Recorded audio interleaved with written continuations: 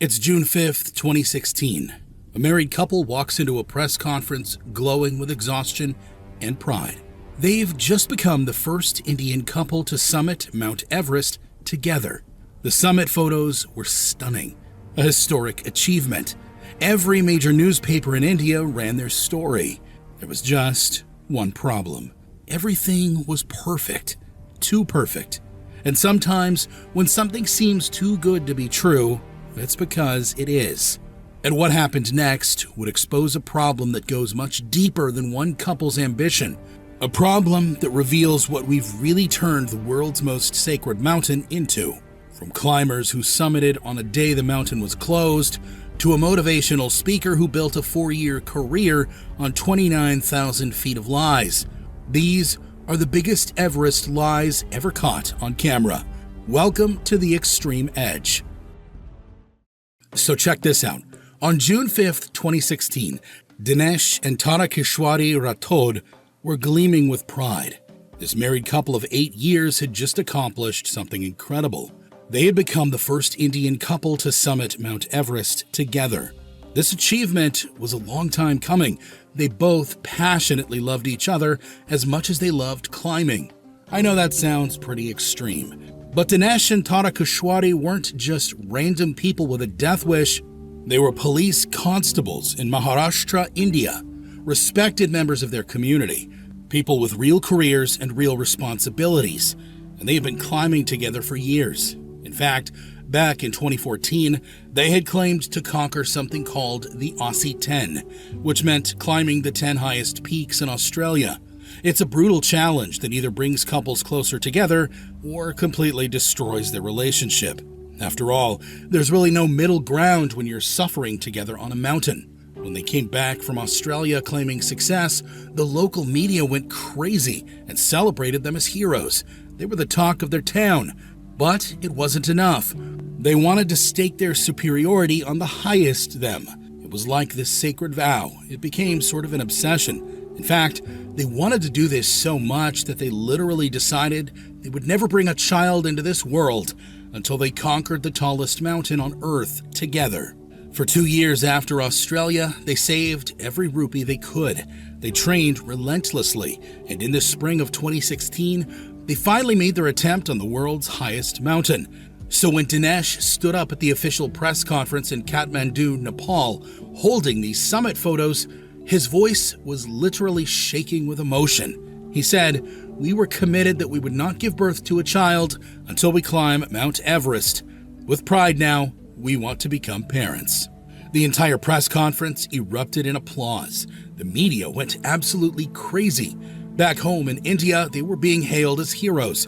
Front page news, television interviews. Everything was perfect, except for one tiny little problem. The photos they were showing everyone were completely fake. Tiny detour on this chaos train. If you want more raw, uncut stories we can't show here, come join the Extreme community on Patreon. See you on the real Extreme Edge. So, there's this software engineer in Bangalore named Satyarup Siddhanta.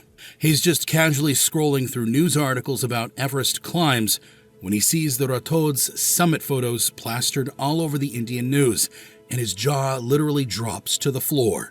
Because those weren't their photos, they were his photos from when he climbed Everest just 2 days earlier on May 19th. Can you imagine?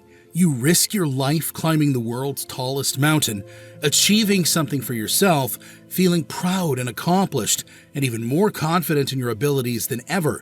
You take these incredible summit photos as a reminder of what you're capable of, maybe to look at them when you're feeling down. And then, a few days later, you're watching TV and seeing those exact same photos with different people's faces pasted over yours. So Satyarup does what any normal person would do in 2016.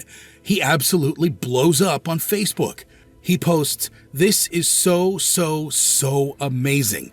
They took my pics and photoshopped their image of the summit and got certificates too. Shame on you, officers from Pune." And that one Facebook post completely upended their lives. Now, here's what makes the whole thing frankly ridiculous to me. After Satyarup's comments, experts started investigating his claims. When mountaineering experts started looking at these photos more closely, they found mistakes that were so obvious, it's honestly embarrassing. In one photo, Tara Kashwari is wearing red climbing boots. In another photo, supposedly taken just minutes later on the same summit, she's wearing completely different yellow boots. If you wonder why that's a big deal, let me ask you something. Have you ever climbed a mountain? I haven't climbed Everest, but I'm pretty sure when you're 29,000 feet up, gasping for air in the death zone, and every step could literally kill you, you're not stopping to change your shoes for a better Instagram photo. But wait, it gets worse. Their jackets were also changing colors between photos. Their oxygen masks are appearing and disappearing like magic tricks. And here's the really damning part. The shadows and lighting are identical in every single different photo they took of their climb. It's like they didn't even try to make it believable. They just took Satyarap's photos, poorly photoshopped their faces over his, and called it a day. But here's what's really crazy about this whole situation. The Nepal Department of Tourism, whose actual job is to verify Everest summits, just took a look at these obviously fake photos and said, "Yep, looks legit," and gave them official certificates. Now, before you wonder how something so obvious could slip past officials, there is some context worth mentioning. Nepal, especially back then, wasn't exactly a tech powerhouse.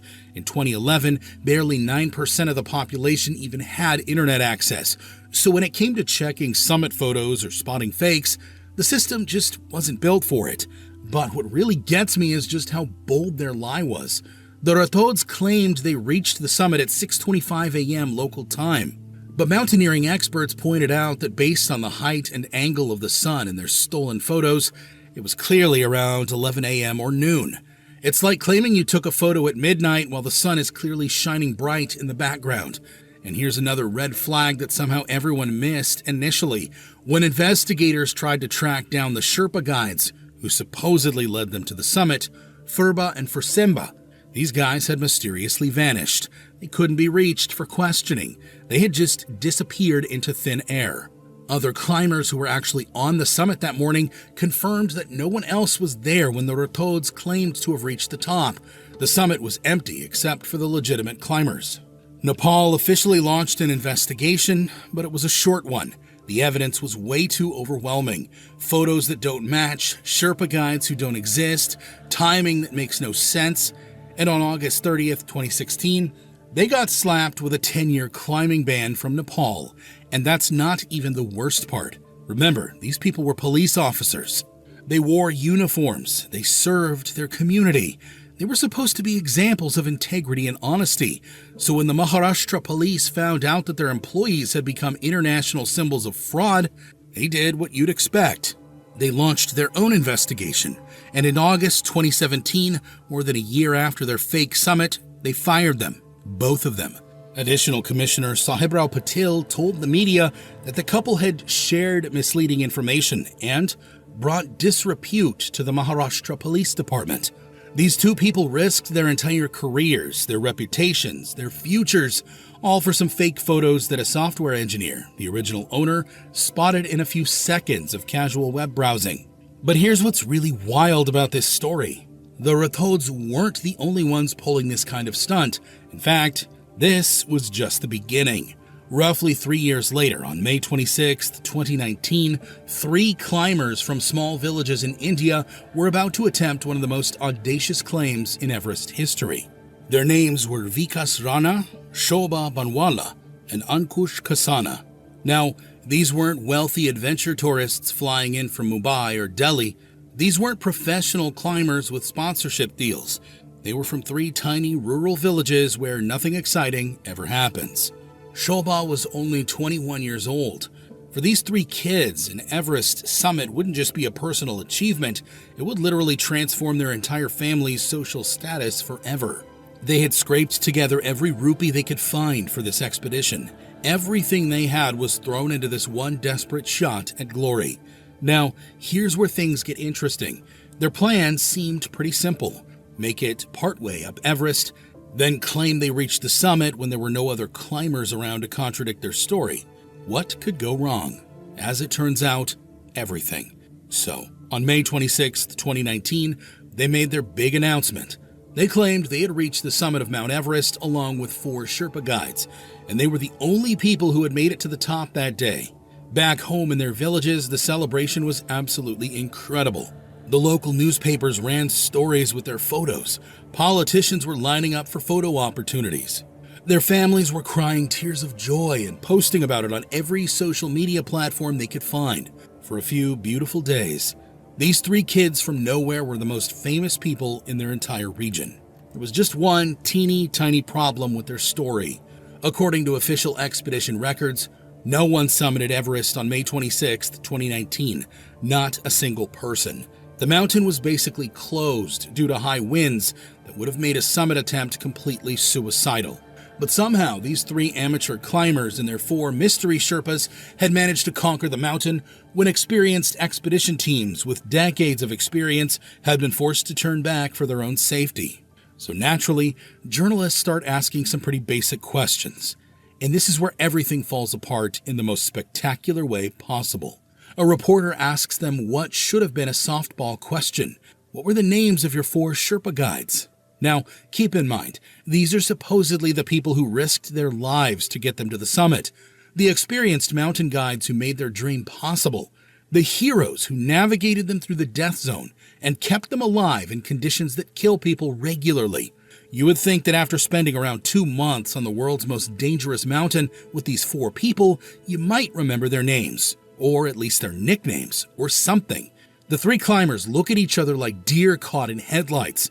There's this awkward silence that goes on way too long, and finally, 21-year-old Shoba quietly admits, we don't know their names.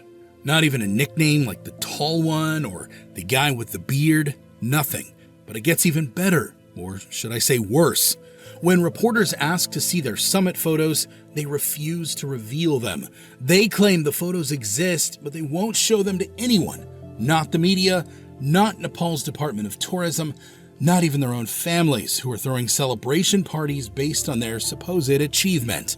Meanwhile, their expedition company, Prestige Adventures, is telling a completely different story. Managing Director Damber Parajuli is basically throwing them under the bus, saying these 3 climbers never even made it close to the summit.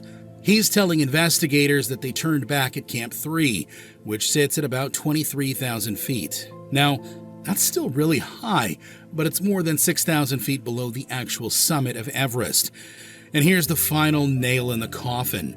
Another climber named Chiri Sherpa, who was at base camp that day, says he saw all 3 of them just hanging out there around 12:30 in the afternoon on their supposed summit day. If these 3 had actually summited that morning, they should have been somewhere around 25,000 feet, slowly making their way down through the death zone, not sitting around base camp having dalbat. The evidence was so overwhelming that even Nepal's Department of Tourism started demanding proof. They wanted photos, videos, GPS data, anything that could verify the climb. Despite the pressing demands, the 3 climbers vanished. They stopped returning phone calls, they ignored official requests from the Nepalese government, they basically went into hiding and hoped the whole thing would blow over. Unfortunately for them, the story didn't just blow over. Their expedition company started releasing more details about what actually happened. It turns out that Nagima Norbu Sherpa, who had been guiding Vikas Rana, said that he and the other Sherpa guides had given up on the expedition and descended to base camp on May 25th, the day before the alleged summit. Why? Because the climbers simply couldn't move above Camp 3. They were exhausted and physically unable to continue any higher. So the Sherpas, seeing there was no chance of reaching the top, made the call to abandon the ascent and get everyone down safely. And that's how 3 young dreamers from small Indian villages completely destroyed their lives with a lie that unraveled in about 48 hours. But believe it or not, we're not done yet, because the most shocking case of Everest fraud was still to come. It was August 29th, 2020, and Narender Singh Yadav was about to receive the Tenzing Norgay National Adventure Award. This is India's highest honor for adventure sports. The award was going to be presented to him by President Ram Nath Kovind himself in recognition of his incredible 2016 Everest summit. The 28-year-old from Haryana had spent 4 years as one of India's most celebrated mountaineers. He traveled the country as a motivational speaker, inspiring thousands of young people with his story of conquering the world's highest peak. He spoke at schools and colleges, telling kids that anything was possible if they just worked hard enough and never gave up on their dreams, just like him. There was just one tiny problem. At the last minute, his name was suddenly pulled from the award ceremony. No public explanation was given. The government just quietly removed him from the list of recipients and hoped nobody would notice.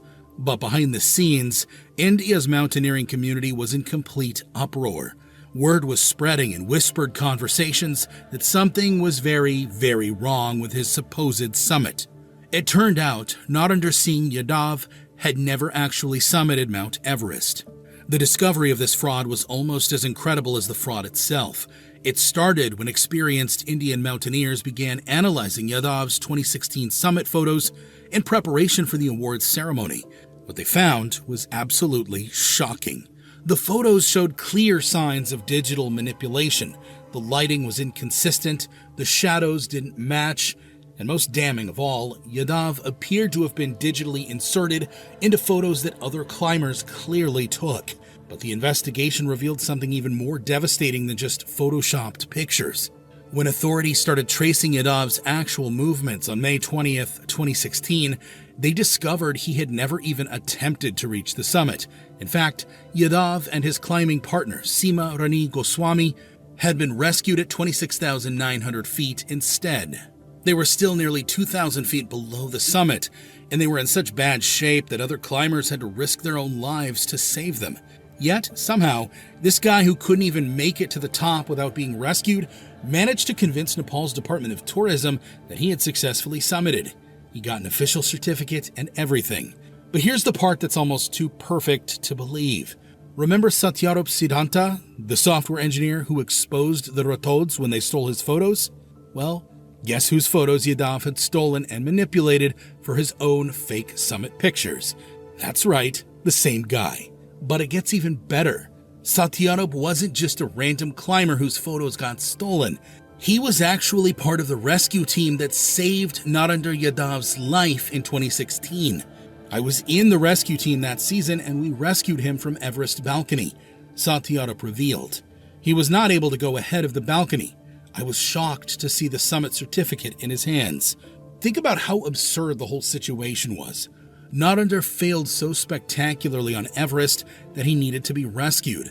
The guy who helped save his life took some photos during his own successful summit, and then Narender stole those exact photos, photoshopped his own face into them, and used them to claim he had summited. Now, to be fair, making it within 2,000 feet of Everest's summit is still an incredible achievement. Most people would call that a win, but the truth is, there's a big difference between getting close and actually standing on top. Lots of climbers have turned back at the last stretch, and there's no shame in that. It's a success, just not the summit success, and it's not fair to put yourself in the same league as those who truly made it to the top. But here's the real issue. Instead of owning up to what happened, Narender spent the next 4 years building his entire reputation on a summit he never reached. From 2016 to 2020, he traveled across India giving inspirational speeches about his Everest experience. He motivated countless young people to pursue their dreams, using a story that was completely fabricated from start to finish. When the fraud was finally exposed, the Indian government had no choice but to take action. In February 2021, Nepal officially revoked Narender's summit certificate and banned him from climbing in Nepal for 6 years, starting from 2016. But here's where Narender Singh Yadav's story takes a turn that nobody saw coming. Most people caught in such an elaborate lie would disappear in shame, maybe move to a different country and start over with a new identity, but not Narender. On May 20th, 2022, exactly 6 years after his fraudulent summit claim and right after his ban expired, Narender quietly returned to Mount Everest. And this time, he actually climbed it. After months of training and acclimatization, Narender launched his final summit push. In just 6 days, he made his way from base camp to the genuine summit of Mount Everest, setting a record for the fastest ascent by an Indian climber. His expedition was called Azadi Ka Amrit Mahotsav, Fastest Everest Expedition 2022, and they made it to the top at 5:02 a.m. on May 27th. It feels really good. It's like I have been reborn, Narender told reporters after his descent. Can you imagine the mental strength it took to go back to the mountain that had exposed him as a fraud? Most people would never have the courage to face that kind of public humiliation and come back stronger. But it also raises some really disturbing questions. If Narender was capable of climbing Everest in 2022, why did he feel the need to fake it in 2016? What kind of pressure was he under that made him risk everything for a fraudulent summit when he might have been capable of the real thing if he had just waited and trained more? The answer to that question reveals something really dark about the system that creates these desperate lies in the first place. See, in India, achieving an Everest summit isn't just a personal accomplishment, it's a ticket to an entirely different life. Many Indian states offer cash prizes ranging from 500,000 to 1 million rupees for Everest summiteers. That's somewhere between 6,000 and 12,000 US dollars, which in rural India is life-changing money. But the financial rewards are just the beginning. Summiteers often receive automatic recruitment into police, defense, or government services. If they're already employed by the government, they can get massive promotions. National awards like the Tenzing Norgay National Adventure Award carry incredible prestige and can transform someone's entire social status overnight. In Indian culture, an Everest summit doesn't just elevate the individual, but their entire family and community. Local newspapers celebrate such achievements extensively. Politicians line up to be photographed with summiteers. There's enormous cultural pressure to succeed once someone publicly declares their attempt. The shame of failure in such circumstances must have seemed absolutely unbearable. When faced with the choice between admitting defeat and constructing a lie, some chose deception. It wasn't greed that motivated them, but pure, desperate fear of disappointing everyone who believed in them. And here's the really messed up part. Before these cases came to light, Nepal's summit verification process was shockingly weak. There was no mandatory GPS logging. Summit certificates were often issued based solely on submitted photos and guide reports from expedition companies. Nepali officials rarely verified claims directly. The system had created the perfect storm: enormous pressure to succeed, life-changing rewards for achievement, and weak verification processes that made fraud seem not just possible, but easy. What makes these stories particularly heartbreaking is that many of these fraudulent climbers weren't part of India's elite mountaineering circles. The Rathods were police officers with some climbing experience. They'd even claimed to complete the Aussie 10 challenge in Australia. But Vikas, Shobha, and Ankush were relative amateurs, not known in any serious mountaineering community. Narender was a government employee. None of them had the extensive high-altitude experience you'd expect from seasoned Everest climbers. They were simply regular people who had been swept up in the cultural obsession with Everest summits, and they simply weren't prepared for the reality of what they were attempting. Lacking proper training, preparation, and sometimes even basic mountaineering experience, they found themselves physically and mentally incapable of completing the summit. The really tragic part is that their lies didn't just harm themselves. Every fraudulent summit undermines the incredible achievements of legitimate climbers. It makes people question the validity of real accomplishments and tarnishes their reputations. But you know what? There are heroes in these stories too. People like Satyarop Siddhanta, who could have easily stayed silent when his photos were stolen. Mountain rescue teams refused to stay quiet about who they actually saved and who they didn't.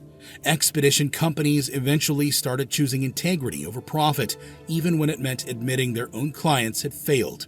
Since these major fraud cases came to light, both Nepal and India have completely overhauled their verification processes. GPS tracking is now often required for summit claims.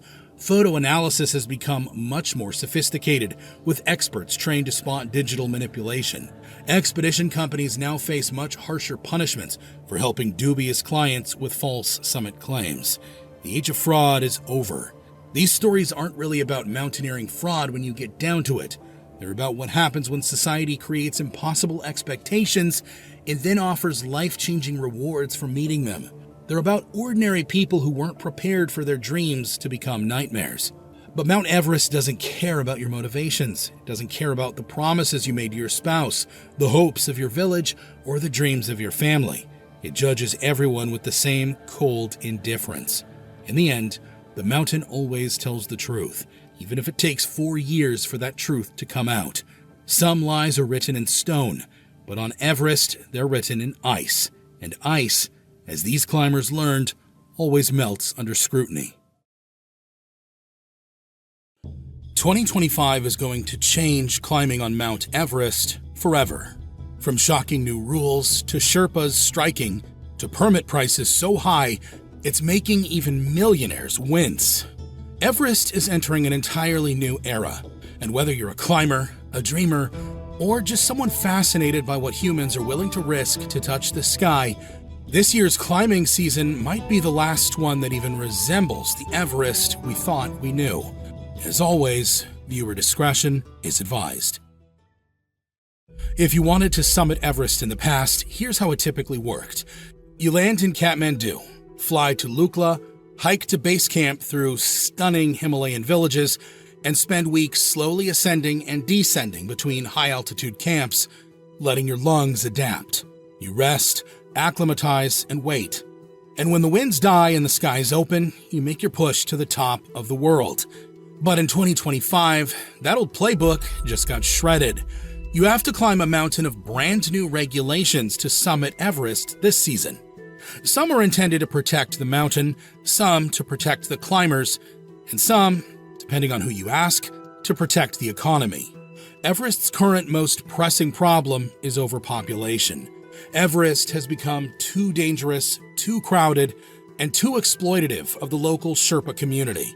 In 2024, 388 permits were issued to prospective climbers, all of whom came along with their guides or Sherpas, putting close to 1,000 people on the mountain, a number that continues to strain both the environment and safety conditions. The crowds, in addition to increasing avalanche risks and mountains of waste left on the slopes, have put a major strain on the Everest experience. And so, the Nepali government, in an attempt to deal with growing concerns about safety, environmental degradation, and local economic challenges, has introduced a series of bold new regulations to transform the Everest climbing experience for 2025 and beyond. First and most significant is the dramatic increase in permit fees. Starting September 1st, 2025, the cost to climb Everest during the fall season will jump from $11,000 to $15,000 per person. That's a 36% increase. The Nepali government says this jump is long overdue, with Tourism Minister Badri Prasad explaining, "We have the challenge to save the mountains at a time when rich countries are in the competition of physical development." While Nepal has been issuing Everest climbing permits since the 1950s, this marks the first major price increase in over a decade. This fee increase is part of Nepal's efforts to balance tourism revenue with environmental preservation. For many Nepalese communities, these mountains hold spiritual significance. Many locals consider mountains like Everest and Annapurna as deities, often facing their direction during prayer. So Nepal's responsibility to protect these natural wonders from the potential negative impacts of increasing tourism is not just environmental or economic, it's also spiritual. But that's just the beginning of the changes. Perhaps the most controversial new regulation is this: you can't climb alone anymore.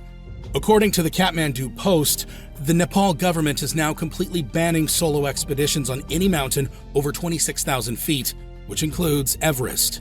For years, solo climbs were what the best climbers in the world wanted to do. It was the ultimate individual achievement, but it was also incredibly risky. Because at those heights, what solo climbing truly means is that you're setting your own anchors and fixing your own ropes across gaping crevasses with nobody to double-check your work. You're making life or death decisions with an oxygen-starved brain as your fingers go numb from frostbite. When a sudden storm hits and you're huddled alone in your tent at 28,000 feet with the canvas flapping violently in negative 40-degree winds, there's no teammate to help you hold it down. If you slip on an icy ridge, there's no one to catch you. When hypothermia sets in and your thoughts become dangerously confused, there's no partner to recognize the symptoms and force you to descend.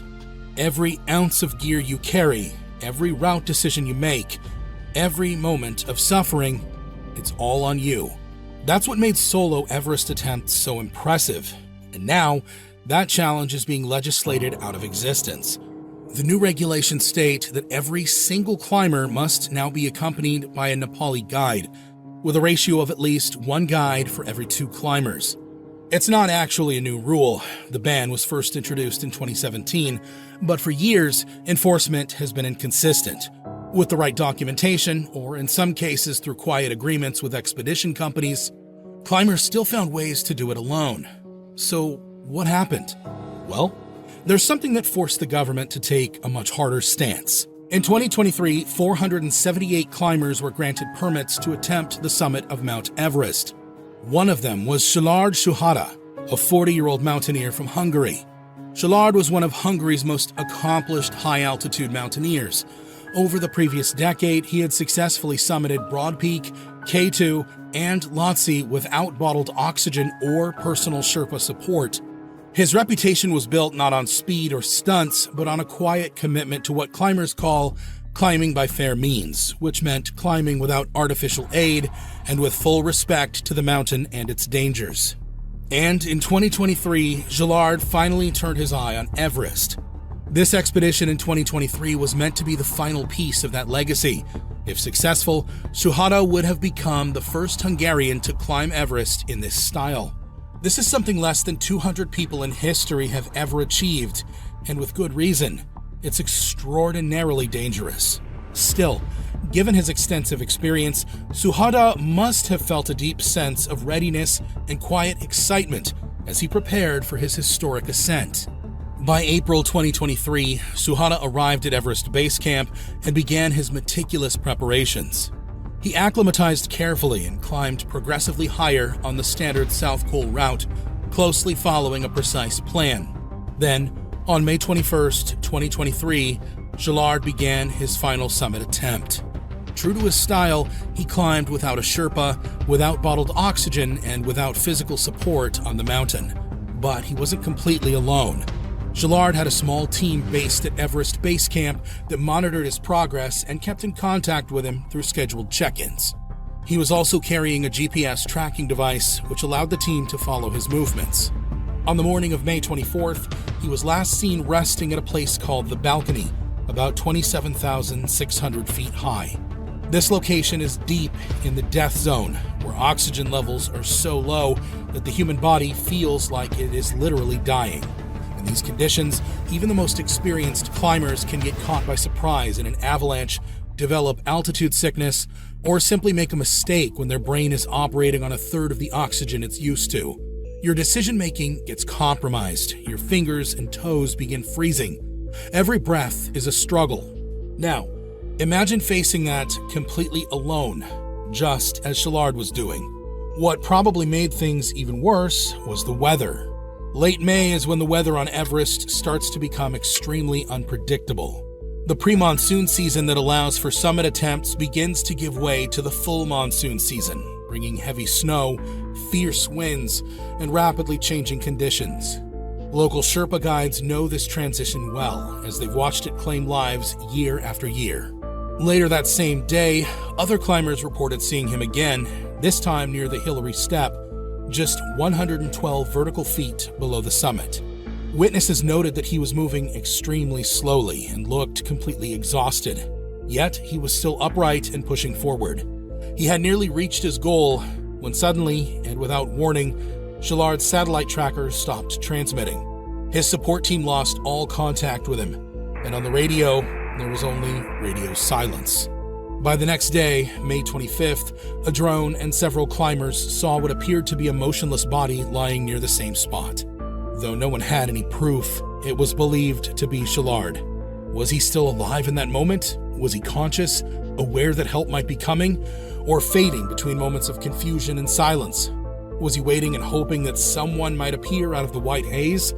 Or had he already let go? Just a few steps from the summit he had trained for all his life.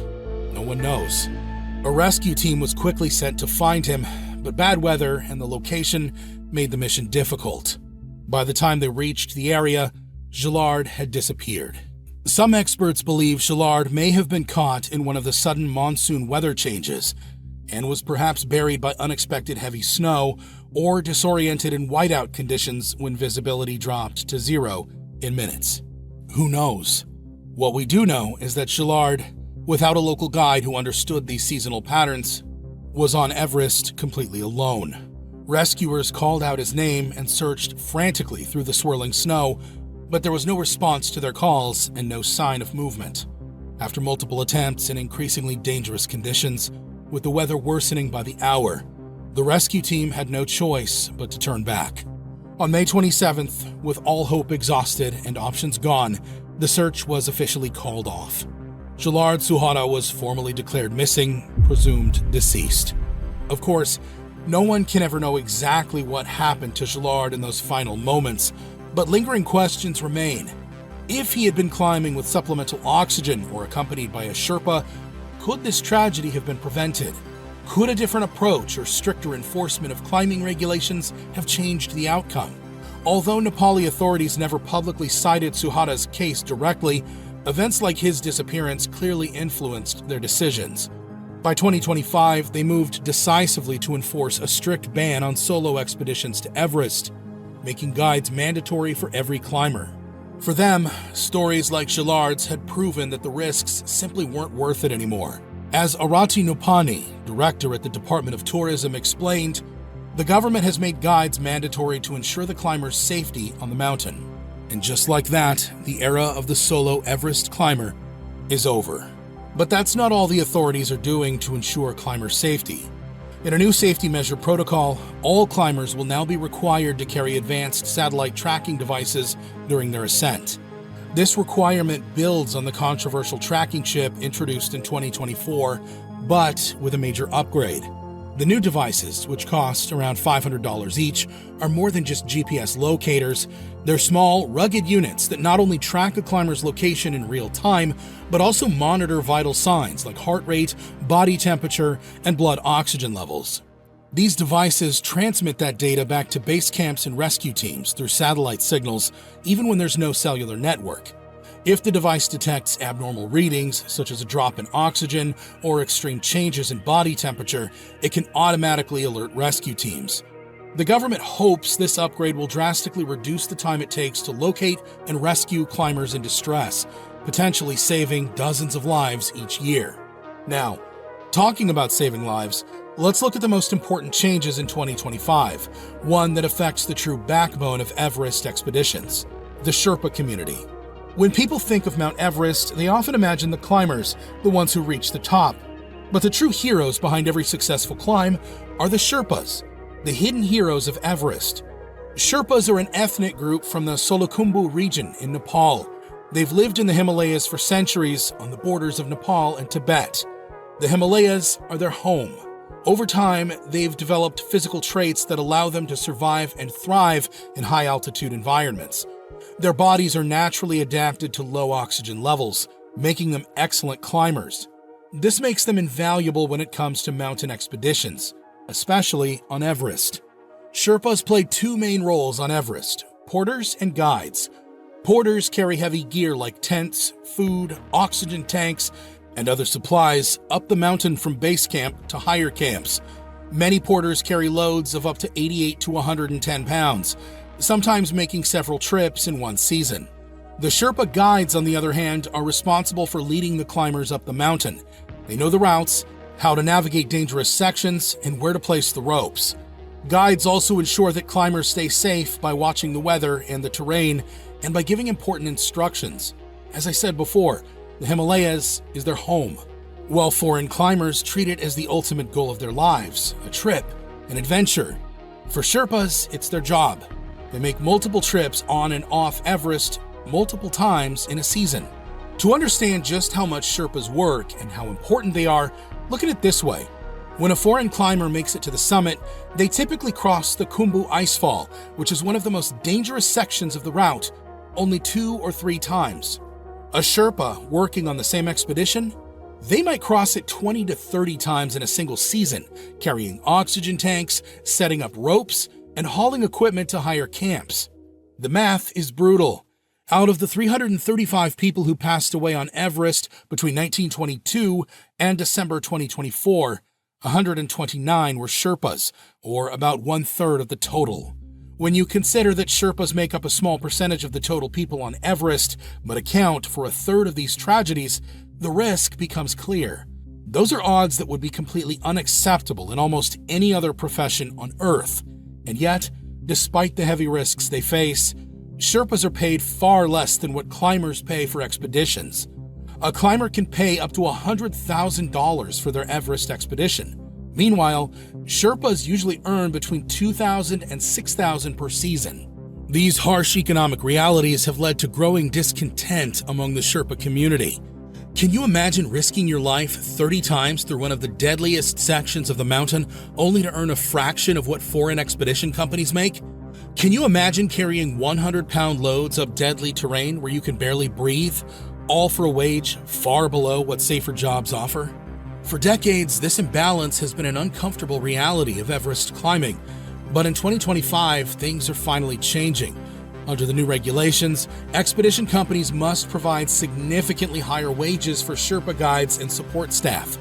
They're also required to provide death and injury insurance, with coverage of up to 2 million Nepalese rupees, or approximately $14,400, for Sherpas working on the mountain. The insurance requirement is a big deal. In the past, when Sherpas passed away on the mountain, their families often received minimal compensation. In a region where a single Sherpa often supports an extended family, the death of a breadwinner could be economically devastating. The new insurance requirements ensure that families won't be left destitute if tragedy strikes. These changes didn't happen in a vacuum. They came after years of advocacy from Sherpa organizations and a threatened strike during the 2024 climbing season. When the threat of a Sherpa walkout loomed over Everest last year, it sent shockwaves through the mountaineering community. Without Sherpas, commercial expeditions on Everest would be virtually impossible. The government had to act, and the 2025 regulations represent their response. But will it be enough? But that's not all that's new. Major changes are coming to Everest Base Camp as well. In a bid to reduce the growing congestion and environmental impact, new regulations will limit the size and type of structures allowed at Base Camp. Gone are the days of luxury tents with full-service dining and entertainment areas. Starting in 2025, each expedition will be limited to basic sleeping tents, a communal dining tent, and essential support structures. Environmental concerns are also being addressed with stricter waste management policies. Remember the poop bags introduced in my last video, titled How 2024 Changed Mount Everest Climbing Forever? Well, they're not going anywhere. Climbers are still required to bring their human waste back down the mountain to prevent contamination of the environment and water sources. The waste management system has also been enhanced.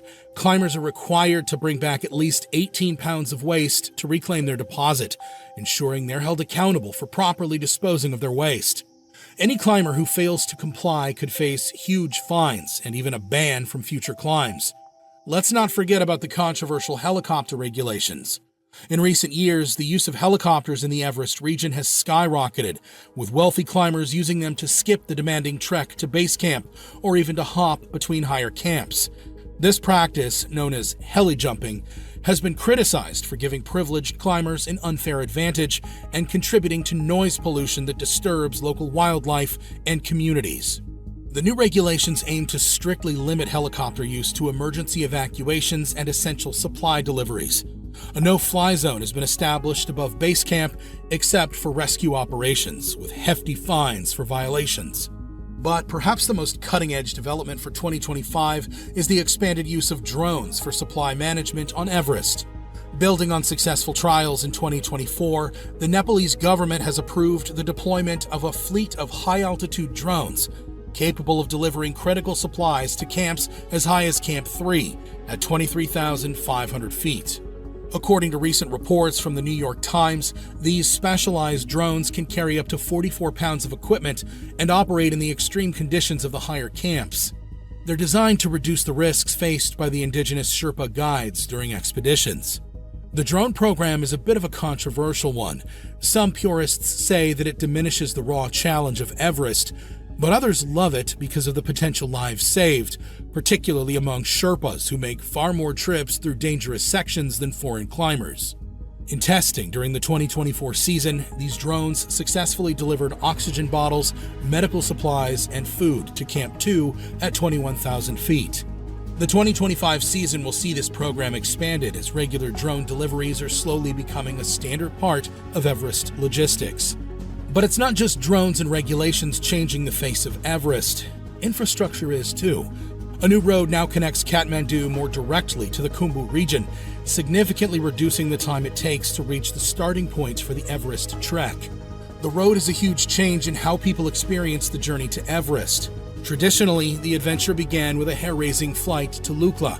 From there, trekkers would spend about 10 days gradually making their way to base camp, a journey that allowed for proper acclimatization and immersion in the local culture. This road completely cuts that out.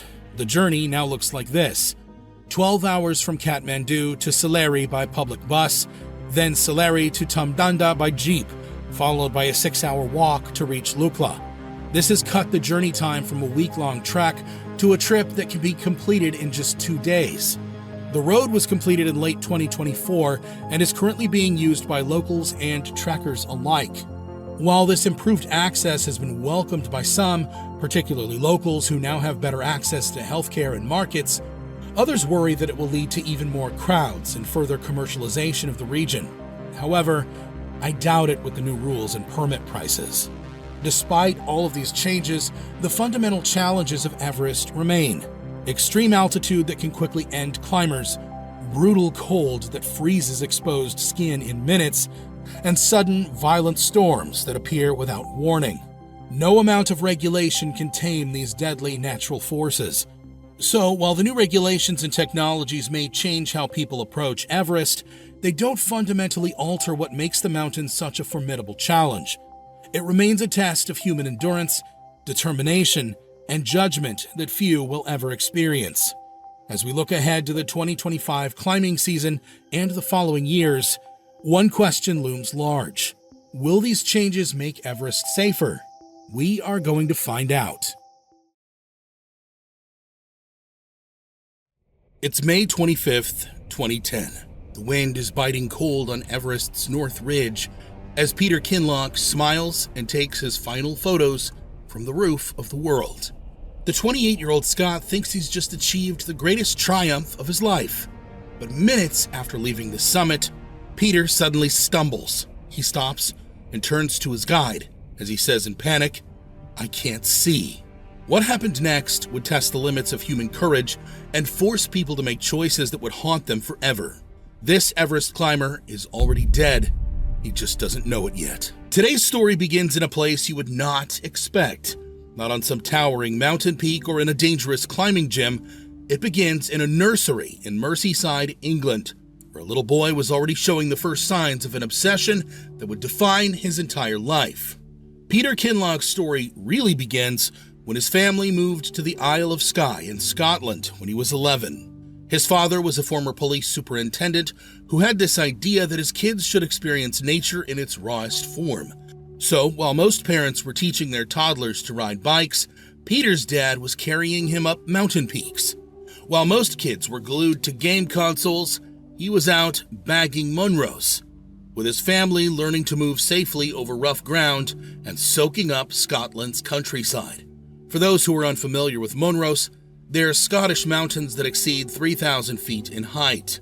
These aren't little hills, these are serious mountains that challenge experienced adult hikers.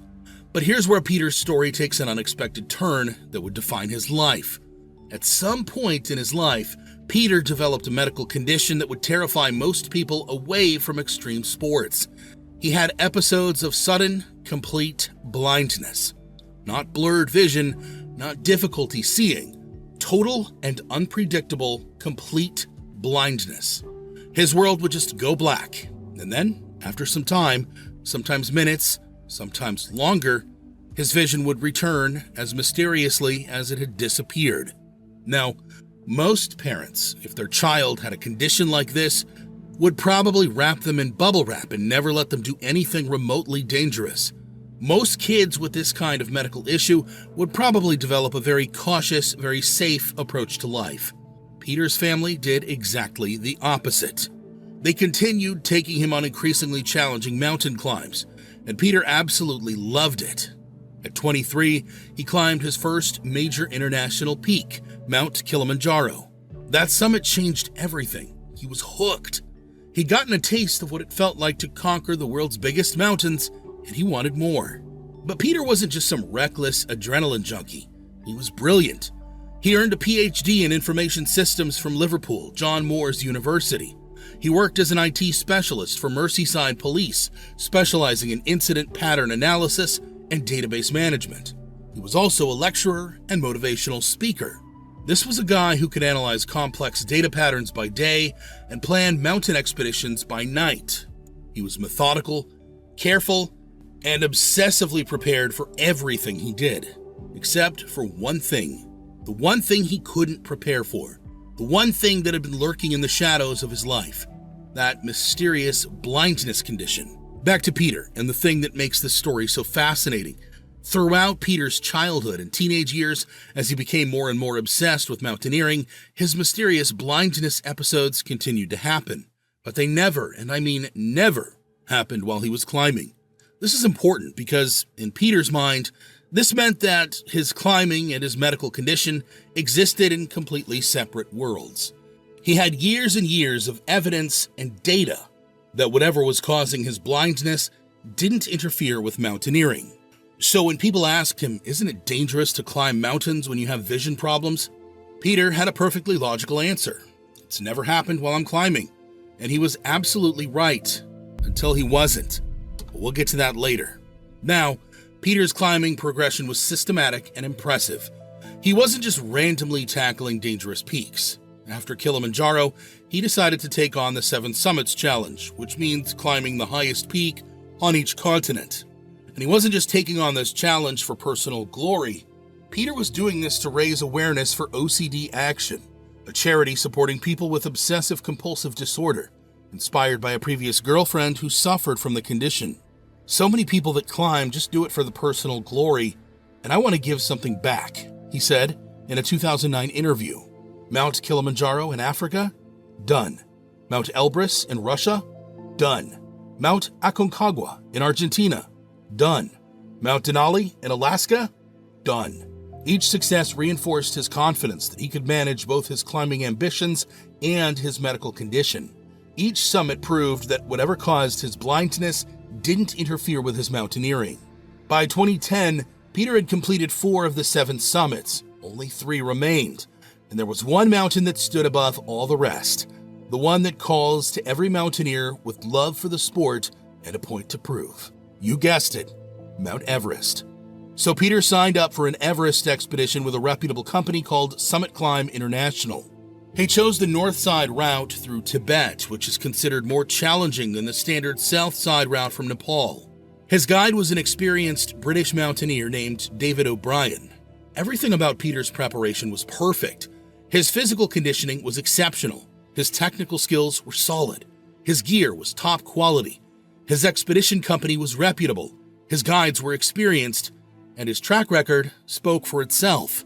26 years of climbing without his vision problems ever manifesting on a mountain. More importantly, his medical condition had never manifested during 26 years of mountaineering. From a risk management perspective, Peter had every reason to believe this pattern would continue. The expedition began in early May 2010, and everything went exactly according to plan. Peter established base camp at 17,000 feet and began the methodical process of acclimatization climbs to higher camps.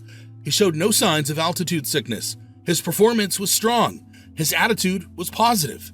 But May 2010 turned out to be a particularly brutal month on Everest.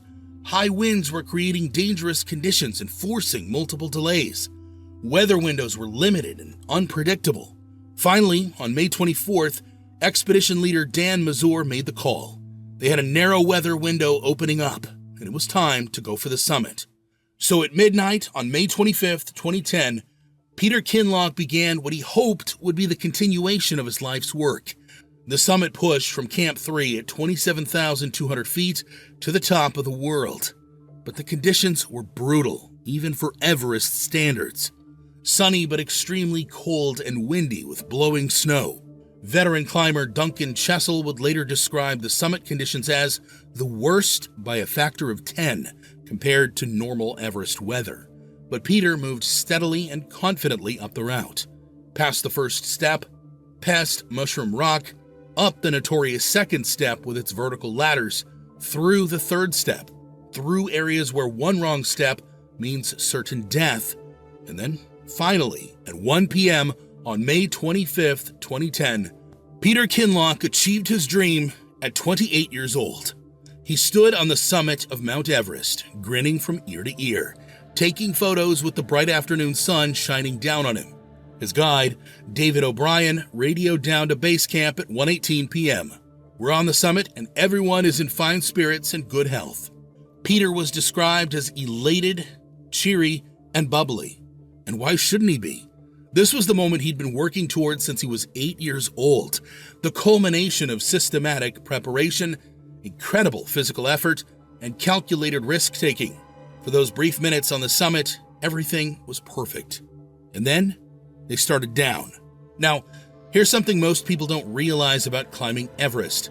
Getting to the summit is only half the challenge. The descent is often more dangerous than the ascent because you're exhausted, your oxygen's running low, and weather conditions can change rapidly.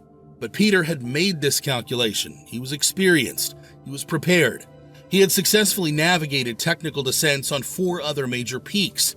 What he hadn't calculated was that the very thing he'd been most afraid of his entire life was about to happen at the worst possible moment in the most dangerous place on Earth. Within minutes of starting down from the summit, something went wrong. Peter, who had been moving smoothly and confidently all day, started stumbling. He was losing his coordination in ways that made no sense for someone of his skill level. When they reached a technical section called the second step, a near vertical cliff that requires careful navigation, Peter did something that shocked his guide. He asked David O'Brien to show him how to descend. Wait a minute. This was a climber who had successfully navigated complex mountains all his life, descended multiple cliffs before, someone who's literally just climbed up this exact section a few hours earlier, someone who was technically proficient and completely experienced. Why would he suddenly need help with basic climbing techniques? David probably felt a chill that had nothing to do with the altitude. And then Peter said the words that definitely raised eyebrows. I'm having difficulties. Now, at 28,000 feet, this is pretty much normal. Even experienced Everest climbers struggle so high up the mountain sometimes. But then Peter said something that made David's blood run cold. I can't see anything at all. I'm completely blind. The condition that had haunted Peter his entire life, the thing he'd been most afraid of, had finally struck, and it had chosen the absolute worst possible moment and the absolute worst possible place. They were at 28,200 feet in what climbers call the death zone, where every minute you spend there is literally killing you. They were on narrow ridges with 10,000-foot drops on either side. The weather was getting worse, and now Peter was completely, totally blind. But here's what makes this story so heartbreaking. When Peter realized what was happening, he wasn't panicking, he wasn't terrified, because in his mind, this was just another episode. This has happened to me before, he told his team, but never at high altitude. Peter was expecting his vision to return, just like it always had. He thought he just needed to wait it out until his sight came back. What Peter didn't know, what he couldn't have known, was that this time was different. This time, the extreme altitude had made his condition deadly. You see, at that elevation, there's only about 1/3 of the oxygen that exists at sea level. Your blood becomes thick like syrup. Your heart is working overtime just to pump that thick blood through your system, and the tiny, delicate blood vessels in your eyes go under enormous pressure. What was happening inside Peter's eyes was likely a high-altitude retinal hemorrhage. Basically, the extreme conditions were causing the blood vessels in his retinas to burst and bleed. The bleeding was so severe that it was completely blocking his vision. Now, under normal circumstances, say at sea level, Peter's previous episodes of blindness had probably been caused by temporary blood flow issues or minor vascular problems that resolved on their own. His body could compensate, the blood vessels could heal, his vision would return. But at 28,000 feet, Peter's body was already operating at the very edge of human survival.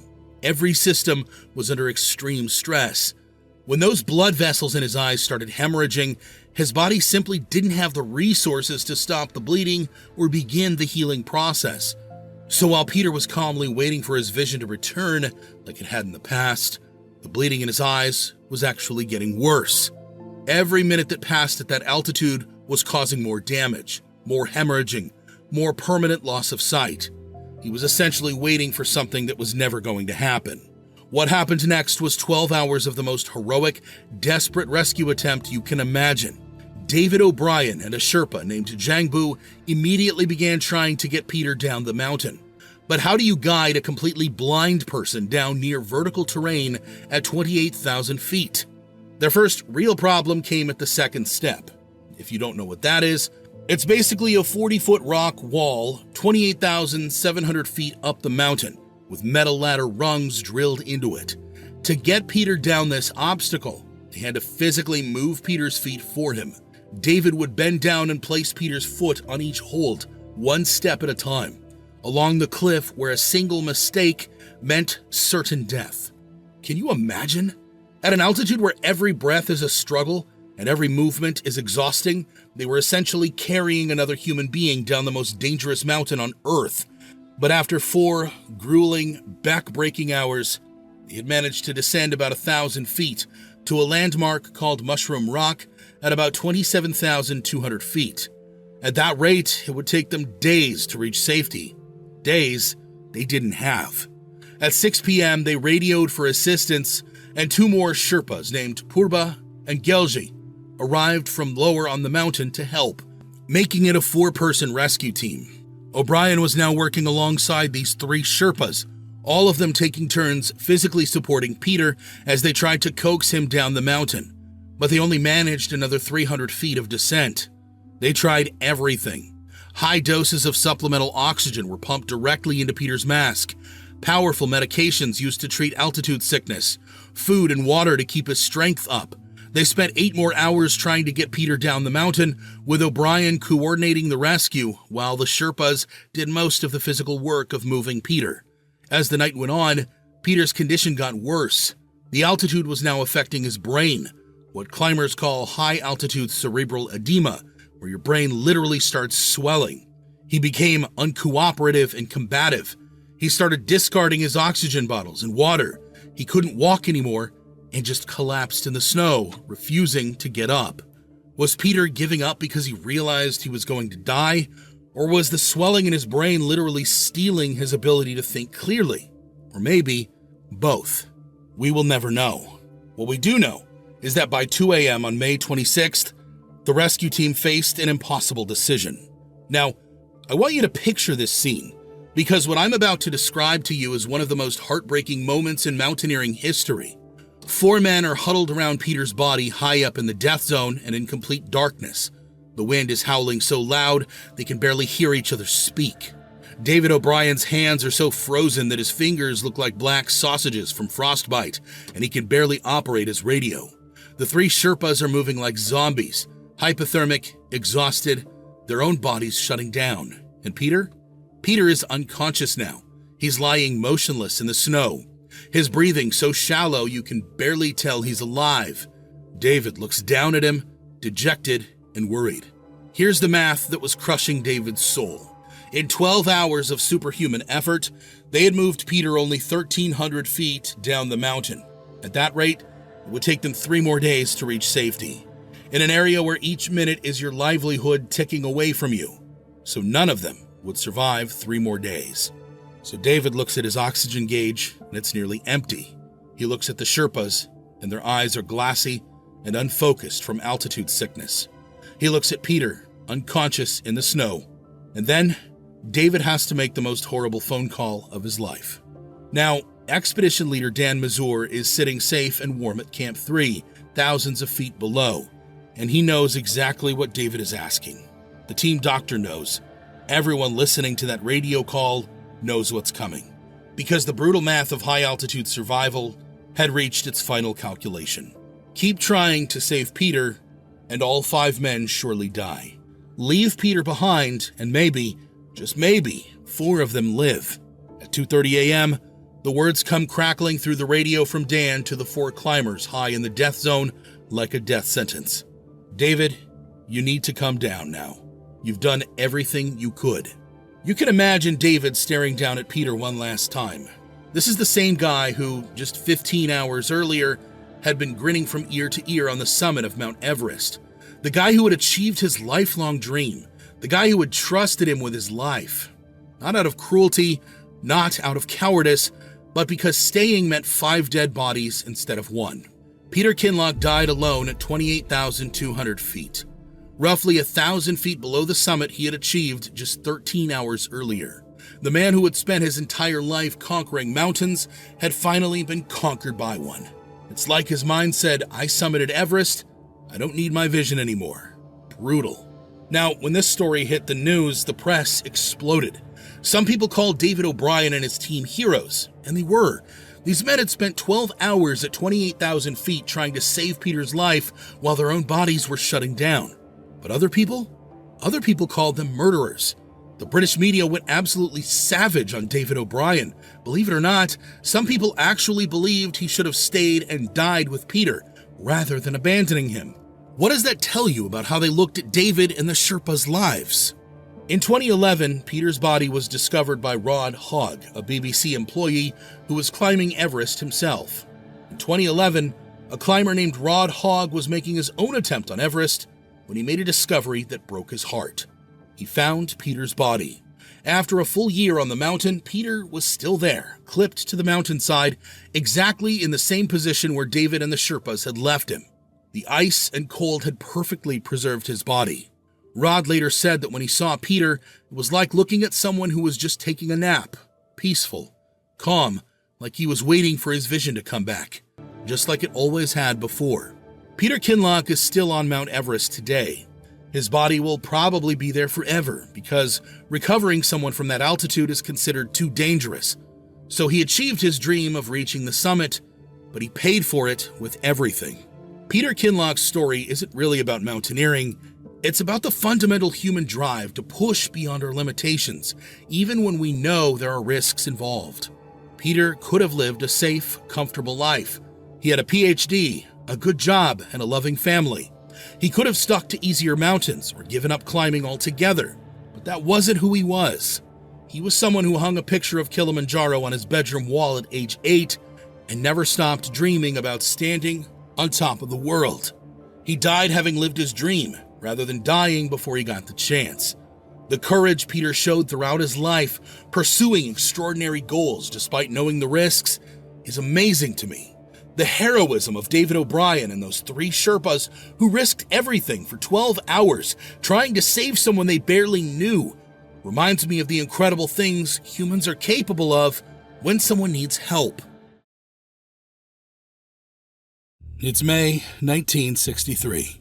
A team of American climbers splits in 2, hoping to plant the flag and make history. One follows the known path to Everest's summit. The other takes a route no one's ever survived. No backup, no Sherpa support, and by the time they radio for help, it's already too late. This is the story of Everest's most reckless climb and the man they left behind. In 1963, America was losing the Cold War in every way that mattered to the public. The Soviets had beaten us to space, they were winning the propaganda war, and then there was Everest, the world's highest mountain, and not a single American had stood on top of it. The expedition leader, a Swiss-American named Norman Dierenfurth, decided to change that. He had spent 2 years securing funding from sponsors, including National Geographic. They didn't just want Americans on Everest, they wanted photographs. Perfect, heroic photographs that would show the world true American superiority. So they assembled 19 of the best climbers in the country. But here's the thing. The core group wasn't your typical mountaineers. They came from Wyoming cowboy country, but these guys weren't cowboys. They were mountain guides, ski bums, and climbing professionals who had built a small mountaineering community in the shadow of the Tetons. They lived in A-frame lodges, ran ski shops, and spent their summers guiding wealthy clients up the Grand Teton. The other climbers called them the Teton tribe, and they had a reputation for being different. Norman would later say hiring them was the best and worst decision he ever made. Jake Breitenbach was one of those guys. He was 27, recently married to a brilliant woman named Lou who had a Harvard education, and he ran a small ski shop right at the base of Snow King Mountain. At the time, he was one of the best technical climbers in Jackson Hole, Wyoming, but everyone who climbed with Jake knew something was off about his relationship with mountains. It started with Mount Owen in the Tetons. Now, this was a peak that his friends could practically walk up, but Jake attempted to climb it 8 times without success. Every time, something went catastrophically wrong. Sudden storms, rock fall, equipment failure. Other guides started joking that Mount Owen had taken out a restraining order against Jake. Then, the accidents got worse. In 1961, Jake was guiding 3 clients up the Grand Teton when his hair suddenly stood on end. Before he could react, lightning struck him directly. Not near him, the bolt actually hit him in the chest. His clients must have watched in horror as the electricity arced across his body. He flatlined for 30 seconds. When he came back, he had burn marks where the lightning entered and exited his body. Any normal person would have descended immediately. Jake finished the climb. I've been on a mountain in a lightning storm and can't imagine thinking about making the summit after something like that. His friend David Dornan once said there were stories where the mountain turned against him. Now, David wasn't some superstitious guy. He was a professional mountain guide, but even he couldn't shake the feeling that Jake was cursed. In 1962, Jake was guiding when a massive rock fell and missed him by inches. It would have killed him instantly. The client said Jake just stood there, staring at where the rock had hit, and quietly said, "It's getting closer." 3 weeks before leaving for Everest, Jake's wife, Lou, begged him not to go. She'd watched him survive lightning strikes, dodge falling rocks, and somehow walk away from accidents that should have killed him. She knew his luck with mountains, and she was terrified it would finally run out. But Jake insisted. This was the opportunity of a lifetime, the first American expedition to Everest, a chance to make history. The expedition leader had handpicked Jake and 6 other climbers from the Tetons because they were some of the best alpinists in America. How could he say no to that? He had to go. So in early March 1963, the American Mount Everest expedition began its journey. The team Norman Deerenfurth assembled was unlike anything America had ever sent to the Himalayas. 19 Americans supported by 32 Sherpas and 909 porters, carrying 27 tons of gear. From Jackson Hole came the core group: Jake Breitenbach, Dick Ponel, Barry Bishop, Dave Dingman, and Willie Unseld.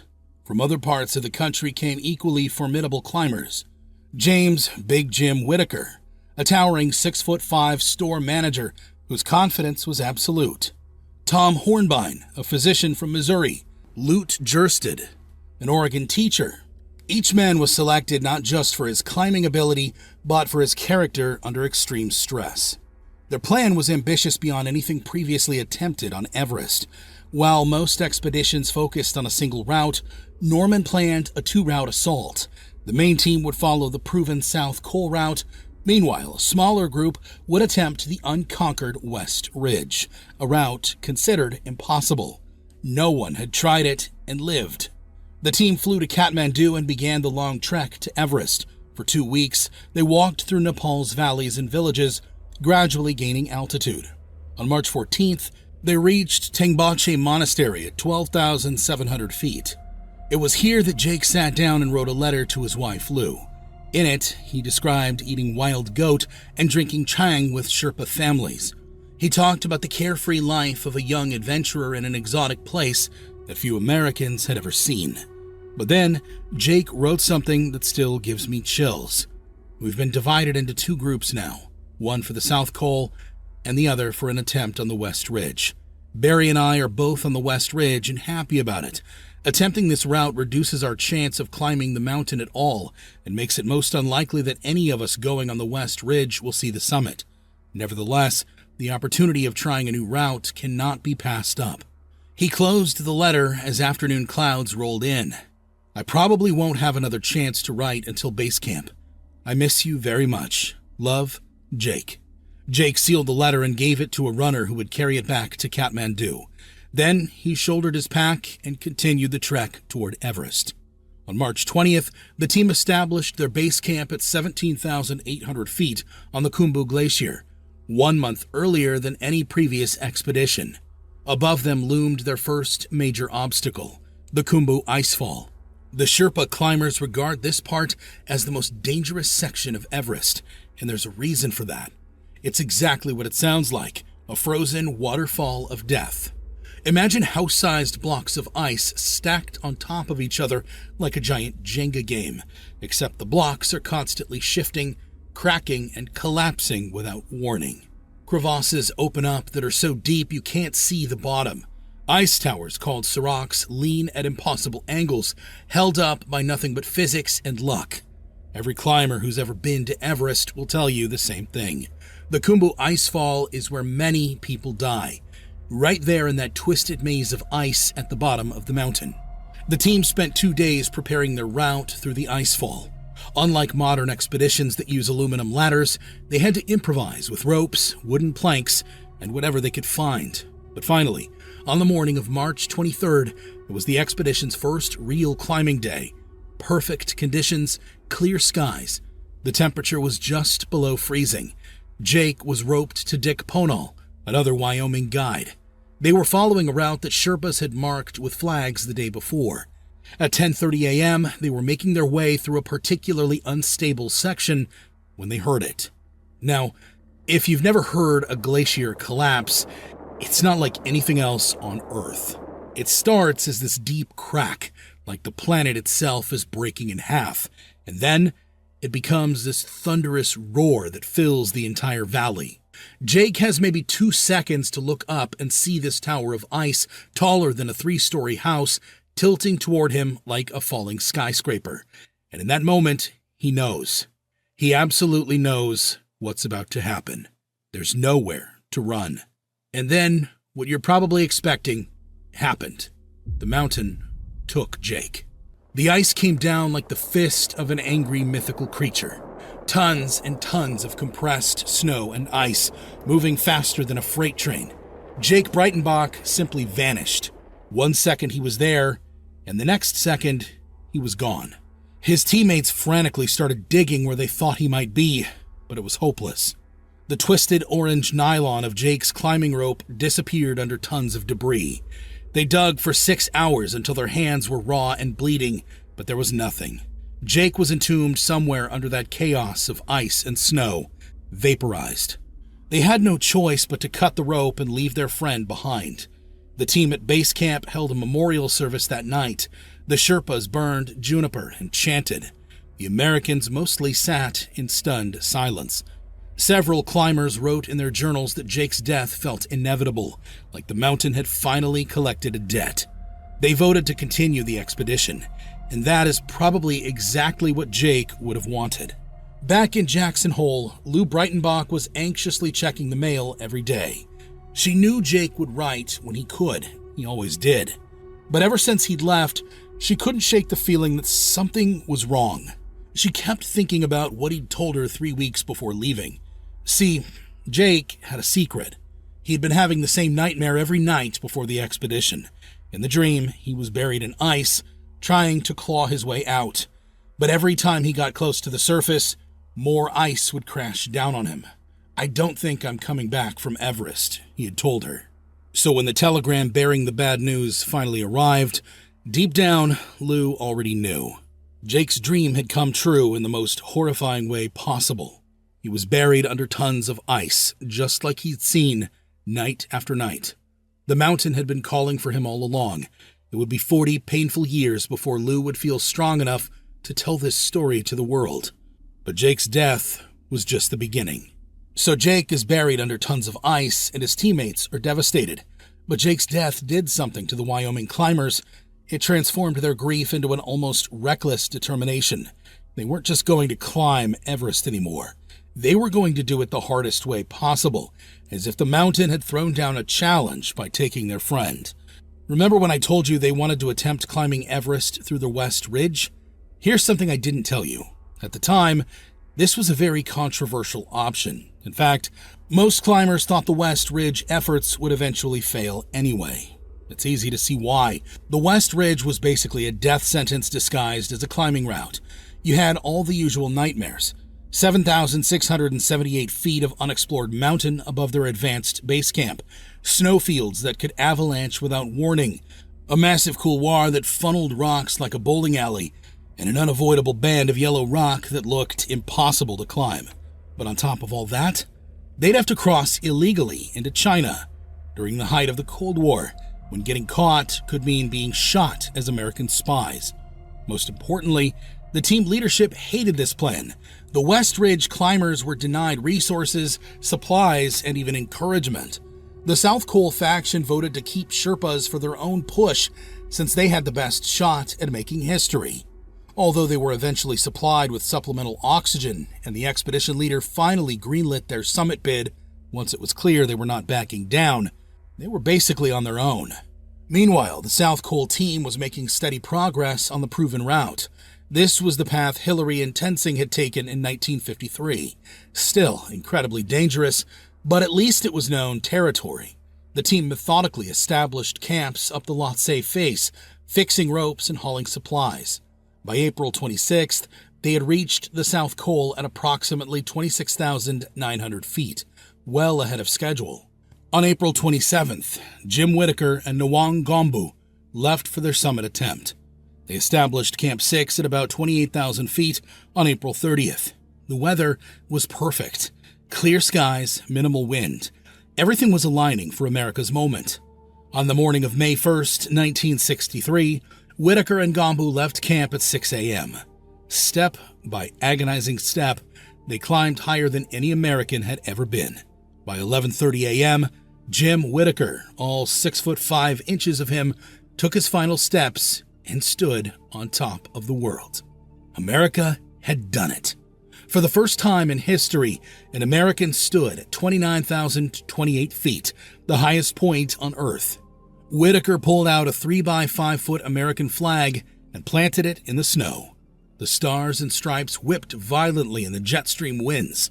He and Gombu embraced, pounded each other on the back, and radioed the incredible news to base camp. Big Jim did it, crackled across the radio. The entire base camp erupted. Men who hadn't cried since childhood wept openly. They hugged, they cheered, they danced. America was finally on top of Everest. When news reached the States 2 days later, it made front-page headlines across the country. President Kennedy himself sent a letter congratulating the team. After years of Soviet victories in the space race, America had finally won something. But even as they celebrated, the West Ridge team made up of Teton professionals Barry Corbett, Willie Unseld, Tom Hornbein, Dick Ponell, and Dave Dingman pressed forward anyway. By now, they were driven by something deeper than logic or safety. They were carrying Jake's memory with them, and they were determined to honor his sacrifice by attempting something extraordinary. Between April 16th and May 13th, these 5 men hauled nearly all their supplies up the West Ridge by hand, breathing thin air, struggling under loads approaching 60 pounds each. They'd initially tried a winch system to hoist gear up steep sections, but it proved useless at high altitude, so they did it the hard way, one back-breaking load at a time. On May 14th, Willie and Tom began their final preparations. They established Camp 4 on the west shoulder at around 25,100 feet. The next day, they reached the foot of a steep, narrow gully, a sheer cut in the mountain's face. Then, disaster struck. On the night of May 16th, hurricane-force winds slammed into Camp 4. Tom and Willie spent a terrifying night holding tent poles with frozen fingers, desperately preventing their tent from tearing apart and blowing off the mountain. By dawn, their tent was shredded, and much of their gear was damaged or lost. Any sane person would have retreated immediately, but they didn't. They salvaged whatever gear remained intact and pressed on. By May 19th, time was running out. The expedition was supposed to be wrapping up. Since Whittaker's summit on May 1st, no other Americans had reached the top. Base camp was pressuring the West Ridge team to abandon their attempt. But Norman Deerenfurth had an idea. On the South Col route, 2 climbers, Barry Bishop and Luke Gersted, were also in position for a summit attempt. What if they coordinated? The plan was, on May 22nd, Bishop and Gersted would go for the summit from the South Col, while Hornbein and Unseld attempted from the West Ridge the same day. If both teams succeeded and could meet on the summit, they'd complete the first traverse of Everest up one side, down the other. It was an audacious plan. No mountain this high had ever been traversed, but it would cement America's dominance on Everest, not just reaching the top, but conquering it from 2 different routes on the same day. The plan they settled on was basically an impossible mission disguised as a climbing strategy. Hornbein and Unseld would establish a tiny 2-person camp at 27,250 feet.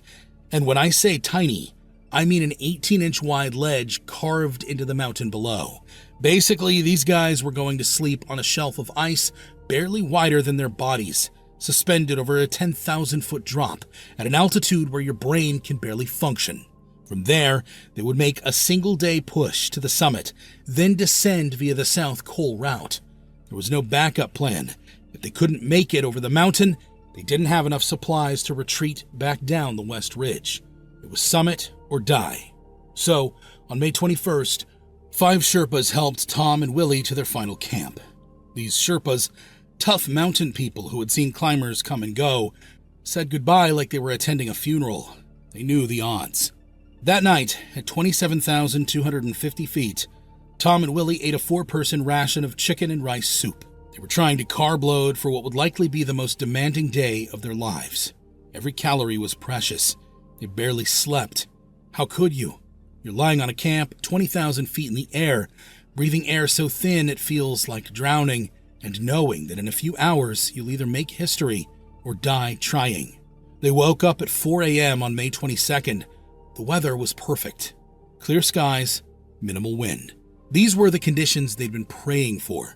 They put on their crampons, metal spikes that bite into ice, and left camp just before 7 a.m., roped together for what they knew was a one-way journey into the unknown. By noon, they reached the upper flanks of the mountain, but they were completely disoriented, which isn't surprising. At 28,000 feet, their brains are oxygen-starved, and they're in terrain no human had ever seen before. They couldn't figure out which way led to the summit, so they did something that would be unthinkable today. They radioed down to base camp and asked for directions. While this sounds funny, it shows just how lost they were, and there was no guide to rescue them here.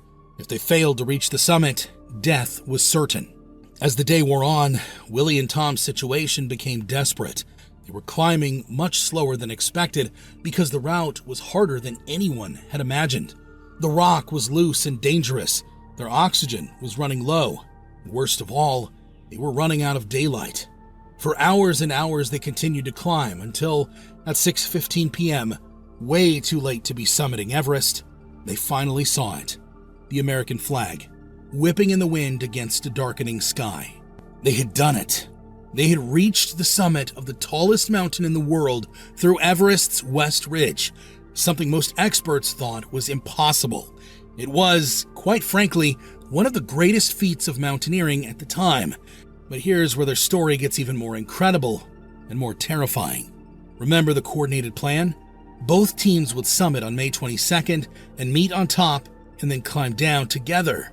It was a good plan, a solid plan, and it was about to be tested in the worst possible way. First, Bishop and Gersted summited right on schedule at 3:30 p.m. They planted a flag, took pictures, celebrated, and waited. They waited for 45 minutes. They scanned the West Ridge for any sign of Tom and Willie. Nothing. The sun was getting lower. They had to start climbing down. Meanwhile, Tom and Willie were still fighting their way up the West Ridge, hours behind schedule. When they finally stumbled onto the summit at 6:15 p.m., they were exhausted but elated. They'd done the impossible. They saw Bishop and Gersted's flag and knew the first part of the plan had worked. Now, for the second part, descending down the South Col route, a route they'd never seen before, in the dark, with almost no oxygen left. Here's the thing, though. Tom and Willie weren't worried. The plan had a safety net. If the teams couldn't meet on the summit, climbers from Camp 6 would come up with lights and extra oxygen to guide the West Ridge team down as they slowly descended. It was all arranged. What could go wrong? So they started down from the summit at around 6:35 p.m. Within minutes, Willie's oxygen ran out completely. Still not worried, the sun was setting, painting the Himalayas blood red before plunging them into darkness. Still, they weren't worried. They were stumbling down unfamiliar terrain as the darkness grew all around them, but they were still not worried. At around 7:30 p.m., they reached the south summit, which is about 28,700 feet. But as they're rappelling down in the gathering darkness, anxiety slowly starts rising. They've come this far and met no one. It's at this point that it slowly began to dawn on both climbers. Something's gone wrong. Where's the support team? Where are the other climbers who were supposed to help guide them down? Scared and confused, Willie switched on his headlamp one last time, probably just to get a look at his surroundings in the growing darkness. And in that moment, he saw something that made his heart leap. Tracks illuminated in the snow ahead. Thank God. Footprints, he thought. Footprints meant safety. Footprints meant they weren't alone. They could still survive this nightmare. So Tom and Willie started following the footprints downward, moving as quickly as their battered bodies would let them. They started shouting into the darkness, hoping someone, anyone, would hear them and guide them down. That's when they heard voices shouting back, but the voices weren't coming from below at Camp 6. They were coming from somewhere on the ridge below. It turned out the voices belonged to Bishop and Gersted. Now, this made no sense. Bishop and Gersted had summited hours earlier. They were supposed to be waiting at Camp 6 with hot drinks and extra oxygen. Instead, they were still on the mountain. Here's what had gone catastrophically wrong. After summiting, Bishop's body had started shutting down. 14 hours of climbing had pushed him past his limit. He kept collapsing, literally falling unconscious while walking. Gersted was practically dragging him down the mountain with him. So, although they should have been back at camp hours ago, darkness had trapped them on the ridge. At around 9:30 p.m., the four men finally found each other in the darkness. Bishop was barely conscious. Only Tom had any oxygen left because his regulator had malfunctioned earlier, and they were still hours from safety. It was at this moment that it hit Tom and Willie. The plan had fallen completely apart. There would be no help from Camp 6, not because no one was there, but how could they climb up in pitch darkness to find four lost climbers? So now you have all four Americans stranded in the death zone. No shelter, almost no oxygen, and it's 28,000 feet up, where the temperature is minus 18 degrees. Tom gave energy pills to Bishop and Gersted, hoping to keep them alert as the four reunited climbers tried to carefully make their way down as a team. But it changed nothing. By 12:30 a.m., they'd made almost no progress. They were exhausted, making dangerous mistakes in the darkness, and Bishop kept losing consciousness. What happened next was the closest thing to a death pact you'll ever hear about.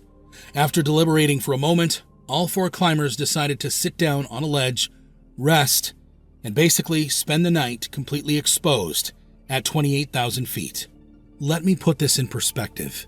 Spending a night exposed at that altitude should have killed all four of them. Simple as that. The cold dropped to negative 18 degrees Fahrenheit, but the mountain gave them one gift that saved their lives. The wind stayed completely calm. If there had been even a moderate breeze, the wind chill would have killed them in minutes. They huddled together as a group, taking turns keeping each other awake, because if you fall asleep at that altitude, there's a good chance you won't wake up. Their feet were freezing solid inside their boots. Every minute that passed was another minute closer to death. I can't even imagine the mental strength it took to survive that night.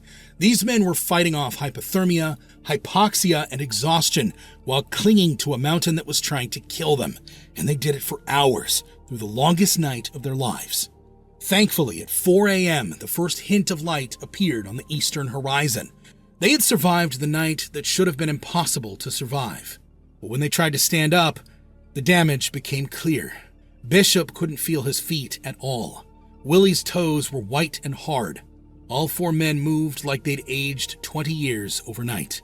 The next day, support climbers at Camp 6, climbing up with emergency oxygen, raced to meet them. They'd been expecting to find 4 dead bodies. Instead, they found 4 survivors who had just accomplished something that medical experts said was impossible: surviving an unprotected night in the death zone. The cost would become clear over the following days. Barry Bishop would lose all 10 toes and parts of 2 fingers. Willie Unseld would lose 9 toes. And here's something that shows you what kind of guy he was. He actually preserved them in a jar and would show them off to his students back home. 19 toes between them. That was the cost of making history. But they had done something incredible. They had completed the first traverse of Mount Everest, climbing up the impossible West Ridge and descending the standard route. It was a mountaineering achievement that redefined what was possible in the vertical world. What I do know is that Jake's courage to keep climbing despite his history of bad luck and his teammates' determination to honor his memory by choosing the harder path reminds me how heroic humans can be. Jake's shadow never left that glacier. Every crampon bite the team took above the icefall echoed his last unspoken warning. Yet, they pushed on anyway, threading a line between courage and tragedy so thin it could have been a climbing rope frayed to a single strand. So when you wonder why they kept climbing after that mountain claimed its toll, remember this: greatness is almost always purchased on credit, and Everest sends the bill in lives, limbs, and legend. Call it reckless, call it heroic. Either way, the summit still stands, daring the rest of us to decide what we're willing to gamble for a shot at immortality.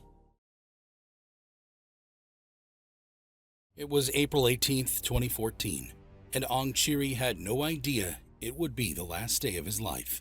The 56-year-old father from Nepal woke up at 3 a.m. in his tent at Everest Base Camp, just like he had every morning for the past 13 years.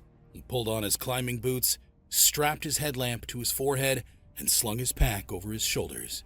Was actually excited, because after that day's work, he'd be one step closer to retirement. This was supposed to be his final season on the mountain. What Chiri didn't know was that 1,000 feet above him, 31 million pounds of ice had been slowly cracking for weeks. And in exactly 3 hours and 45 minutes, that ice was going to make him a feature of one of Everest's darkest moments. By the end of this video, you'll see exactly why what happened next sparked the first revolution in Mount Everest's history, and why it took an unthinkable tragedy to finally expose one of the most shocking examples of inequality you've ever heard. When you hear about someone conquering Everest, what comes to your mind? Probably some incredibly fit person in expensive gear, pushing themselves to their absolute limits, right?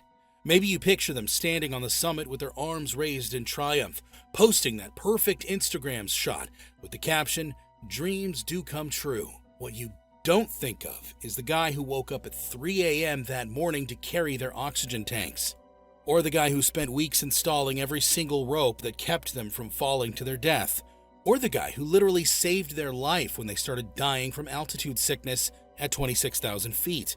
You don't think of the Sherpas. You see, the Sherpas are an ethnic group from Nepal who live in the mountains around Everest, and for the past 100 years, they've been doing all the most dangerous work on the mountain so climbers can achieve their dreams. I'm talking about carrying 80-pound loads of gear up a mountain that kills people just for breathing wrong. They're installing ropes in places where if you slip, you're falling thousands of feet to your death.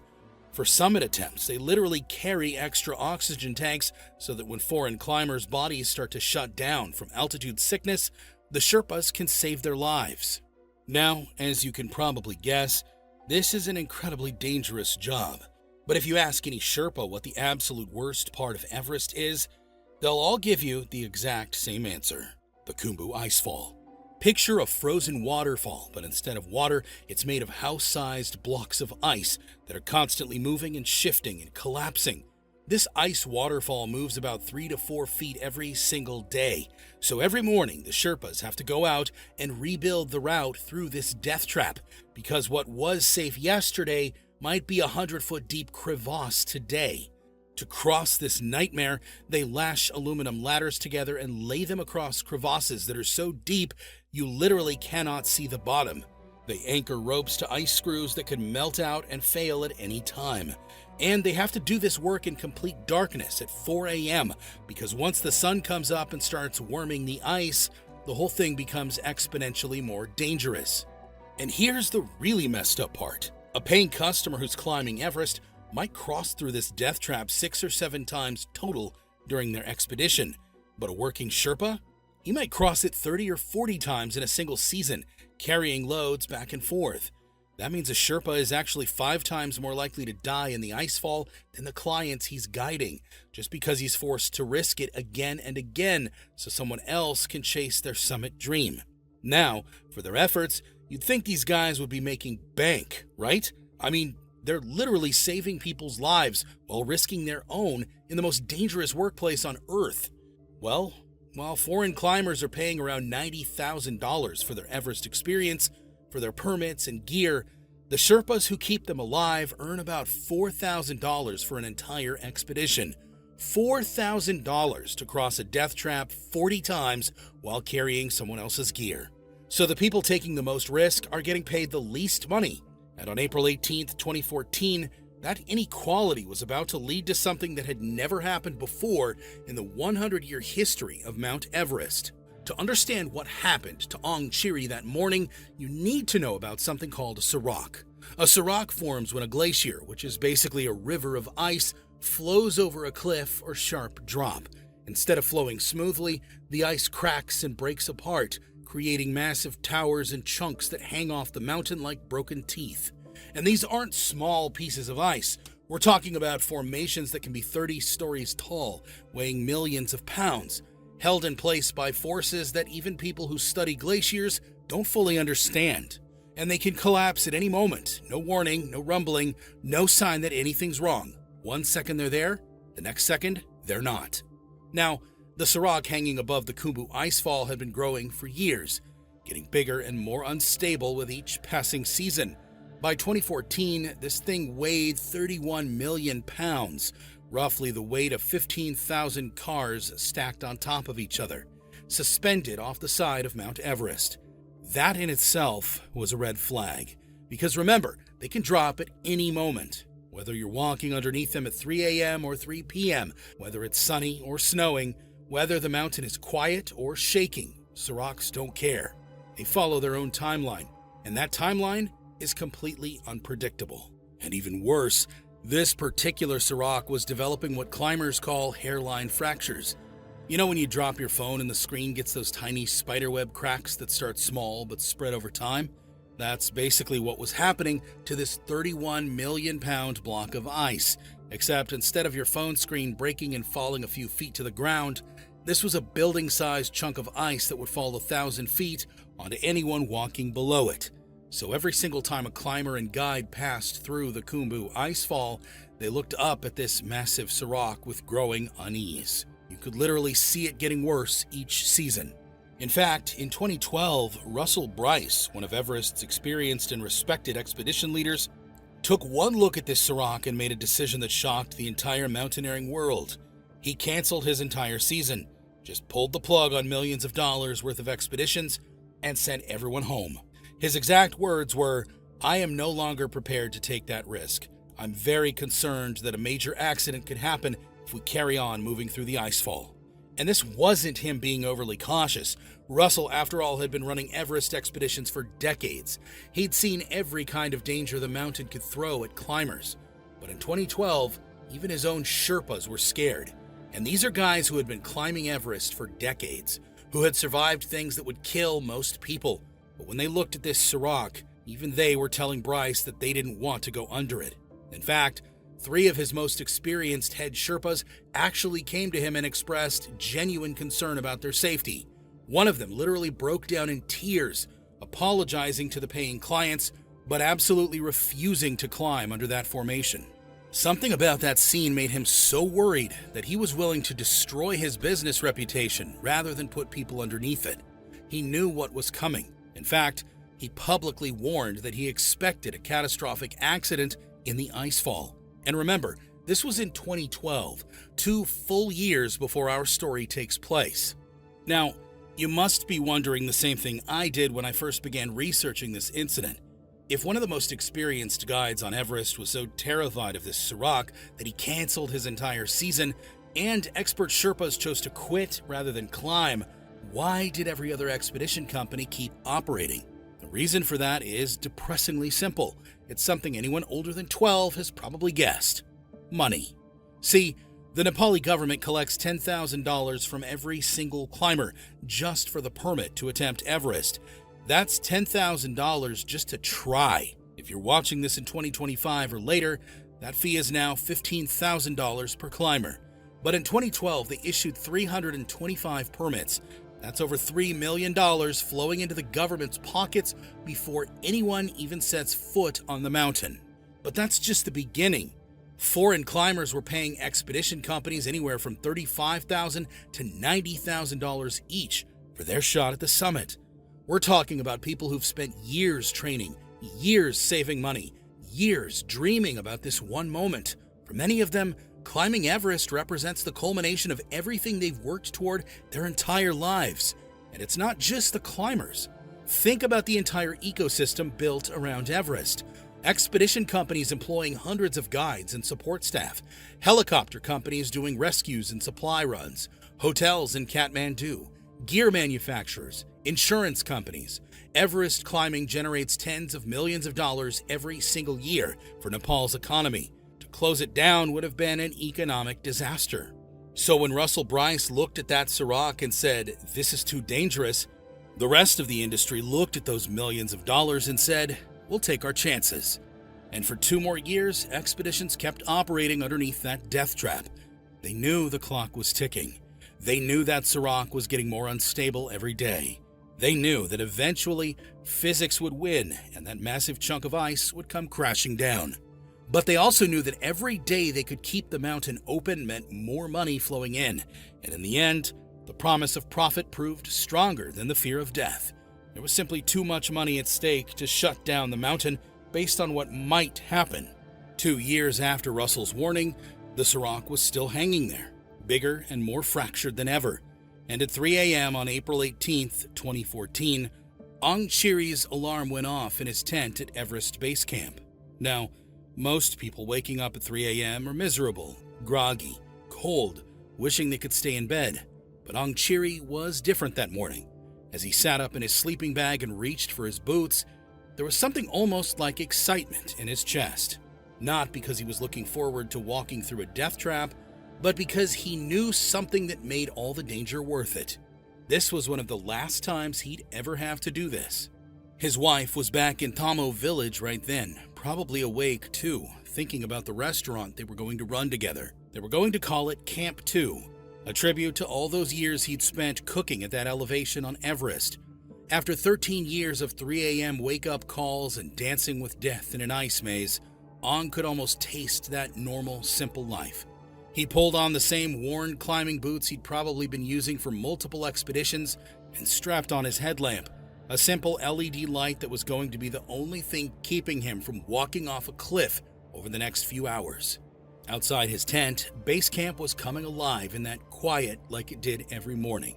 No loud voices, just the soft crunch of boots on snow, the quiet zip of tent doors, the muffled clanking of gear being loaded into packs. Chiri shouldered his pack, 65 pounds of cooking gas canisters.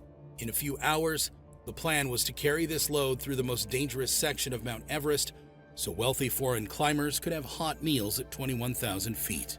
Gas for their stoves, fuel for their comfort. He joined the line of headlamps moving toward the icefall entrance. About 200 men, mostly Sherpas, walked in single file through the darkness. It looked almost peaceful from a distance, like a procession of fireflies floating through the night. In no time at all, the procession was at the entrance of the Khumbu icefall, and Chiri stepped into the maze for what he didn't know would be the last time. The first thing that hit Chiri in the icefall wasn't the cold or the darkness, it was the sound. Not silence, like you'd expect, but this constant, low groaning.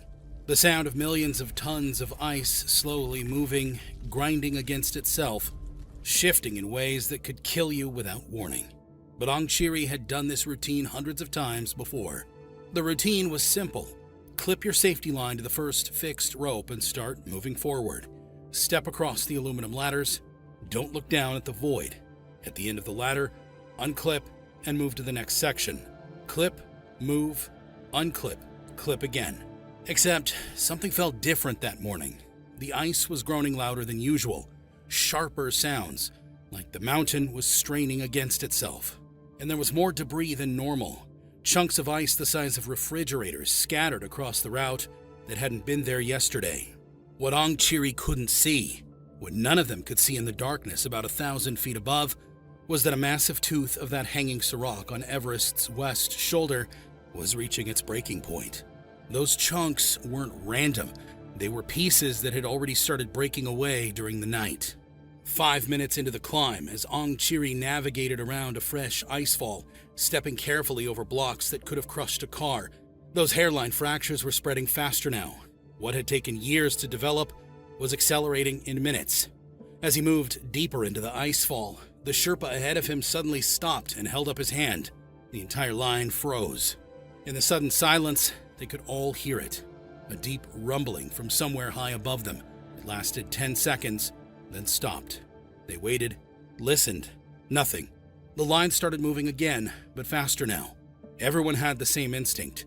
Get through this section quickly. Something was wrong up there. They didn't know it, but the serac above had reached a critical fracture point. It could fall literally any second now. With each passing minute, more sounds echoed from above, not just groaning now, but sharp cracks, like gunshots echoing off the mountain walls. The other Sherpas were moving even faster, some of them almost jogging across the ladders despite their heavy packs. And at exactly 6:45 a.m., as Chiri reached for the next rope, it happened. First came a sound survivors would later describe as a deep tung, like a hammer hitting a muffled bell. Next, a crack that was so loud it felt like it came from inside your skull. Then, the roar, like every freight train in the world bearing down on you at once. But it was no man-made train. It was 31 million pounds of ice hurtling at deadly speeds towards unprepared, defenseless Sherpas. The avalanche hit like a concrete tsunami. Bodies didn't just get knocked down, they got erased.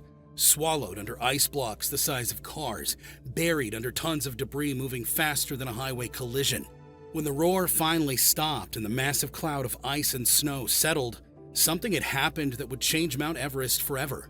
16 men were gone, just erased from existence in about 10 seconds. It was, and still remains, the deadliest day in Everest's history. The rescue operation that followed was absolutely heartbreaking. Helicopters swooped into the debris field, dangling bodies beneath them on long lines as they ferried the dead back to base camp. The injured were rushed to hospitals in Kathmandu. 13 bodies were recovered quickly. 3 remained buried so deep in the ice that they were never found. And one of the men they pulled from the ice was Chiri. The same guy who'd woken up hours earlier, happy he was almost done. Just a couple more weeks, a few more trips, and then he was finished with Everest for good. But when the avalanche stopped, Ong's journey really was over. No more early mornings, no more mountains. That dream he'd been saving for was gone, just like that. For the next 3 days after the avalanche, Everest was in chaos. The surviving Sherpas left to be with their families and mourn their dead. Expedition leaders canceled their climbs. The mountain went quiet. But here's where this story takes another wild turn. On April 21st, the Nepali government finally showed up to address the tragedy. And the response was so insulting, so tone-deaf, so completely outrageous that it sparked something that has never happened before in the entire history of Mount Everest. They announced they would provide 40,000 Nepali rupees to each family of the dead men. That was about $400 at the time. $400. Let me put this in perspective for you. Each foreign climber pays the Nepali government $10,000 just for the permit to attempt Everest. That season alone, 334 people bought permits, which means the government collected over $3.3 million in permit fees. But when 16 men die generating that revenue, their widows get $400 each to cover funeral costs. Now, here's why this is an insult on so many levels. In Nepal, a proper funeral costs about $1,000. which means the families couldn't even afford a basic farewell. So while the government pocketed millions, the people who actually risked everything got less than half of what it takes just to say goodbye. To put it another way, some foreign climbers spend more than $400 on a single piece of climbing equipment. But according to the Nepali government, that's what a Sherpa's life is worth. Nima Doma, whose husband Chiri Onchu died in the avalanche, summed up the impossible situation facing Sherpa families. What can you do when the main pillar of your house is not there? The children were small, and I was worried how I will educate them and how we will sustain ourselves. The government was essentially telling this widow and mother of two that her husband's life, a man who spent years risking everything so foreign tourists could achieve their dreams, was worth less than a decent pair of climbing boots. And that's when something extraordinary happened. For 3 straight days after the avalanche, the Sherpas held meeting after meeting. But these weren't your typical expedition briefings with foreign guides and government officials. No, these were Sherpas talking to Sherpas, dozens of them, speaking in their native language. And with each conversation, they were getting angrier and more unified. The foreign climbers and expedition leaders could only stand around base camp, watching these discussions unfold with growing unease. Because slowly, they were starting to realize something that should have been obvious all along. Their entire expedition, their entire ability to climb this mountain depended completely on Sherpa support. Without these men, they couldn't reach the summit. Without these men, they couldn't even survive a single trip through the icefall. Something was building, something that had never happened before in the mountain's history, but nobody knew that. On April 22nd, the meetings at base camp had reached a conclusion that sent shockwaves around the country. Sherpa Tulsi Gurung, speaking for the assembled Sherpas, made an announcement that had never been made before in the 100-year history of Mount Everest climbing. We had a long meeting this afternoon, and we decided to stop our climbing this year to honor our fallen brothers. All Sherpas are united in this. For the first time in Mount Everest's history, the invisible workforce that made commercial climbing possible had gone on strike. They had shut down the entire mountain. And just like that, they did something that had literally never been done before in Mount Everest's century-long climbing history. They went on strike. They shut down the entire mountain. And the effect was immediate and absolutely devastating. Because 600 climbers had been at base camp before the avalanche, people who had spent years training for this moment, people who had paid tens of thousands of dollars, some had paid close to $100,000 for their shot at the summit, people for whom climbing Everest represented the culmination of everything they'd worked toward their entire lives. Suddenly, all of it became completely meaningless, because without Sherpa support, they were just wealthy tourists camping in a very dangerous, very expensive parking lot. The climbing companies started falling like dominoes. Adventure Consultants, one of the most established guiding companies on Everest, immediately announced they were canceling the rest of their season. International Mountain Guide, which employed over 100 Sherpas, also canceled their season. One by one, every major expedition on the mountain called it quits. By April 24th, only about 40 climbers remained at base camp out of the original 600. The Sherpas had brought the entire Everest industry to its knees, with nothing more than a collective no. And you know what? It was about time. Because here's what this strike revealed. The entire Everest climbing industry was built on a foundation of some of the most appalling inequality you can imagine. Get this. Since 1922, 130 Sherpas have died on Mount Everest. That's more than 1/3 of all deaths on the mountain. The people earning the least money and getting the least recognition were dying at rates that would immediately shut down any workplace in the developed world. And what were they dying for? So wealthy foreigners could post summit selfies on Instagram and brag to their friends about conquering Everest? The strike forced these uncomfortable truths into the open for the first time.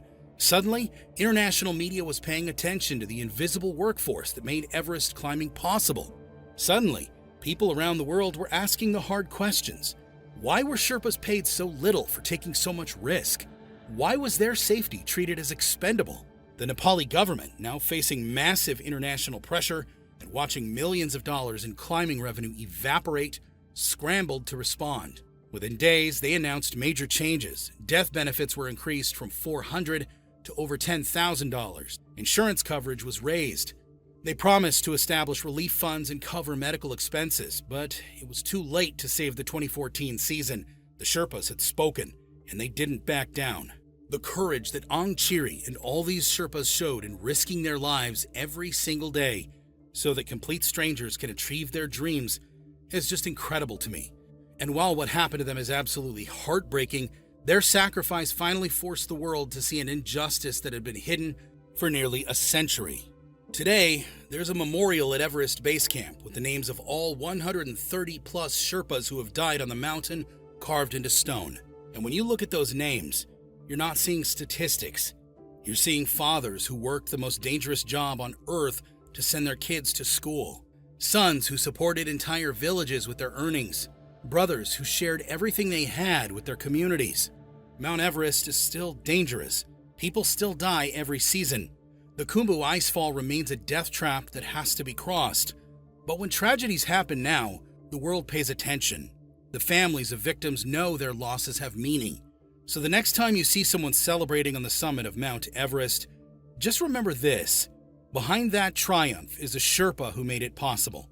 And remember April 18th, 2014, the day 16 men died and changed Mount Everest forever. It was April 29th, 2001. Babu Chiri Sherpa walked out of his tent at 21,300 feet to make some tea. The strongest climber on Everest, the man who'd spent 21 hours on the summit without oxygen, was just going 250 feet to chat with friends. But in a few hours, he would vanish without a trace, and by morning, the greatest Sherpa who ever lived would be dead, for reasons that still haunt the climbing world today. This isn't just about one climber's death. This is about what happens when expertise becomes an enemy by itself. By the end of this story, you'll see the fatal mistake that killed Everest's greatest Sherpa, and why sometimes the mountain doesn't punish recklessness, it punishes greatness. To be honest, I had never heard of Babu Chiri Sherpa until a cold and windy day in March 2023. I was hiking to Everest Base Camp, and I found myself at one of the most sobering spots you can imagine, the memorial grounds for fallen climbers at Thukla Pass. There are flags and monuments and stones and memorials as far as you can see, and it's breathtakingly solemn and heartbreaking. As I slowly read each name honoring these fallen climbers, I came across the memorial for Babu Chiri Sherpa. I got goosebumps, not just from the whipping wind, but from reading about this legend. Because what I discovered about Babu would completely change how I thought about expertise, confidence, and the mountains themselves. Babu Chiri was born on June 22nd, 1965, in a small village called Taksindu, located high in the mountains of Nepal. This place was so remote that there were no schools, no roads, basically no connection to the outside world.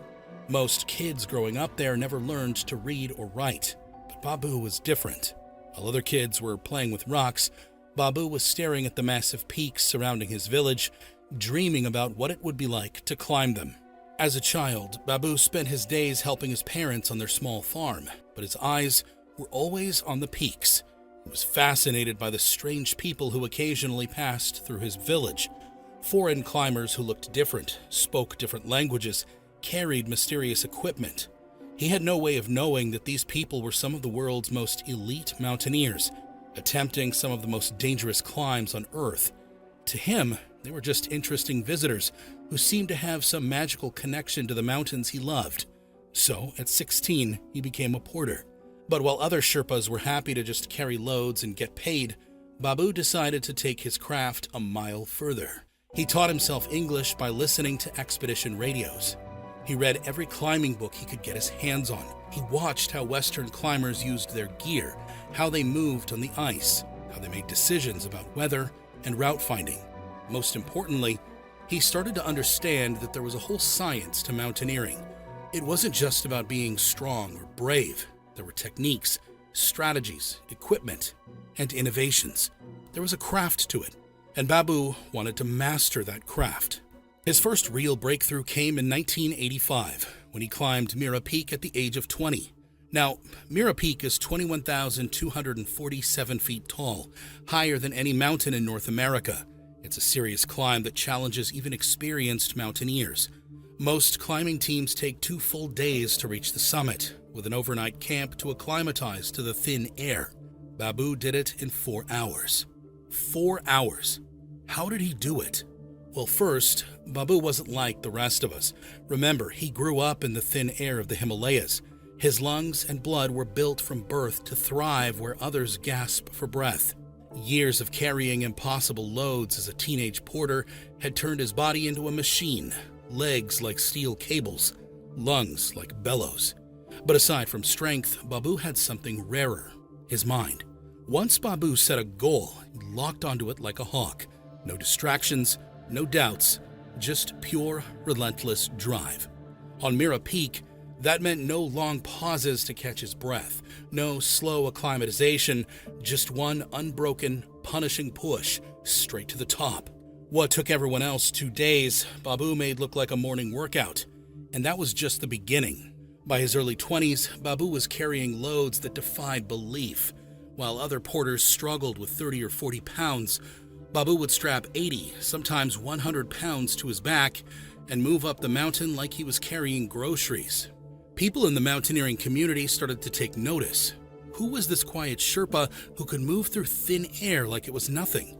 But Babu wasn't satisfied with just being fast. He wanted to understand the mountain in ways that went beyond what any Western climber had achieved. In 1990, at the age of 25, Babu reached Everest's summit for the first time as part of an expedition. And this is where most people's stories would end. They'd celebrate for months, tell everyone they met about their achievement, maybe write a book about conquering the world's tallest mountain. But when Babu stood on that summit and looked around at the world spread out below him, he didn't think, "I've conquered this mountain." He thought, "I wonder what else is possible up here. What if someone could climb it faster than anyone thought possible? What if someone could survive up there longer than medical science said was safe? What if a Sherpa could not just guide Western climbers to the summit, but rewrite the record books himself?" These weren't just dreams for Babu, but experiments he was determined to conduct. So over the next few years, he returned to Everest again and again. Each time, he learned something new. Each time, he pushed a little further into territory no human had explored before. By the mid-1990s, Babu had climbed up and down Everest multiple times and was already known as one of the strongest high-altitude climbers in the world. But he was still seen primarily as just a guide, a support person for Western expeditions. That was about to change. In 1999, Babu, once again, was about to climb Everest for the 9th time, this time acting as a guide for a Swedish expedition. His backpack contained all the usual gear you'd expect: oxygen tanks, ropes, and emergency supplies for his clients. But if you had looked closely at Babu's pack that day, you would have noticed something unusual. Something that had never been carried to Everest's summit before. A tiny tent weighing just 2.5 pounds. Now, you might be wondering, why would someone carry a tent to the summit of Everest? After all, this summit is just a small patch of snow and ice. There's nowhere to set up camp, right? It's in the death zone, a place where human beings can only survive for minutes, not hours. Well, Babu had a tent because he was planning to do something that sounds completely insane. He was going to spend the night on Everest's summit, not just reach the top and hurry back down to safety like every other climber in history. He was going to pitch that tiny tent at 29,035 feet and sleep there, alone, all night, without supplemental oxygen. Babu's plan for this stunt came together when he met Martin Zemidis, a designer who worked for Mountain Hardware, in January 1999. Now, Martin was used to dealing with elite climbers, Olympic athletes, world record holders, people who push the boundaries of what humans could achieve in extreme environments. But when Babu walked into his office, something was different. Down came this rather short gentleman, about 5 feet. Martin later recalled, "I think he was nothing but a big lung and a muscle with legs like tree trunks." As Babu told him his dream of spending a night on Everest, he laughed at first, thinking it was a sick joke. We get nuts all the time, but this was off the scale. He probably thought Babu had finally lost his mind from too much time in the thin air. But once Zemidis learned that Babu had been up Everest 8 times, most of them without supplemental oxygen, he started taking the idea seriously. This wasn't some reckless adventurer looking for a thrill. This was the most qualified person on Earth to attempt something that had never been done before. 4 days later, Martin handed Babu a 2.5-pound shelter the size of a doghouse that was, in his words, stronger than snot. It was supposedly strong enough to withstand winds that could literally blow a person off the mountain. It was also supposedly going to be able to keep Babu alive in conditions that would kill most people in minutes, at least on paper. And so, in May 1999, with his custom tent strapped to his back, Babu began what would either be the greatest feat in mountaineering history or the most expensive attempt to end a life ever recorded. His expedition proceeded normally at first. Babu guided his Swedish clients through the Khumbu icefall, past the towering seracs that could collapse and crush them at any moment, through Camp 1, Camp 2, up the Lhotse face, that nearly vertical wall of ice that exhausts even elite climbers. But as they climbed higher into the death zone, the Swedish clients began to struggle. The thin air was taking its toll. Their movements became sluggish. Their decision-making started to deteriorate, a sure sign that altitude sickness was setting in. High on the mountain, with the summit painfully close, the Swedish climbers made the smart decision. They turned back. The conditions were too much for them to handle safely. For most guides, this would have been the end of the expedition. You escort your clients safely back down the mountain and call it a successful trip. Everyone goes home alive. But Babu wasn't most guides.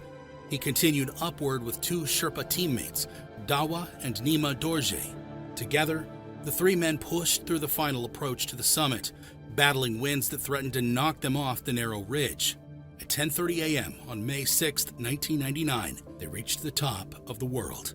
As promised, Dawa and Nima helped Babu set up his tiny tent right there on the summit. And let me tell you, this was no easy feat in itself. They were working with hands so cold they could barely feel their fingers, getting pummeled by winds strong enough to knock them over, all while standing on a patch of snow about the size of your living room.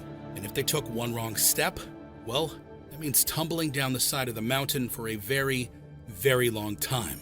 Once the tent was successfully set, teammates Dawa and Nima Dorje descended back towards safety as planned, leaving Babu Chiri Sherpa completely alone. As the sun began to set and temperatures fell towards 40 below zero, Babu crawled into his tent and prepared for what might be the longest night of his life. Back at base camp and all the way back at Mountain Hardware headquarters in California, people were holding their breath. Martin Zemedis spent the entire night reading mountaineering forums and live expedition updates, and what he saw made his stomach turn. The blogs were saying that I designed the world's highest coffin, Martin later recalled. When I read that, I completely lost it. For the first several hours, Babu's radio crackled with updates. He was alive, he was conscious, he was singing songs to keep himself awake, because doctors had warned him that falling asleep at that altitude without oxygen would probably be fatal. But then, around hour 7, something terrifying happened. The radio went silent. For hours, there was nothing but static. The team at South Col tried calling. Base camp tried calling. Nothing. And at 29,035 feet, radio silence usually means only one thing. Back at Mountain Hardware, Martin Zemedis was frantically refreshing mountaineering websites and forums. The comments were brutal. People were already writing Babu's obituary. He's dead, they said. No one can survive that long up there. I didn't sleep that night, Martin later admitted. I kept thinking I might have killed him. Meanwhile, at South Col, Everest's highest camp, Babu's support team was facing an agonizing decision. Should they risk their own lives attempting a rescue mission in the dark, or wait until morning to see if there was anything left to rescue? The hours crawled by. No word from the summit, no sign of life from the tiny tent pitched at the top of the world. As dawn broke on May 7th, 1999, everyone prepared for the worst. But as rescue teams began preparing for a summit bid to confirm the worst and put to rest what happened to Babu Chiri Sherpa, someone spotted something moving on the southeast ridge. It was a tiny figure descending slowly but steadily toward Camp 4. It was Babu. Not only was he alive, he was walking under his own power, methodically packing up his gear as he descended, like he just spent the night at a comfortable hotel instead of the most hostile place on Earth. It turned out Babu wasn't silent at all. He had just been on the wrong radio channel. Everest has 2 main routes, south in Nepal and north in Tibet. Babu was talking to climbers on the north side, while his own team was listening on the south side, so they heard only static. When Babu finally reached his teammates at South Col, they could barely believe what they were seeing. He was exhausted, sure. His face was wind-burned, and his lips were cracked from the cold, but he was alive, he was coherent, he was fine. The mountaineering world erupted. Babu Chiri Sherpa had just shattered every assumption about what human beings could survive at extreme altitude. He'd set a record that still stands today. No human being before or since has spent a night on Everest's summit. You'd think he stopped there, but for Babu, this wasn't the end of his quest to redefine what was possible on the world's tallest mountain. It was just the beginning. The following year, Babu decided he wasn't done rewriting the rules. If spending the night on Everest summit was impressive, then what he planned next was absolutely insane. In 2000, Babu announced his next goal. He was going to break the speed record for climbing Everest. Now, you might think, okay, that sounds impressive, but how hard could it be to climb a little faster? Well, let me put this in perspective for you.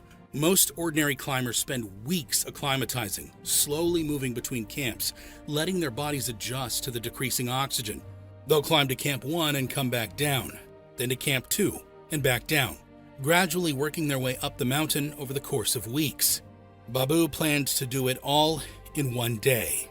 On May 21st, 2000, he started climbing from base camp in the early morning darkness. No overnight stops, no acclimatization breaks, just straight up the mountain, through zones that kill most people who spend too much time in them. He moved through the Khumbu icefall like it was a morning jog, past the towering seracs that could collapse and crush him at any moment, up the Lhotse face, a nearly vertical wall of ice that exhausts even elite climbers, into the death zone, where every step is a struggle against the thin air and bitter cold, and he kept climbing.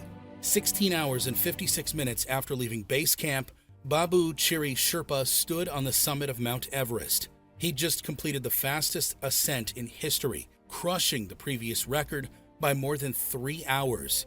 That's like running a marathon at a pace that would qualify you for the Olympics, except you're doing it at altitudes where most people can barely walk. The mountaineering world was stunned. Everyone was. Here was a Sherpa redefining what human beings could achieve on the world's tallest mountain. But for Babu, these weren't just stunts or attempts to get attention, they were part of a larger mission. See, Babu had grown up in a world where Sherpas were seen as strong backs and nothing more. They carried gear, set up camps, and risked their lives to help Western climbers achieve their dreams. But they rarely got credit for their skill, their knowledge, or their courage. Babu wanted to change that. He wanted to show the world that Sherpas weren't just natural-born pack animals. They were elite mountaineers in their own right, capable of achievements that no Western climber had ever dreamed of, and he was doing it for another very personal reason. Babu had 6 daughters, and he wanted them to have opportunities he'd never had. He'd grown up in a village with no schools, no education, no way out except through the mountains. He'd taught himself to read and write, learned multiple languages through sheer determination, but he never forgot what it felt like to be that kid in Taksindu with big dreams and no way to achieve them. So Babu used his growing fame to raise money for a school in his home village.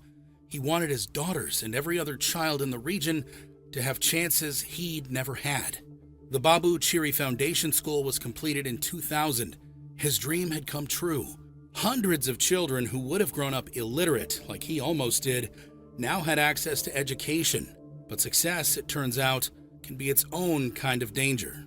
See, by 2001, Babu Chiri Sherpa had become something unprecedented in the mountaineering world, a Sherpa superstar. While other Sherpas remained invisible support staff for Western expeditions, Babu had sponsors, media coverage, and a business empire. He co-owned Nomad Expeditions, one of Nepal's premier climbing companies.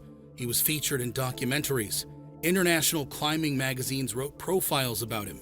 He'd accomplished things that seemed superhuman, records and achievements that no one else could touch, that made him look like he'd transcended normal human limitations. And that, maybe, was the problem. When you've spent 21 hours on Everest summit without oxygen and lived to tell about it, when you've speed climbed the world's tallest mountain in under 17 hours, When you've summited Everest more times than almost any human alive, maybe you start to feel invincible. Maybe you start believing your own legend. Maybe you stop seeing the mountain as something that can kill you. And that might explain what happened next. In April 2001, Babu was once again on the slopes of Everest, preparing for what would be his 11th summit, a record that would tie him with only one other person in the world. But Babu wasn't on Everest just for the record. This time was different. Yes, he was guiding a commercial team. That was his job. And yes, an 11th summit would tie the world record, but Babu had something bigger in mind. After this climb, he was planning the most audacious project of his career, a double traverse of Everest. North Base Camp to South Base Camp, then back again. It was the kind of impossible challenge that would cement his legend forever. But first, he had to get through this expedition. First, he had to guide his clients safely to the summit and back. What Babu didn't know was that he would never get the chance to attempt that traverse, because he was about to make the simplest, most ordinary decision of his entire climbing career, and it would cost him everything. April 29th, 2001 was supposed to be a routine day at Camp 2. The team was acclimatizing at 21,300 feet, waiting for their weather window. Babu stepped out of his tent that afternoon to take some photos near camp. It should have been nothing. A short walk, maybe some pictures of the route ahead, then back to prepare for the summit push. Instead, it became the end of everything. It was windy that morning, really windy. The kind of conditions that keep smart mountaineers inside their tents, conserving energy and staying safe. Canvas walls snapped and cracked like gunshots. Snow whipped across the glacier in horizontal sheets. For most climbers, this would be a day to hunker down, read a book, maybe organize gear, wait for better conditions. But around 4 p.m., the wind started to calm down. Not really calm, but just calmer. And after being cooped up in a tent all day, Babu decided to step outside for some fresh air. He told his teammates he was going to walk around the area of the camp and take some photographs, just a short stroll, maybe 300 feet from his tent. It should have been the most routine thing in the world. Babu had walked around countless camps on countless expeditions. He knew this terrain better than almost anyone alive. But what Babu didn't know, what no one could have known, was that the mountain had set an invisible trap. You see, glaciers are constantly moving, constantly cracking. These cracks are called crevasses, and they can be anywhere from a few feet to hundreds of feet deep. Some are obvious, gaping holes that any climber would avoid, but others are hidden. When fresh snow falls, it can create what mountaineers call a snow bridge, a thin layer of snow that covers a crevasse and makes it look like solid ground. From the surface, you can't tell the difference. It looks safe, it looks walkable, until someone steps on it. That's why mountaineers have basic safety rules about glacier travel. You rope up with your teammates. You wear crampons, metal spikes that help you grip the ice. You probe suspicious-looking snow with your ice axe before putting your full weight on it. But Babu had walked around Camp 2 hundreds of times, maybe thousands. He knew every rock, every ice formation, every safe path through the glacier. He guided dozens of clients through this exact terrain without incident. What could possibly go wrong? That afternoon, fresh snow had fallen on the western Quim, covering the cracks in the glacier like a blanket. What looked like familiar, safe terrain was actually something completely different. And here's where the story gets even more puzzling. According to some accounts, when Babu stepped out of his tent that day, he wasn't wearing crampons, those metal spikes that grip the ice and help distribute your weight on snow bridges. Now, this seems almost impossible to believe. Babu Chiri Sherpa, the most experienced high-altitude climber in the world, walking on a glacier without basic safety equipment? It would be like a race car driver forgetting to put on their seatbelt. But maybe that's exactly the point. When you've done something safely thousands of times, when you know every inch of terrain like the back of your hand, maybe you start to think the rules don't apply to you. Or maybe you just get comfortable. Psychologists have a term for this. It's called hubris syndrome. And it happens when people in positions of power or with extraordinary success start to develop an inflated view of their own abilities. They become overconfident, dismissive of criticism, and begin to believe they're essentially invincible. But here's the scary part. Hubris syndrome doesn't happen to people who are naturally arrogant. It develops in successful, competent people after they've achieved great things. The very success that makes them exceptional also blinds them to risk. And Babu Chiri Sherpa? Well, he'd achieved more on Everest than any human in history. If anyone was susceptible to hubris syndrome, it would be him. Maybe Babu looked outside and thought, it's just 300 feet. I've walked this path 100 times. I know where all the dangers are. But the mountain had changed the rules overnight. Somewhere between his tent and wherever he planned to take his photographs, Babu took a step that looked exactly like every other step he'd taken around Camp 2, onto what appeared to be solid, familiar ground.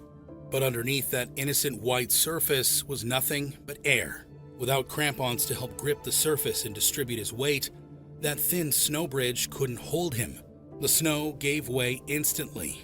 One moment, Babu was walking across the glacier with his camera, thinking about the shots he wanted to capture. The next moment, he just fell into darkness. And that was it. A man who defied Everest and had been through danger and came out just fine, died in a way that felt almost ordinary compared to what he had endured before. No trauma, just silence. Back at the camp, hours passed. The wind picked up again as the sun began to set, and temperatures started their deadly drop toward 40 below zero. Babu's teammates began to worry. This wasn't like him. Babu was methodical, careful, and always aware of time and conditions. He wouldn't just wander off for hours without telling anyone where he was going. By 9 p.m., when Babu still hadn't returned, his brother Dawa knew something was terribly wrong. You don't just disappear at 21,300 feet for 5 hours. Not when you're the most experienced climber on the mountain. So Dawa grabbed his headlamp and started searching. Soon, other expedition members joined him. They called Babu's name into the wind, their voices echoing off the ice walls of the western Quim, but there was no response. Just the howling wind and the eerie silence of the glacier. Around midnight, Willie Benegas, an experienced Argentinian climber and the expedition's head Sherpa, Pemba Gyaltsen, joined the search. They spread out across the glacier, following any sign, any clue of where Babu might have gone. That's when they found something that made their blood freeze. They saw footprints, clear boot prints in the snow, leading away from Babu's tent.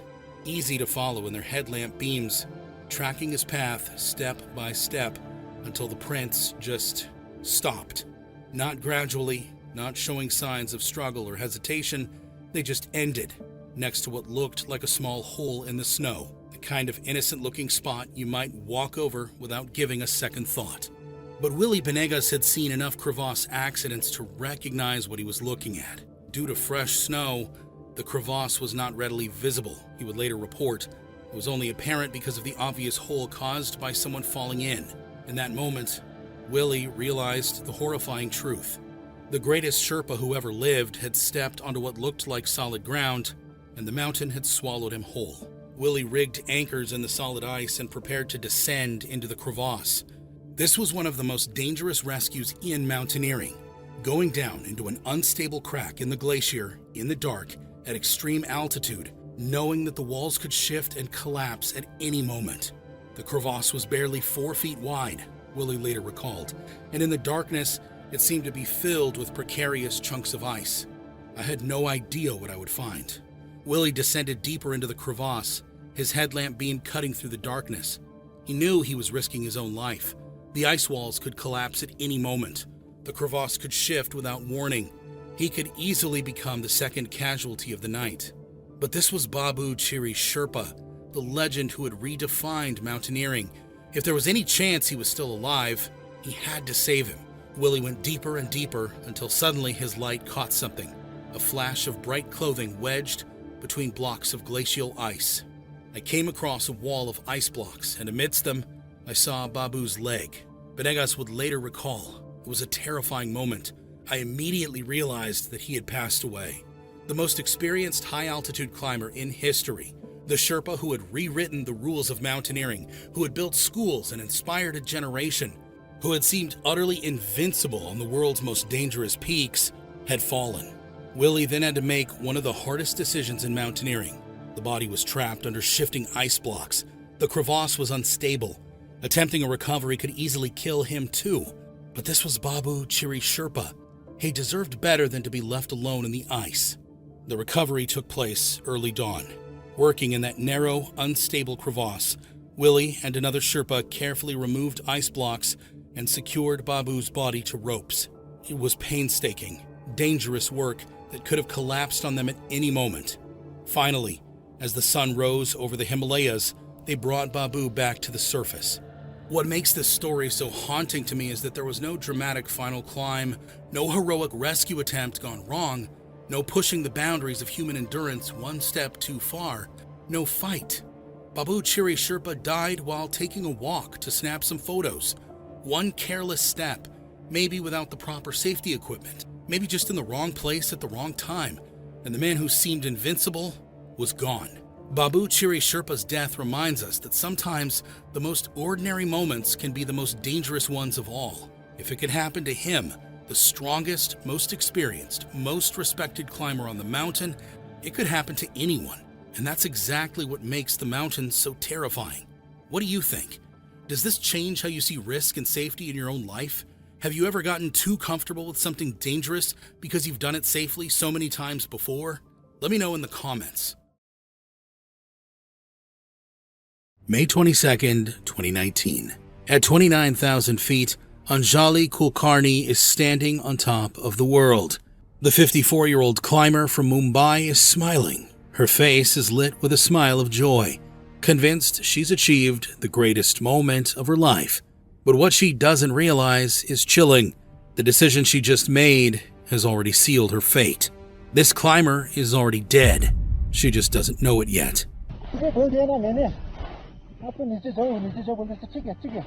In 2016, Anjali sat in her Mumbai office reading the morning headlines in the newspaper, and what she saw made her absolutely furious. The headlines were celebrating these two Indian police officers, a husband and wife named Dinesh and Tarakeshwari Rathod, and apparently they had just become the first Indian police couple to climb Mount Everest together. The whole country was going crazy for them. There were photos of them on the summit, certificates from the Nepalese government, and press conferences. Everyone was treating them like heroes. But here's the thing. Anjali knew what the rest of India didn't know. She knew that these people were complete liars. You see, a few years before this, Anjali had gone on a climbing trip with the Rathods. They were doing this thing called the Aussie 10 Challenge, where you try to climb the 10 highest peaks in Australia. And according to Anjali, the Rathods had completely made up their success. They claimed they climbed all 10 peaks when they had barely managed to climb 5. So when Anjali saw these same people claiming they had conquered Mount Everest, she immediately became suspicious. And she started investigating. And what she found was absolutely insane. It turns out that the photos that the Rathods submitted to prove they reached the summit were completely fake. Like, not just a little bit fake, completely, totally, 100% fabricated. What they did was they took photos of another climber named Satyarup Siddhanta, who actually did summit Everest, and they photoshopped their own faces on his body. They changed the colors of the boots to match what they were wearing. They even pasted the Indian flag over his hands. It was like the most elaborate Photoshop job you've ever seen, except they were using it to lie about one of the most dangerous achievements in the world. Now, most people, if they figured this out, might just have said, whatever, that's not my problem. But Anjali was not having it. She went to the investigators and provided testimony. She shared everything she knew about these people's history of lying. She told the Hindu newspaper, these are the biggest giveaways. The pictures are clearly morphed. She pointed out technical details that proved the fraud, and along with Satyarup Siddhanta's furious Facebook post about his pictures being used in such fraud, the whole thing got exposed. The Rathods got banned from climbing in Nepal for 10 years. They got fired from their police jobs. The expedition company that helped them gets fined $4,000. Anjali basically helped save the integrity of mountaineering by making sure that liars can't just fake their way to fame. But here's where the irony cuts deep, because just 3 years later, when Anjali stood on Everest herself, she would face a situation where truth and lies about the summit would come crashing back in the most devastating way. You might be wondering why Anjali cared so much about exposing the Rathods.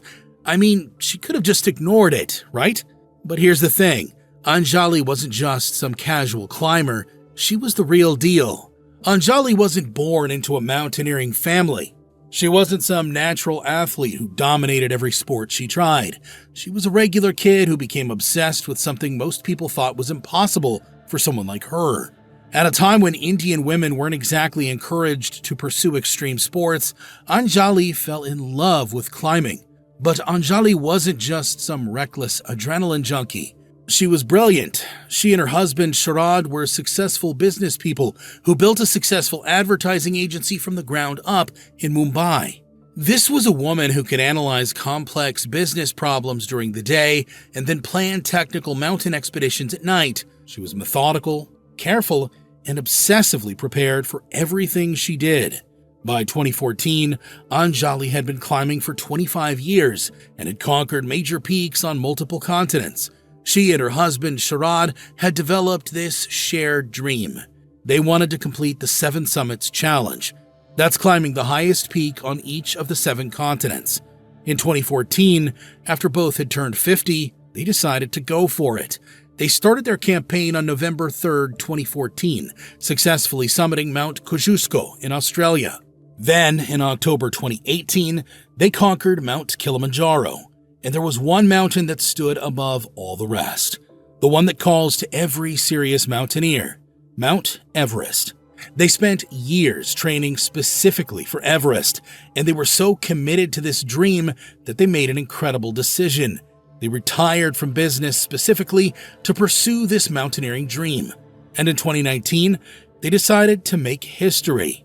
But something strange was happening on Mount Everest that year. You see, Mount Everest isn't just dangerous because it's tall. There's this part of the mountain called the death zone. Right now, wherever you are, close your eyes for a second and take a deep breath. Feel that? That full breath of oxygen going into your lungs? Now imagine you can only get about 1/3 of that, maybe even less, and you need to take a step at a high altitude with that. That's what every single breath feels like above 26,000 feet. But it gets worse.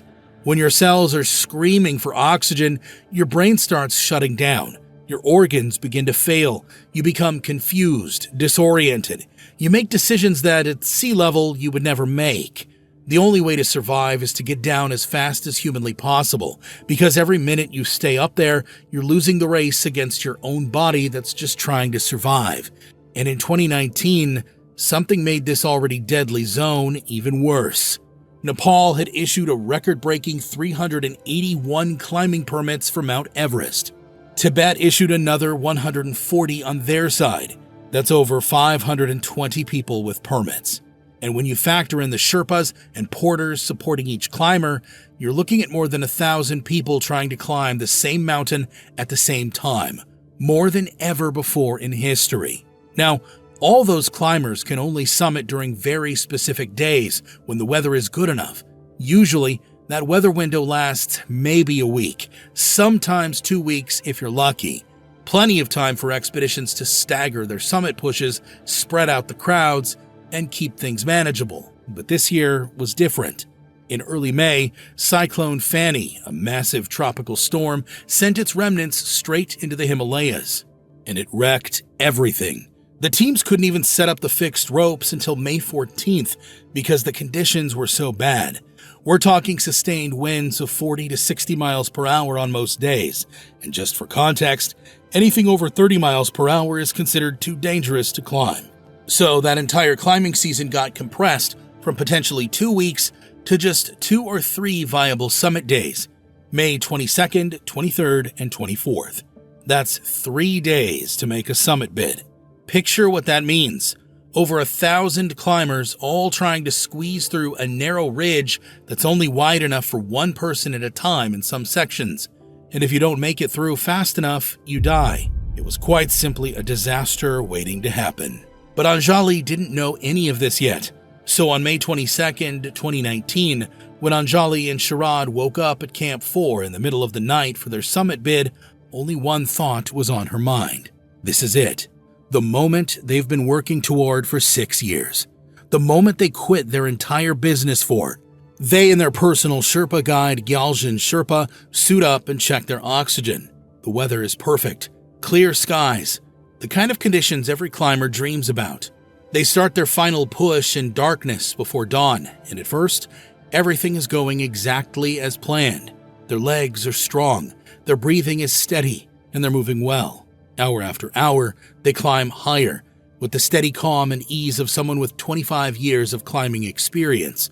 But when they get past 26,000 feet into the death zone, they must have begun to notice a strange pattern. They start to see other climbers ahead of them, lots of them, and they're not moving. They're just standing there, bunched up on the narrow ridge, waiting. It's a massive traffic jam at the top of the world, and that's when they get their first hint that something is very, very wrong. In fact, by the time the sun came up on May 22nd, Anjali and Sharad were still nowhere near the summit.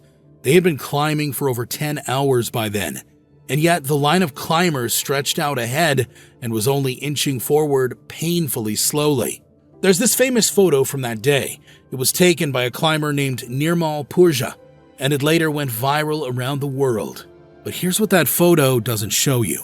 It doesn't show the oxygen running out in those tanks. It doesn't show what's happening inside those bodies. Muscles being consumed for fuel. Brains swelling from oxygen deprivation. It doesn't show the thoughts racing through their foggy minds. And it definitely doesn't show the moment when rational thinking just stops. When years of experience, all that training, every instinct that's kept you alive, it all gets overridden by one single desperate thought. I have to reach that summit. That's when climbers stop listening to their bodies, stop listening to their guides and to reason, and that's when people die. And that was what was happening to Anjali. You see, according to her Sherpa guide Gyaljan, at some point during that climb, he could see what was happening. He could see the danger. He told her they needed to descend. But before I tell you how she responded, I need you to put yourself in Anjali's shoes for a second. You've spent $40,000, not money you had lying around, but years of savings. Every extra dollar you and your spouse scraped together. You've trained for 6 years, specifically for this one mountain, waking up early, pushing your body, and planning every detail. You've been climbing for 25 years. This isn't a hobby anymore, it's your identity. You're a mountaineer. You've conquered peaks on multiple continents. You even exposed fraudsters who faked this very achievement because you respected it so much. And now, with an impaired judgment, you can literally see the summit. It's right there, maybe just an hour away if this line just moves. And what do? Do you turn back? Or do you keep going? Anjali chose to keep going. Hour after hour, she pushed through that traffic jam, step by agonizing step, with low oxygen and low energy. And then, somewhere high on that mountain, Anjali collapsed. Her legs just stopped working. Her body had been pushed beyond its limits for more than 18 hours in the death zone, and it simply couldn't go any further. Here's where the story gets even more tragic, because what actually happened depends on who you ask. According to expedition officials and most news reports, Anjali had made it. She had stood on the summit with Sharad. They had achieved their dream together before her legs gave out on the descent. But Gyaljan, her personal Sherpa guide, the man who was actually with her, tells a completely different story. He says she never reached the summit at all. He says she collapsed while still trying to get there before she even made it through the worst of that traffic jam. So there are two completely different accounts here, and we may never know which one is true. What we do know is that somewhere high up on Everest, the woman who dedicated so much energy to preserving the integrity of mountaineering, who had fought so hard to expose Everest fraud, became yet another statistic whose own summit claim we can't even verify. There's actually video footage of what happened next, and it's one of the most haunting things you'll ever see. In the video, you can see Anjali clinging to the fixed rope.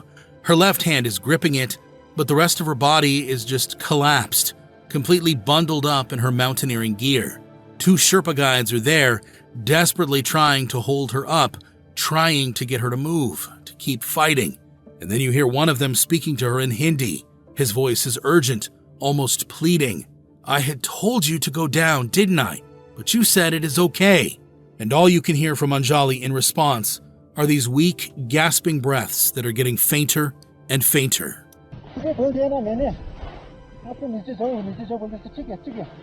I can only imagine how those Sherpas must have felt in that moment. The Sherpas tried everything. They tried to carry her. They tried to help her clip and unclip from the ropes. But in the death zone, there's only so much anyone can do. Your own body is failing. You can barely help yourself, let alone carry someone else. Anjali Kulkarni died on Mount Everest on May 22, 2019. The official cause of death was altitude sickness and exhaustion from oxygen deprivation, because she had spent too many hours in a place where the human body cannot survive. The death zone had lived up to its name. The 2019 Everest climbing season ended up being one of the deadliest in recent history. 11 people died on the mountain, and Anjali was one of them. But her death wasn't just another statistic. It represented something deeper about what Mount Everest had become. You see, Everest used to be the domain of only the most elite, experienced mountaineers in the world. But over the past few decades, it's been commercialized. Now, if you have enough money and basic climbing experience, you can hire a guide service to take you to the top. This has made the mountain accessible to more people, but it's also created new dangers. Some of the guide services are excellent. They have experienced leaders, proper safety protocols, and they're not afraid to turn clients around if conditions aren't right. Just like Yaljan did, even though Anjali insisted on continuing. But other services are basically just taking anyone who can pay, regardless of their experience or fitness level. It's become like a high-altitude tourism industry, except the consequences of poor decisions aren't just a bad vacation, they're death. And then there's the issue of permits. Nepal makes a lot of money from Everest. Climbing permits cost over $11,000 per person in 2019, and this is minus all the money that climbers spend on guides, equipment, and logistics. And to make things worse, they issued more permits than ever before, even though they knew the mountain's infrastructure could not safely handle that many people. But here's what's so tragic about Anjali's story. She wasn't one of these inexperienced, wealthy tourists. She was a genuine mountaineer with 25 years of experience. She had done everything right in terms of preparation and training. She was climbing with reputable guides. She had a legitimate reason to believe she could succeed. And yet, she still died. Because Mount Everest doesn't care about your resume. It doesn't care about your experience, your preparation, or your dreams. Above 26,000 feet, we're all just fragile human beings trying to survive in an environment that wants to end our lives. After Anjali's death, her husband, Sharad, fell into a deep depression. Unlike Anjali, he had achieved their dream and reached the summit successfully before learning what had happened to his wife on the way down. For months, he struggled with guilt, grief, and the question of whether their dream had been worth the ultimate price. But then, Sharad made a decision that I think shows the kind of people he and Anjali really were. Instead of giving up on mountaineering entirely, he decided to honor Anjali's memory in a completely different manner. In 2023, at the age of 60, Sharad returned to Mount Everest, and this time, carrying his wife's photo with him, he made it back to the top as a way to remember her and becoming the oldest Indian climber to summit Everest in the process. He completed their 7-summit goal, climbing the remaining peaks that he and Anjali had planned to tackle together. And in a beautiful tribute, Sharad planted 30,000 trees, one for each foot of Everest's height in Anjali's memory. His reasoning was profound. His wife died from lack of oxygen, so he would create oxygen in her memory. It was his way of giving back to the earth that had taken his wife, but had also given them so many years of joy and adventure. I think Anjali's story is a reminder that pursuing your dreams always involves risk. The question isn't whether to take risks, it's about taking smart, calculated risks and knowing when the potential cost is too high. Anjali died doing what she loved, pursuing a dream that had driven her for decades. And while her death is tragic, there's something admirable about the way she lived her life, with passion, dedication, and a willingness to challenge herself in the most extreme environments on Earth. The mountain doesn't distinguish between the experienced and the inexperienced, the prepared and the unprepared. In the death zone, we're all just human beings pushing against the absolute limits of what our species can survive. And sometimes, despite our best efforts and preparations, those limits push back. It was May 10th, 1996. 47-year-old Yasko Namba had no idea that achieving her greatest dream would cost her everything. Imagine this. You've just conquered the world's tallest mountain. You're standing on top of Everest, arms raised in triumph, knowing you've just made history. But within hours, everything turns into a nightmare. You're collapsed in the snow, unable to move, watching people walk past you. You can barely breathe, barely think, but you're still alive, still fighting, still hoping someone will come back for you. But they won't come back. In fact, what happens next will show you exactly why they left her to die on Everest again and again. This wasn't just another Everest tragedy. This was a story that would reveal the darkest truths about human nature when survival is on the line, and change how we think about rescue on the world's most dangerous mountain forever. Yasko Namba was a personnel manager for FedEx, the kind of person who dealt with employee schedules, corporate meetings, and endless paperwork. Every morning at 7:30 a.m., she would step onto the crowded Tokyo subway in her perfectly pressed business suit, briefcase in hand, looking like every other office worker heading to another mundane day. But when 5 p.m. hit and she clocked out, Yasko transformed into something completely different. She became a mountain climber with audacious dreams. Yasko weighed barely 100 pounds. She stood maybe 5 feet tall. But this tiny woman had set her sights on something big, methodically planning expeditions to the world's most dangerous mountains. And not just any mountain. She wanted to climb the 7 summits. That's the highest peak on every single continent. Her FedEx colleagues probably thought she was crazy. I mean, imagine your quiet coworker from accounting suddenly announcing she's going to climb every continent's highest peak. That's exactly what Yasko planned to do, and she wasn't kidding around. So, on New Year's Day, 1982, while most people were nursing hangovers and making resolutions they'd never keep, Yasko was standing on top of Mount Kilimanjaro in Africa. 2 years later, she conquered Aconcagua in South America, a mountain where altitude sickness can kill you in hours. Then came Denali in Alaska, where temperatures dropped to minus 60 degrees, and the weather can change from calm to deadly in minutes. Then Mount Elbrus in Russia, the Vinson Massif in Antarctica, with its 24-hour daylight and roaring winds, can literally blow climbers off the mountain. Each climb required months of preparation, training that would break most people, mental preparation for conditions that regularly claim lives, and she was doing all this as a small Japanese woman in the 1980s and 90s. Can you imagine the looks she must have gotten, the skepticism, the outright dismissal? But Yasko had something that no amount of size or strength could replace, a will that was absolutely and completely unbreakable. John Taskey, who would later climb with Yasko on Everest, had this to say about her. She was a little lady. I've never met a girl more determined. About 100 pounds in weight, no more. But as far as determination goes, she was twice that weight in determination. By 1994, Yasko had conquered 6 of the 7 summits.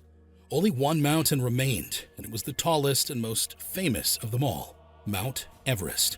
So, on April 15th, 1996, Yasko arrived at Everest Base Camp as a part of Robert Hall's Adventure Consultants expedition. Now, Robert was legendary in the mountaineering world.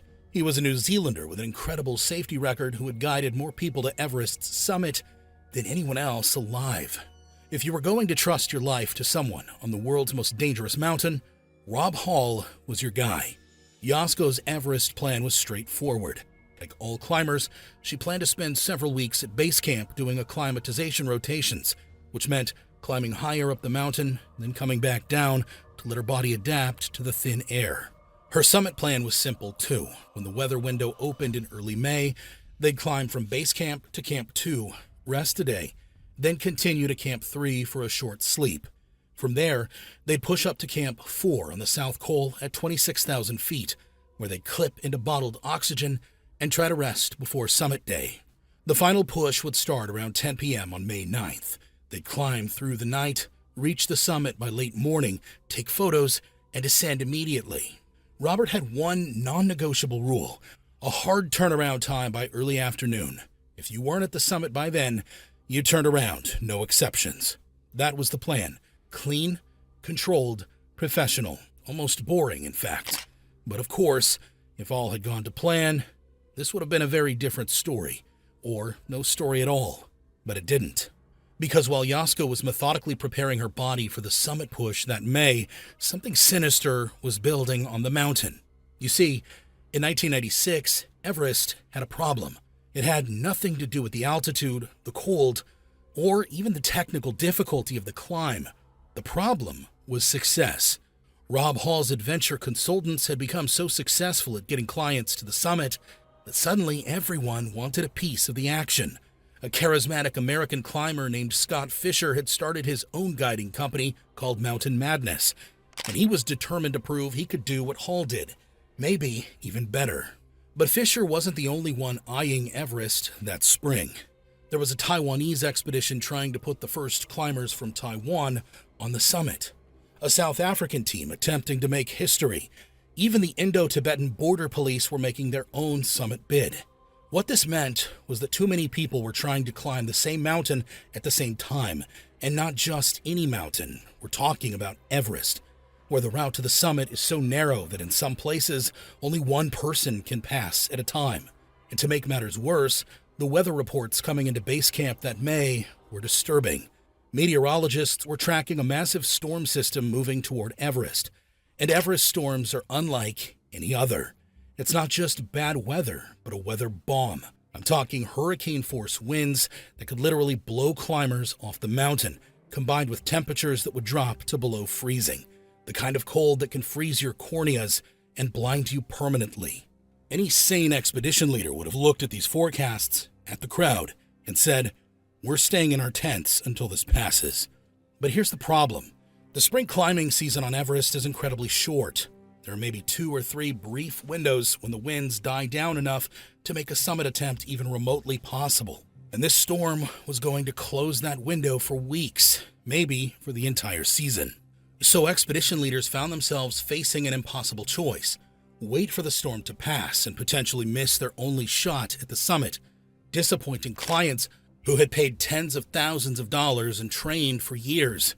Or gamble that they could get up and down the mountain before the weather hit. Rob Hall knew about the approaching storm. Scott Fisher knew about it. Every team leader on the mountain was getting the same horrifying weather reports. But summit fever, that dangerous obsession with reaching the top at any cost, was spreading through base camp like a virus. Clients had mortgaged their houses for this opportunity. Guides had reputations to maintain, and the competitive pressure between the different expeditions was making everyone take bigger and bigger risks. So, despite the weather warnings, despite the overcrowding, despite every red flag screaming at them to wait, almost every expedition made the same deadly decision. They would all attempt the summit on May 10th, 1996, and Yasko was one of those climbers. On the evening of May 9th, Yasko settled into her tent at Camp 4, trying to get a few hours of rest before the most important climb of her life. But sleep at 26,000 feet must have been nearly impossible. The air is so thin that your body fights for every breath, and the constant sound of wind battering the tent makes real rest almost impossible. At around 11:30 p.m., Yasko began her final preparations. She checked her oxygen regulator, adjusted her headlamp, and made sure her down suit was zipped properly. And finally, around midnight on May 1996, Yasko and the entire Rob Hall expedition team began climbing in what can only be described as one of the most challenging terrains on Earth. I can only imagine how she must have felt, breathing air so thin you can barely breathe, in complete darkness. Every step required conscious effort. The temperature was minus 20 degrees. Winds howling like a living thing, conditions that have taken the lives of hundreds of people. But Yasko wasn't thinking about death. She was thinking about glory, about becoming only the second Japanese woman to complete the 7 summits, about proving that size means nothing when you have an unbreakable will. For the first few hours, everything seemed to be going according to plan. Yasko moved steadily upward, her tiny frame somehow generating enough power to keep pace with much larger climbers. The weather was holding. Her oxygen was flowing properly. She felt strong and focused. But at the balcony, which is a tiny, narrow section leading up to the summit at about 27,600 feet, Yasko ran into a nightmare she had never anticipated. She met a traffic jam. Remember when I said all those expeditions were attempting the summit on the same day? Well, this is where that decision really turned dark. Because what that meant was that Yasko, along with more than 30 climbers, were all trying to climb the balcony, a narrow section where only one climber can cross safely, all at the same time. Now, this wasn't supposed to happen. On a normal summit day, there might be 5 or 6 people spread out over hours. But today, every expedition on the mountain had converged on the exact same route at the exact same day. What made this situation even more bizarre was what they discovered when they got there. The fixed ropes and safety lines that every climber depends on for survival were not even installed. Somehow, in the midst of all the planning and coordination between these professional expedition teams, a critical communication breakdown had occurred, and fixing life-saving ropes had somehow been ignored. The guides had to stop everything, install the ropes from scratch, while 30-plus climbers stood motionless in the death zone, burning through their precious oxygen supplies with every breath. Yasko found herself trapped in this deadly queue, watching helplessly as the minutes ticked by. Minutes she would desperately need for her descent. Minutes that could mean the difference between making it home alive or becoming another statistic on the world's most dangerous mountain. At this, any other climber at this point would have doubts. Some might have even turned back. But Yasko pressed on, driven by that unbreakable determination that had carried her up 6 other peaks. The traffic nightmare continued again at the Hillary Step, a 40-foot wall of rock and ice just 300 feet below the summit. Again, no ropes. Again, delays while guides scrambled to set up safety lines. And this time, only one person could climb at a time. Again, Yasko was trapped in another deadly bottleneck.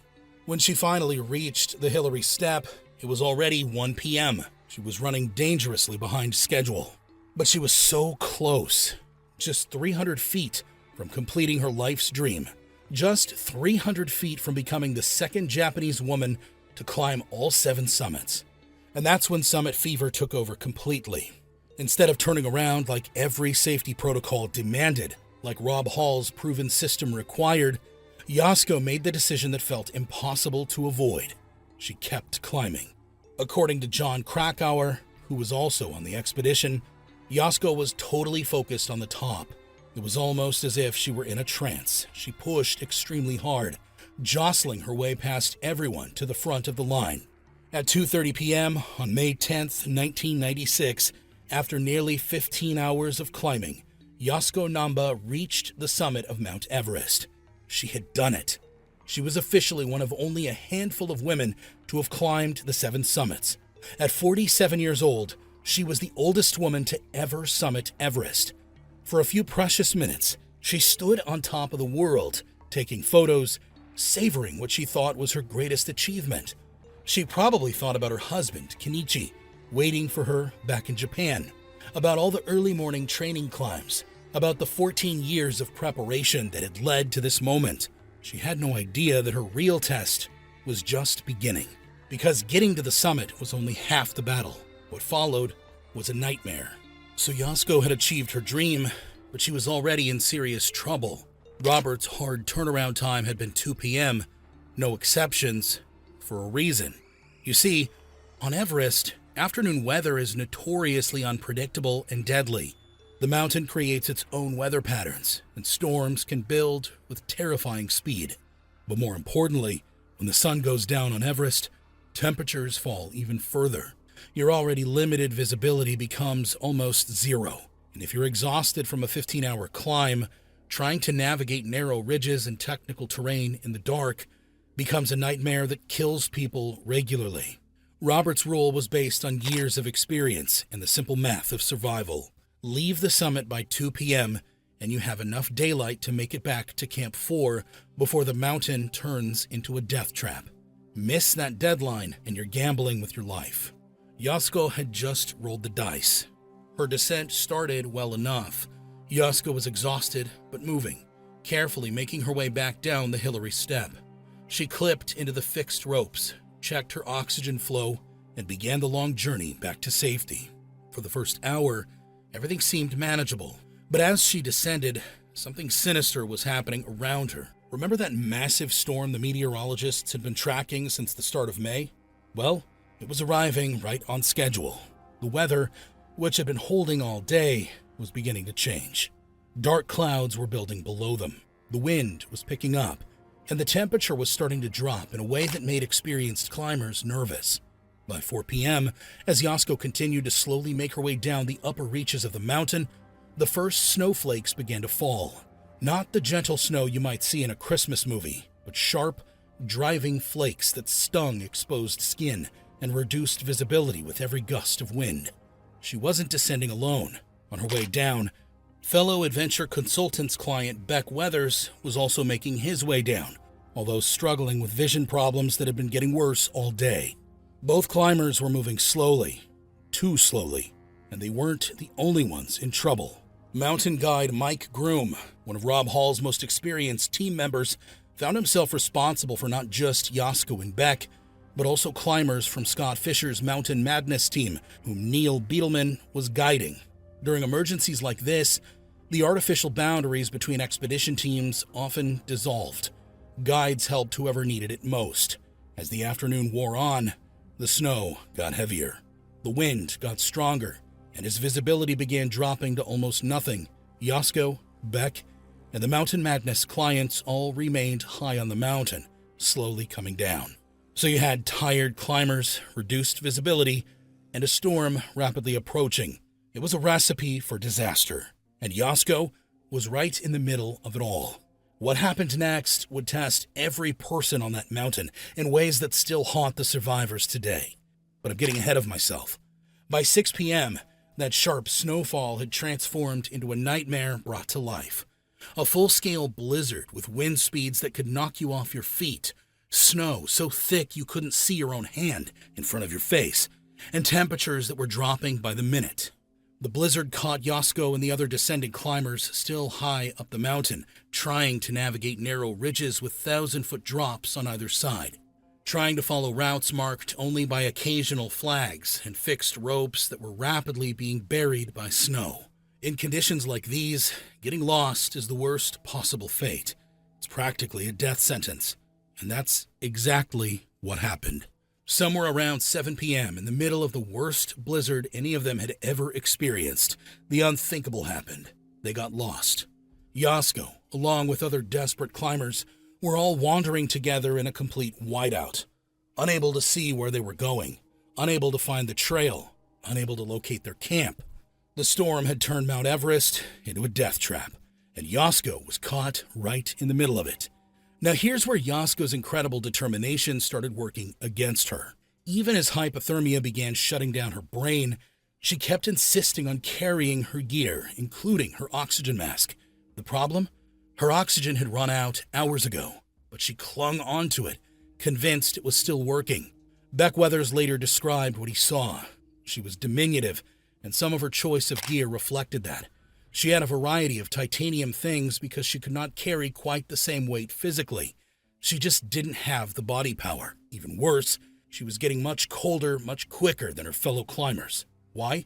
Because at high altitude and extreme temperature, your body burns fat cells to keep warm long enough. And Yasko, with her small body mass, was losing heat much faster than larger climbers. By 7 p.m., she was showing signs of severe altitude sickness. She kept dragging her feet and could not walk properly. At one point, guide Mike Groom had to physically support her as they descended through the worsening blizzard. But they kept moving, kept fighting, kept hoping that somehow they would find their way to safety.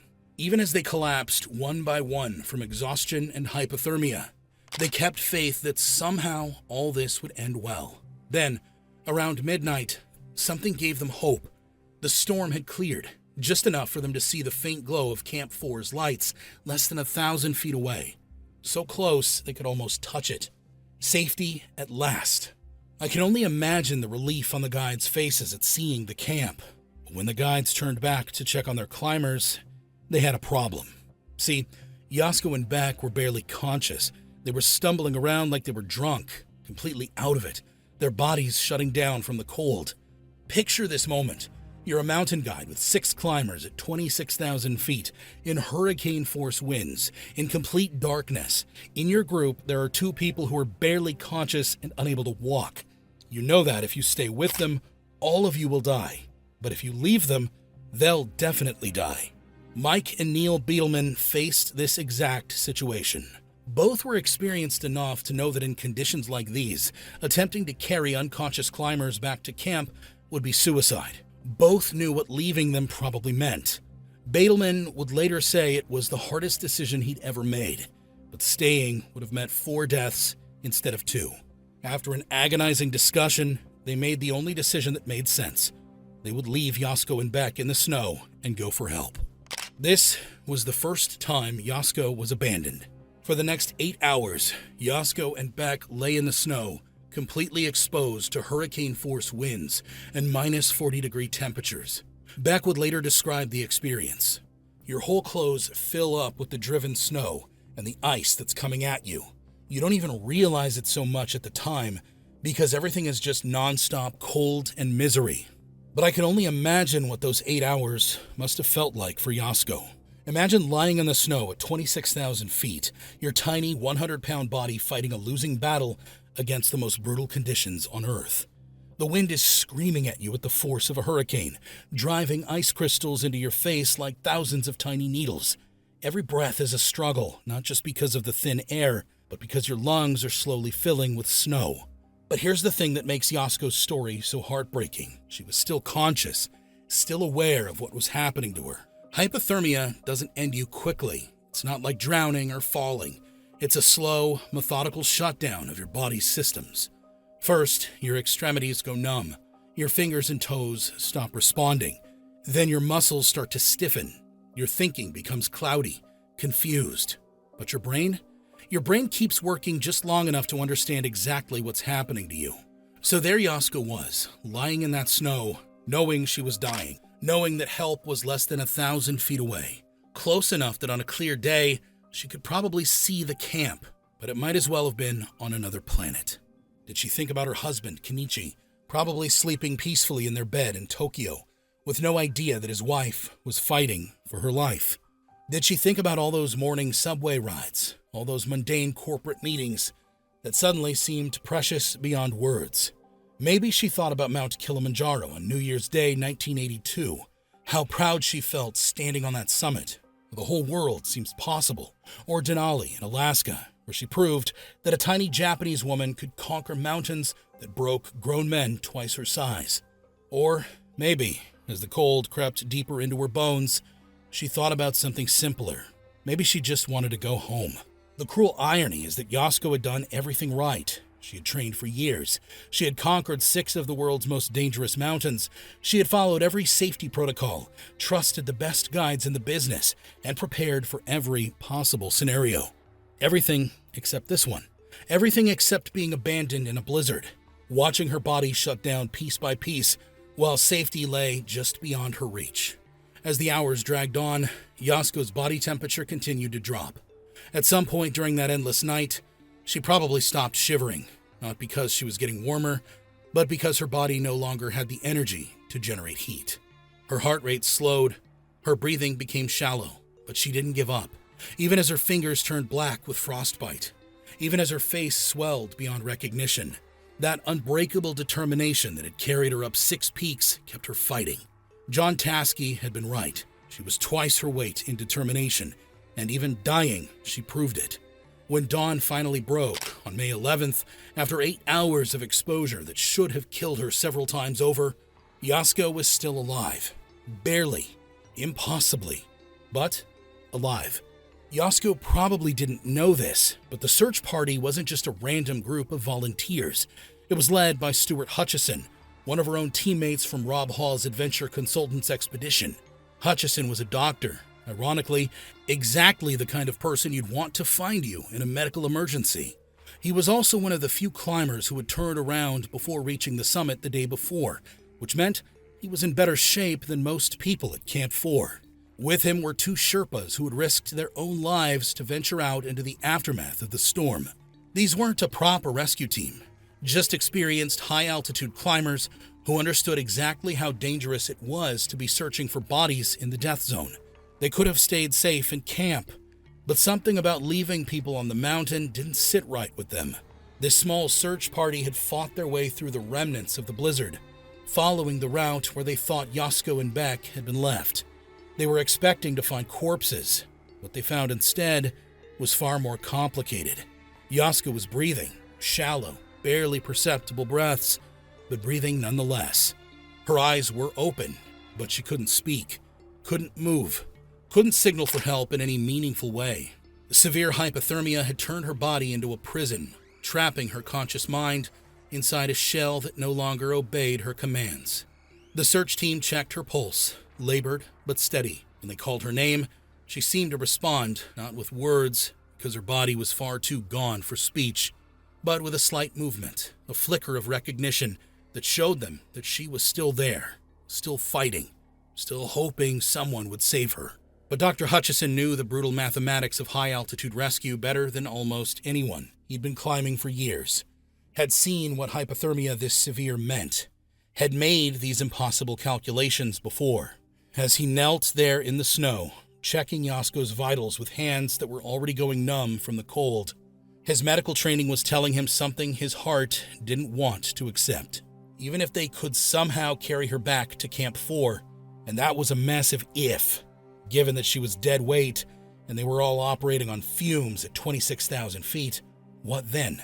There was no helicopter rescue possible at this altitude, no emergency room, no IV fluids or warming blankets or any of that equipment that might give someone with severe hypothermia a fighting chance. The nearest medical facility that could handle something like this was in Kathmandu, at least a week away by foot, through some of the most dangerous terrain on Earth. Even if they could somehow get her that far, it would require a team of Sherpas, perfect weather, and a miracle. Her core body temperature had dropped so low that her organs were already shutting down. As a doctor, he knew that even in a fully equipped ICU, in the best hospital in the world, Jasko's chances would be slim to none. Here, at 26,000 feet, with no equipment and no help coming, those chances dropped to zero. So they made the decision that high-altitude rescue teams make all the time, but which feels different when you're looking into the eyes of someone who's still fighting. They left her there to die again. For the second time in 12 hours, Jasko watched people walk away from her. This time, she knew they weren't coming back. What must those final hours have been like for her? Did she understand what was happening? Did she blame the guides who had to make an impossible choice? Did she blame herself for pushing past the turnaround time? Or did she just lie there, alone with her thoughts, as her body finally gave up the fight it had been waging all night? We'll never know what Jasko was thinking in those final moments, but we do know this. She died as she had lived, with incredible courage, facing impossible odds, refusing to give up even when giving up would have been merciful. Jasko Namba closed her eyes for the final time on May 11th, 1996, less than 1,000 feet from safety, having been abandoned not once but twice by people who had no choice but to choose who lived and who died. Her death sparked debates about rescue ethics that continue to this day. How much risk is one life worth? When do you save yourself versus trying to save someone else? Where do you draw the line between heroism and suicide? These aren't just philosophical questions. They're life and death decisions that climbers face every season on mountains around the world. And while there are no easy answers, Jasko's story serves as a powerful reminder of what's at stake when we push the limits of human endurance. She had achieved her dream of climbing all 7 summits. She had become the oldest woman to summit Everest. She had proved that determination could overcome almost any obstacle. But maybe that's not the best lesson we should take away from her story. Maybe the lesson is simpler, that courage isn't about never being afraid or never facing impossible odds. It's about facing them anyway, about fighting until the very end, even when you know the end is coming. And by that measure, Jasko Namba was one of the most courageous people who have ever lived. What do you think about the decisions made that night on Everest? Should the guides have stayed with Jasko and Beck, even if it meant everyone would die? Or did they make the only choice that made sense in an impossible situation? It's April 20th, 1984. The wind is howling across Everest's west ridge as Hristo Prodanov radios to base camp in triumph. I'm on the summit. The 41-year-old Bulgarian metallurgical engineer has just broken an Everest record and achieved the impossible. But within hours, that triumphant voice will turn to desperate whispers. Trapped on a tiny ledge 28,000 feet up, with fingers so frostbitten they can barely work, Hristo sends transmission after transmission, begging for rescue. His teammates could hear the desperation in his voice, the howl of the mountain, the freezing cold that was slowly stealing his life away. Then, at 7:45 p.m., they heard something that would haunt them forever. One final click of his radio transmitter, and then complete silence.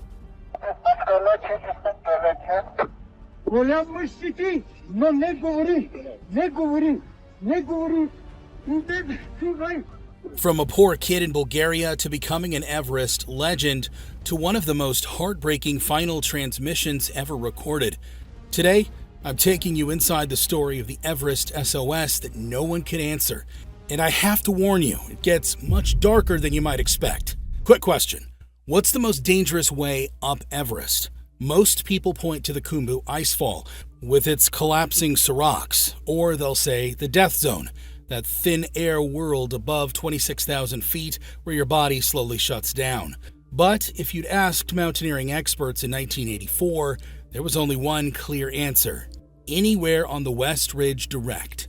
The climbing world nicknamed it the Cruel Way, and once you understand what climbers face on this route, you'll see why that name is almost an understatement. Because imagine trying to balance on a jagged ridge for 4 miles while hurricane-force winds try to knock you off. Impossible, right?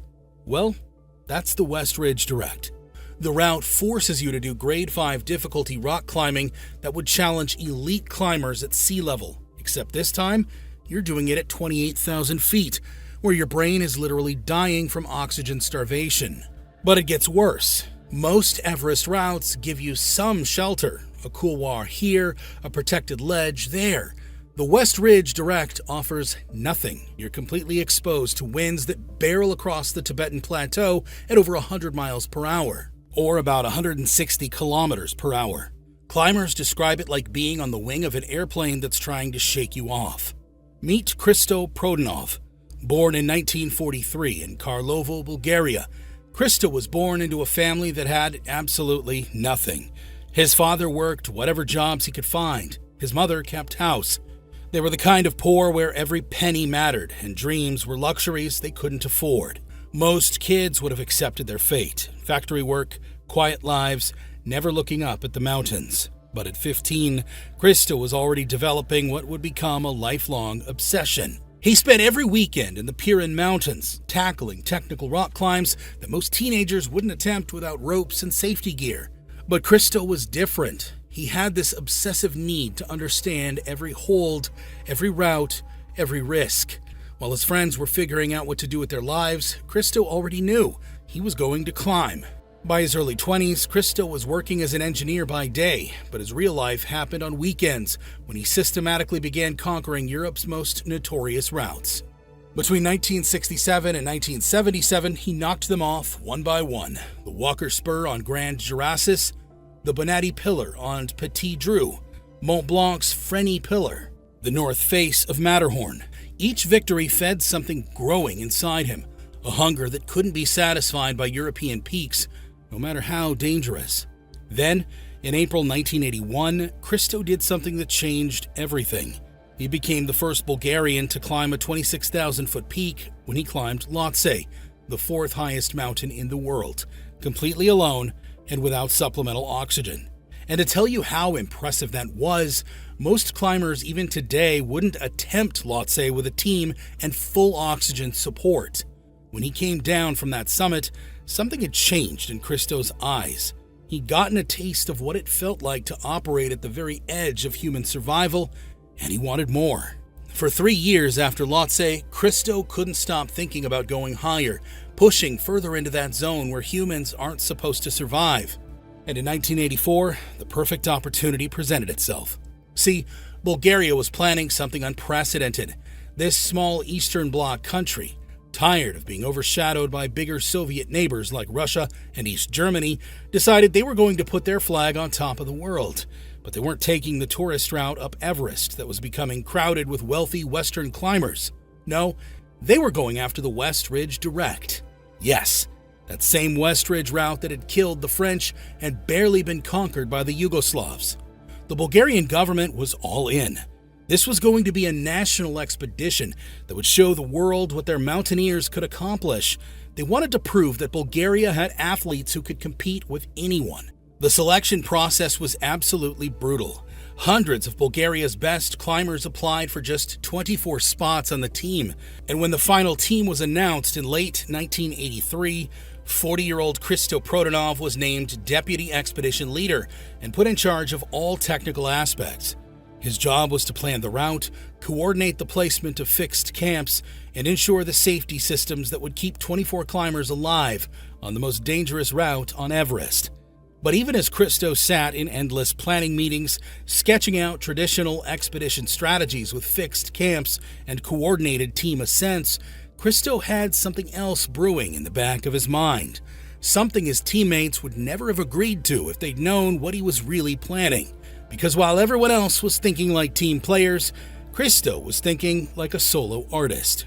You see, while the rest of the team was preparing for a traditional siege-style expedition, the slow, standard type where you spend weeks moving supplies up the mountain, establishing camps, and slowly acclimatizing your body to the altitude, Hristo wanted something more.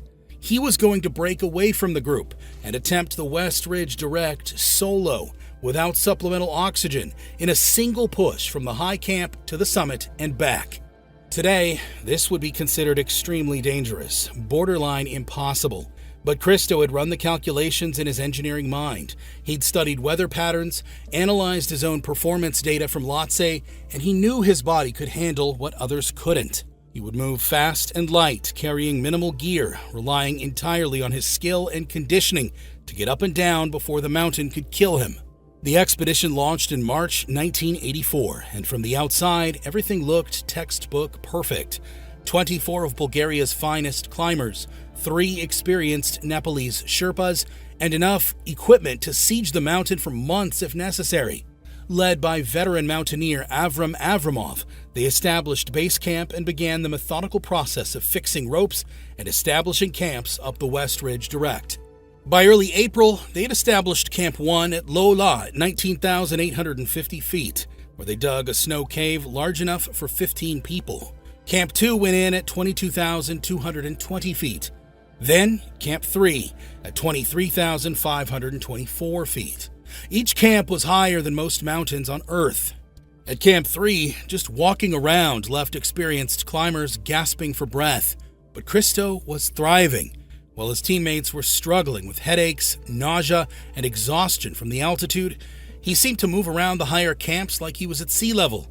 His body, somehow perfectly adapted to conditions that would overwhelm most humans within hours, was operating like a machine built specifically for this environment. On April 18th, they established Camp 4 at 24,670 feet. The next day, Hristo and his guide, Sherpa Chawang Rinzi, pushed even higher, establishing Camp 5 at an incredible 26,640 feet, well into the death zone. That night, as Hristo lay in his sleeping bag at Camp 5, he made the final decision that would define his legacy. Tomorrow, he would attempt something that no human being had ever accomplished. So, at 4:30 a.m. on April 20th, 1984, Hristo and Chawang left Camp 5 in conditions that would have sent most climbers straight back to their sleeping bags. The temperature was hovering at temperatures cold enough to freeze exposed skin in under 2 minutes. The wind was howling across the West Ridge with gusts that could literally blow you off the mountain. But the weather was as good as it was going to get, and they both knew it. For the first few hours, they climbed together through terrain that defied description. Picture trying to climb a ladder made of ice while balancing narrowly on a path with 10,000-foot drops on both sides and hurricane-force winds trying to knock you into the abyss. That's what they were dealing with, except this ladder was nearly 2 miles long and angled at grades that would challenge expert rock climbers at sea level. Now, Chawang was one of the most experienced high-altitude climbers in the world. He'd guided dozens of expeditions, seen every kind of weather and terrain the Himalayas could throw at him, but as they climbed higher on the West Ridge direct, something started bothering him. The route was getting more technical, more exposed, more dangerous with every step. The rock was loose and crumbling, the ice thin and unpredictable. One wrong move would send both of them tumbling into the void. Around mid-morning, they reached a section where the climbing became so technical that Chawang had to make a decision. He looked up at the route ahead, shook his head, and made the call that probably saved his life. He told Hristo he was turning back. Now, for most climbers, this would have been the moment of truth. Your experienced partner, someone who knows these mountains better than you ever will, is telling you the route ahead is too dangerous. The smart move, the safe move, would be to follow him down. But as Hristo watched Chawang rappel away into the swirling snow below, something clicked in his mind. He thought about his childhood in that poor house in Karlovo, watching his father come home with blackened hands from working metal all day. He thought about all the people who had told him that kids like him didn't get to dream big. He thought about that moment on Lhotse when he'd proven he could survive in the death zone alone. This was his chance, not just to summit Everest, but to do something no human being had ever accomplished. The first Bulgarian on Everest. The first April summit in the mountain's history.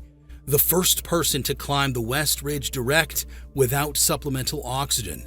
If he turned back now, he'd just be another climber who almost made it. So he did something that shocked even Chawang. He said goodbye to his climbing partner and kept going. Alone, on the most dangerous route on the highest mountain on Earth.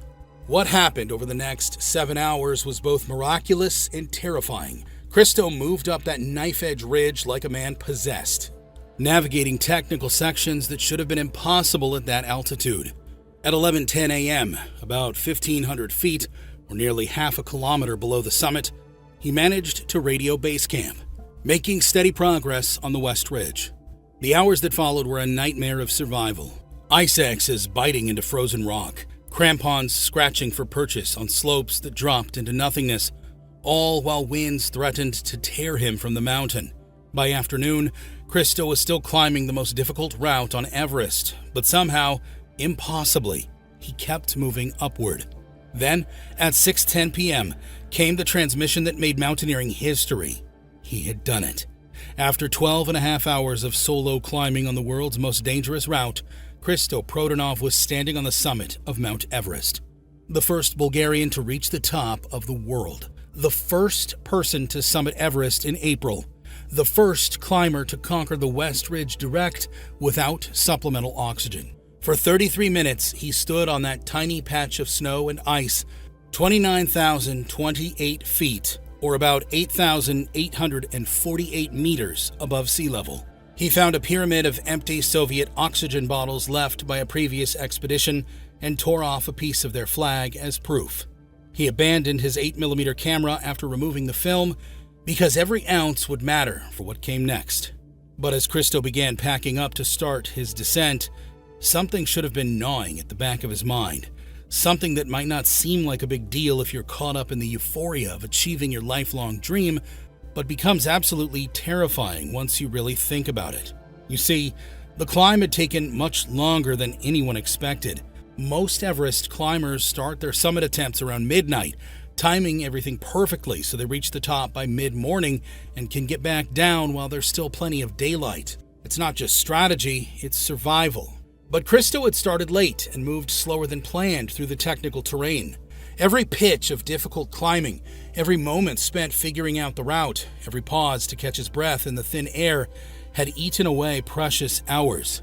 Hours that seemed meaningless when he was focused on just putting one foot in front of the other, now suddenly became the difference between life and death when you realize what's coming. It was now 6:40 p.m. as he started picking his way down from the summit. In the Himalayas in April, that meant he had maybe 30 minutes of usable daylight left. 30 minutes to cover the terrain that had taken him over 12 hours to climb. Now, if you've ever tried to retrace your steps down a hiking trail in fading light, you know how disorienting it can be. Rocks that were obvious landmarks on the way up suddenly look like every other rock. paths that seemed clear in daylight disappear into shadows. You start second-guessing every turn, every decision. But Hristo wasn't on a hiking trail. One wrong step here meant a 10,000-foot fall into the abyss below.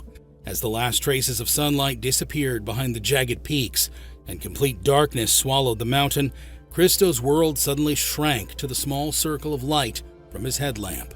For the next 3 hours, Hristo fought his way down that ridge in conditions that would have been challenging in daylight with a full team. In the dark, alone, it was like trying to navigate a minefield while blindfolded. Every step required him to test his footing, probe ahead with his ice axe, and pray that whatever he was stepping onto could actually hold his weight. By 9:10 p.m., Hristo found himself facing an impossible choice. He had managed to descend about 1,000 feet, or almost 305 meters from the summit. But he was still at 28,000 feet, or just over 8.5 kilometers in elevation, and the technical climbing ahead of him, in complete darkness, was getting more and more dangerous.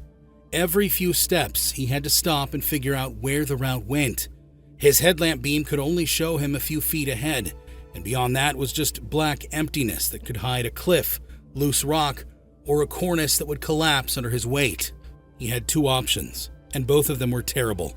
He could keep trying to descend in the dark, risking a fall that would kill him instantly, or he could stop and do something mountaineers call a bivouac. Now, if you're not familiar with that term, a bivouac basically means spending the night outside without proper shelter.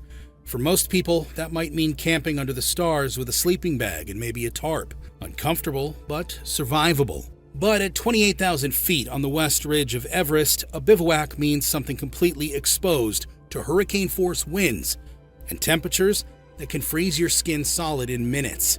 It means trying to survive in an environment where your body is already slowly dying just from the altitude, and now you're asking it to endure a full night without shelter. That's when Hristo made the radio call that sealed his fate. I will bivouac because of darkness. He'd just committed himself to spending the night fighting for his life in one of the most hostile environments on Earth, and he was going to do it completely alone.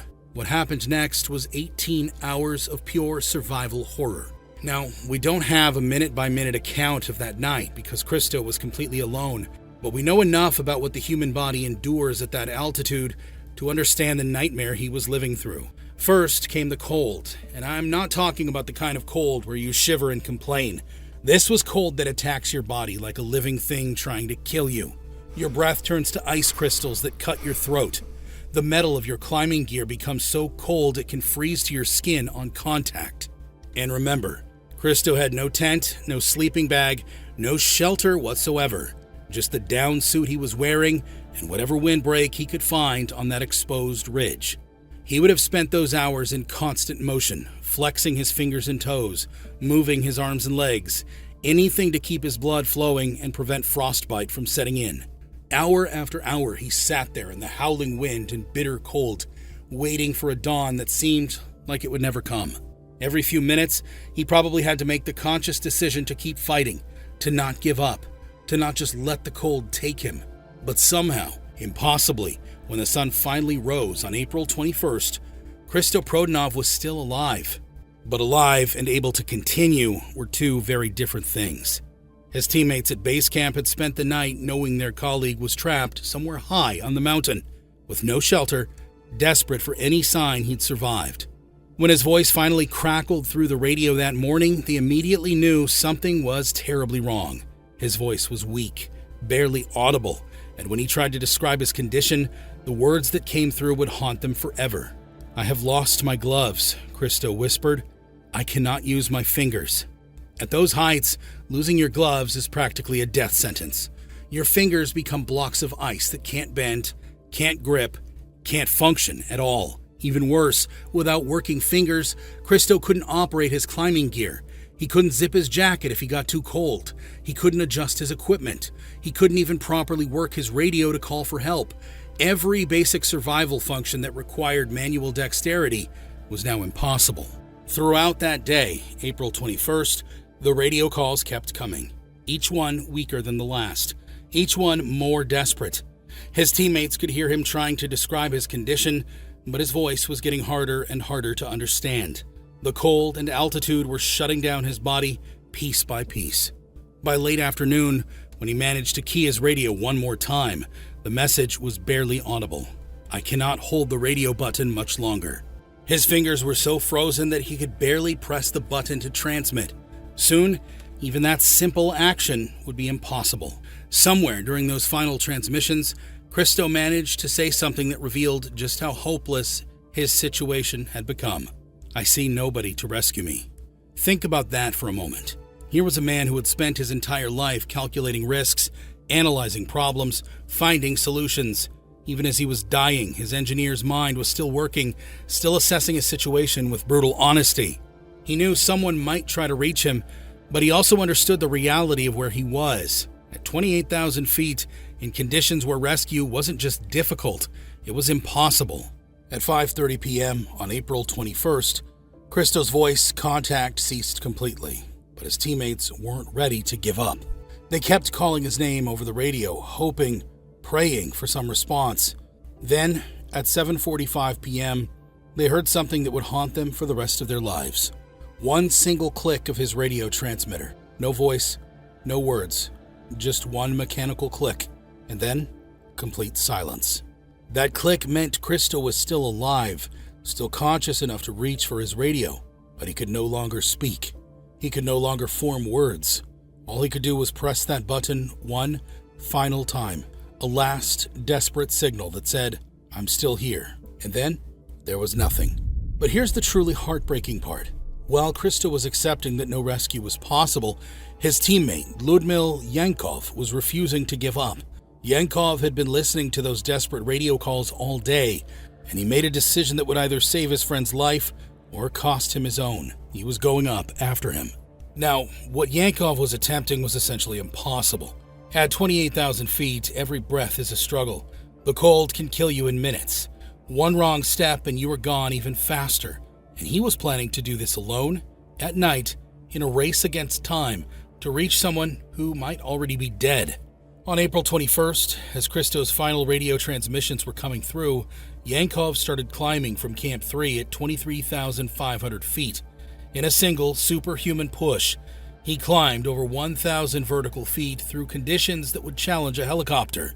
By 9 p.m., Yankov had reached 28,000 feet, close to where Hristo was trapped. But the darkness and wind made it impossible to see anything. Hristo could have been 50 feet away, and Yankov would never have found him. What Yankov did next shows how desperate the situation was. He found shelter on a tiny ledge and spent the entire night at 27,500 feet, in the death zone, continuously shouting into his radio, "Don't fall asleep. You're a great man. Don't sleep. You're Bulgarian. People are running to you." For hours through that brutal night, Yankov's voice was crackling through Hristo's radio. "Окей, Христе, окей, Ито, окей. Разбирам те добре. Не говори. Не заспивай. Не заспивай. Не заспивай. Не заспивай. Не заспивай. Нице, ти си голям мъж си ти. Не заспивай, ти си българин. But there was no response. By morning, Yankov had to face the horrible reality. Hristo was gone, but the mountain extracted its price from Yankov too. The extreme cold gave him frostbite so severe that when he finally made it back to base camp, 4 of his fingers had to be amputated. He'd sacrificed parts of his own body trying to save his teammate. Despite extensive searches over the following days, Hristo's body was never found. Yankov later said about his friend, he stayed forever at the peak, fused with his dream. But this story doesn't end there, because 20 years later, something impossible happened that would turn this tragedy into a family curse. It was May 2004. The spring climbing season was in full swing, and teams from all over the world had gathered on Everest's north side in Tibet. Among them was a small Bulgarian contingent led by Ivan Maslarov, head of the Bulgarian Federation of Alpine Clubs. With him was his wife, a woman wearing a bright red furry cap that stood out in every photograph taken at Advanced Base Camp. Her name was Mariana Prodanova Maslarova. She was Hristo's niece. She had come here with a single goal, to become the first Bulgarian woman to summit Mount Everest without supplemental oxygen, and to honor the uncle who had vanished on the mountain 20 years earlier. But from the moment she arrived, veteran climbers and Sherpas were uneasy. She climbed slowly, dangerously slowly, often trailing behind other climbers. On practice climbs, she had been giving oxygen to her Sherpa, something so alarming that expedition leaders began voicing concern. Mingma Dorje, one of the most respected Sherpas in the Himalaya, reportedly begged her not to push higher. Even Western teams intercepted her radio calls, shouting warnings, "Get her out of there." But Mariana's mind was made up. On May 18th, she left the North Col without her Sherpa or even her backpack, shocking those from below. And on May 21st, exactly 20 years and 30 days after Hristo vanished, she began her final push toward the summit. The wind tore across the north face as she left Camp 3 in the early hours. Her pace was painfully slow. It took 13 exhausting hours just to reach the second step at nearly 27,000 feet. By then, her struggle up the fixed ladder created a dangerous traffic jam, with radios crackling with frustration and alarm, but she kept climbing. Higher up, her movements became erratic. Climbers passing her reported she seemed detached, almost dreamlike, pointing toward the summit and saying just one word in a sing-song voice: "Summit." Her Sherpa, Mingma Dorje, who had stayed behind, had already warned she wasn't strong enough to be up there. Now, everyone watching from below could see it too. At that height, slipping out of sight doesn't take much. The ridge narrows, the wind cuts visibility to almost nothing, and climbers move like ghosts, too exhausted to do more than focus on survival. Mariana was completely alone. She had no Sherpa, no partner, and when darkness closed in, she was just another headlamp swallowed by the storm. A single step off the hard-packed trail, a stumble into drifted snow, and she was invisible. Only meters from the route, but beyond help. On Everest, you don't need to fall to disappear. You just have to stop moving. And somewhere above the second step, that's exactly what happened. Mariana simply vanished into the death zone's thin air. Days later, a Brazilian team climbing the North Face would find her body frozen in place at that same altitude where her uncle had vanished 20 years before. The bright red cap made her instantly recognizable. To climbers on the mountain, it felt like Everest had closed a circle.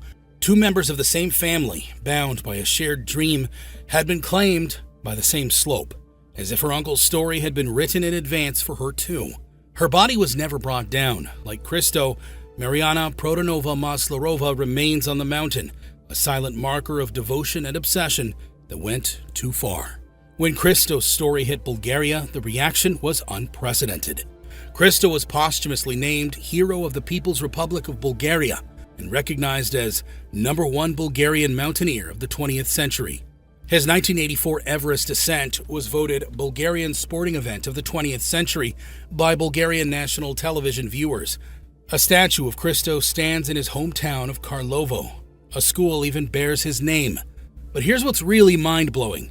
The West Ridge direct route has remained completely unrepeated for 40 years since Hristo's expedition. Think about that. 40 years of advancing technology, improved equipment, better weather forecasting, and enhanced climbing techniques. Routes that were considered impossible in the 1980s are now climbed regularly by competent mountaineers. But the West Ridge Direct? Still one of the most dangerous routes on the mountain. Only 3 of 21 teams had succeeded on any West Ridge route as of 2000, making it statistically more difficult than K2. So how do we remember Hristo Prodanov? As the Bulgarian engineer who achieved the impossible on Everest's deadliest route? As a tragic figure whose ambition led him to attempt something no one else had dared repeat? Or as something far more complex? Let me know in the comments. Hristo Prodanov is still on Mount Everest today. His body will probably be there forever because the West Ridge is considered too dangerous for recovery operations. But he achieved his dream. He proved that determination and skill could overcome any obstacle, even if the price was ultimate. He died having lived his dream, rather than dying before he got the chance. May 11th, 1996. A man lies motionless in the snow on Mount Everest. His face is completely black with frostbite. His hands are frozen solid. 2 different rescue teams have already found him and checked his pulse, and both times they came to the same conclusion: this guy's dead. They even informed his wife that his body was going to stay up there forever. But hours later, something will happen that defies every principle of high-altitude medicine, something that no doctor, no climber, and no scientist will ever be able to explain. This is the incredible story of Beck Weathers. On May 10th, 1996, you would have seen something that would make any experienced mountaineer incredibly uneasy.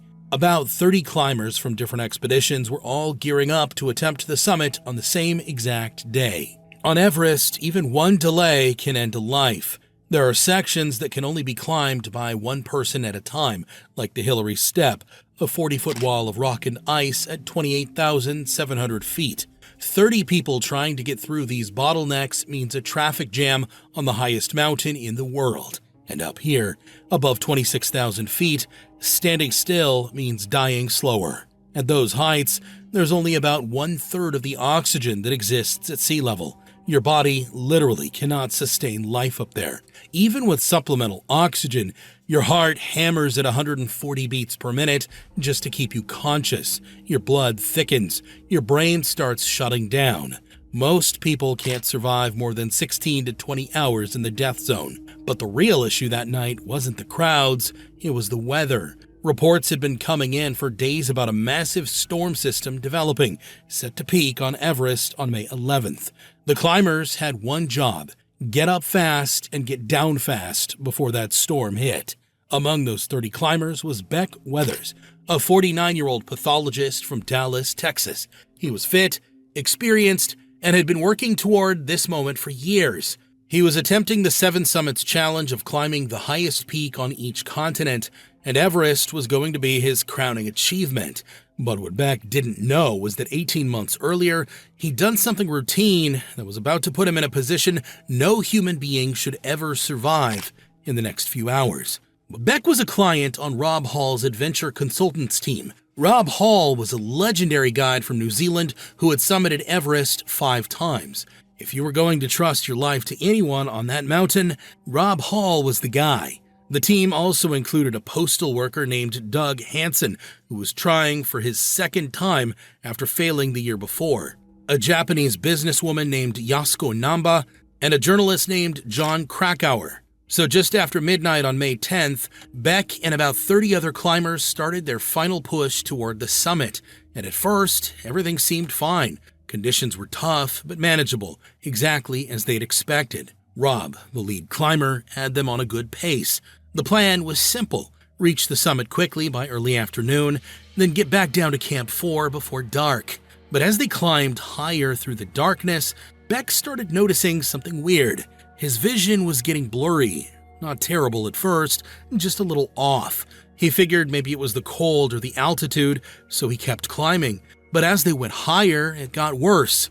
By the time they reached about 27,000 feet, Beck realized he couldn't see clearly anymore. Shapes were fuzzy, distances were hard to judge. Then they hit their first major problem. At the balcony at 27,400 feet, the fixed ropes that were supposed to help climbers navigate weren't there. The Sherpas hadn't set them up yet. Everyone had to stop and wait while the guides scrambled to fix it. Nearly an hour of precious time they didn't have. During that wait, as dawn started creeping over the Himalayas, Beck realized something terrifying. He wasn't just blurry anymore, he could barely see at all. He was going blind. Beck immediately told Rob Hall. Rob understood the severity. You cannot climb Everest blind. One wrong step and you're falling thousands of feet to your death. So Rob made a call. He told Beck to sit down right there at the balcony and wait. Maybe when the sun came up fully, Beck's vision might improve. Just wait here for me, Rob said. When I come back down from the summit, we'll descend together. Beck agreed. What else could he do? So he sat down at 27,400 feet to wait, and he would end up sitting there for over 10 hours while everything fell apart around him. Here's what caused Beck's vision problem. 18 months earlier, Beck had gotten an eye surgery procedure called a radial keratotomy to fix his nearsightedness. The surgeon makes tiny incisions in your cornea in a spoke-like pattern. The cuts flatten the cornea and correct your vision. Beck's surgery went perfectly. What virtually nobody knew back in 1994 was that radial keratotomy creates permanent weak spots in your cornea. When the eye isn't getting enough oxygen, those weak spots swell, causing the cornea to flatten even more than intended. Your perfect sea-level vision suddenly becomes severely distorted. So while Beck went to Everest thinking his vision problems were solved forever, what he actually did was he carried a hidden medical danger that activated at the worst possible moment in the worst possible place. And now, Beck was sitting at the balcony, blind, waiting for Rob Hall to come back and guide him down. But Rob Hall had his own problems developing up above. See, Rob and the rest of the team had hit another massive bottleneck at the Hillary step. Again, the fixed ropes hadn't been set up yet. More delays, more oxygen burned, more precious time lost. At this point, Rob started feeling antsy. They were already way behind schedule before this happened, and there's this really important rule on Everest: turn around by 2 p.m., no matter what. Because if you're still up there in the death zone when darkness falls, you're probably going to die. But here was the brutal reality. These clients had paid $65,000 each. Some had mortgaged their houses for this. This was their dream. And Rob knew that if he turned them around now, just an hour from the summit, they would be devastated. So, Rob made a decision that would haunt the climbing world for decades. He let them continue. By the time the first climbers reached the top, it was 1 p.m., then more at 2 p.m., then 3 p.m. The last climber, Doug Hansen, reached the summit around 4 p.m., and Rob stayed up there with him the entire time, making sure his client achieved his dream, because that was the kind of guy Rob Hall was. And while that sentiment is truly admirable, it would come back to haunt Rob in the worst possible way. Because throughout that day, as climbers celebrated at the summit, something was happening that nobody could see yet. Around 3 p.m., snow started falling. Light flurries at first. By 4 p.m., heavier. By 5 p.m., the wind picked up. And then, at 6 p.m., everything changed. The wind went from a breeze to a freight train in seconds. Suddenly, it was hitting 70 miles per hour, gusting over 100. Near hurricane-force winds, in a place where the human body is already operating at the absolute edge of survival. Even worse, the visibility disappeared. One moment you could see the person in front of you, the next moment, nothing. Just white everywhere. Climbers described it as being trapped inside a bottle of milk. Remember the storm I told you about earlier, predicted to hit on May 11th?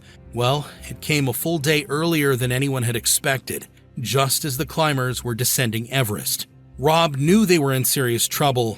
Now he had exhausted clients scattered across the upper mountain, with a blizzard closing in and darkness hours away. Even worse, Doug Hansen had completely run out of energy. His legs wouldn't work anymore. His supplemental oxygen had run out, and without it, his body was shutting down fast.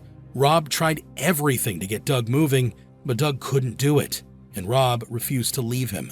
So while other climbers were desperately trying to descend, Rob stayed with Doug near the south summit, hoping against hope that Doug would somehow find the strength to move.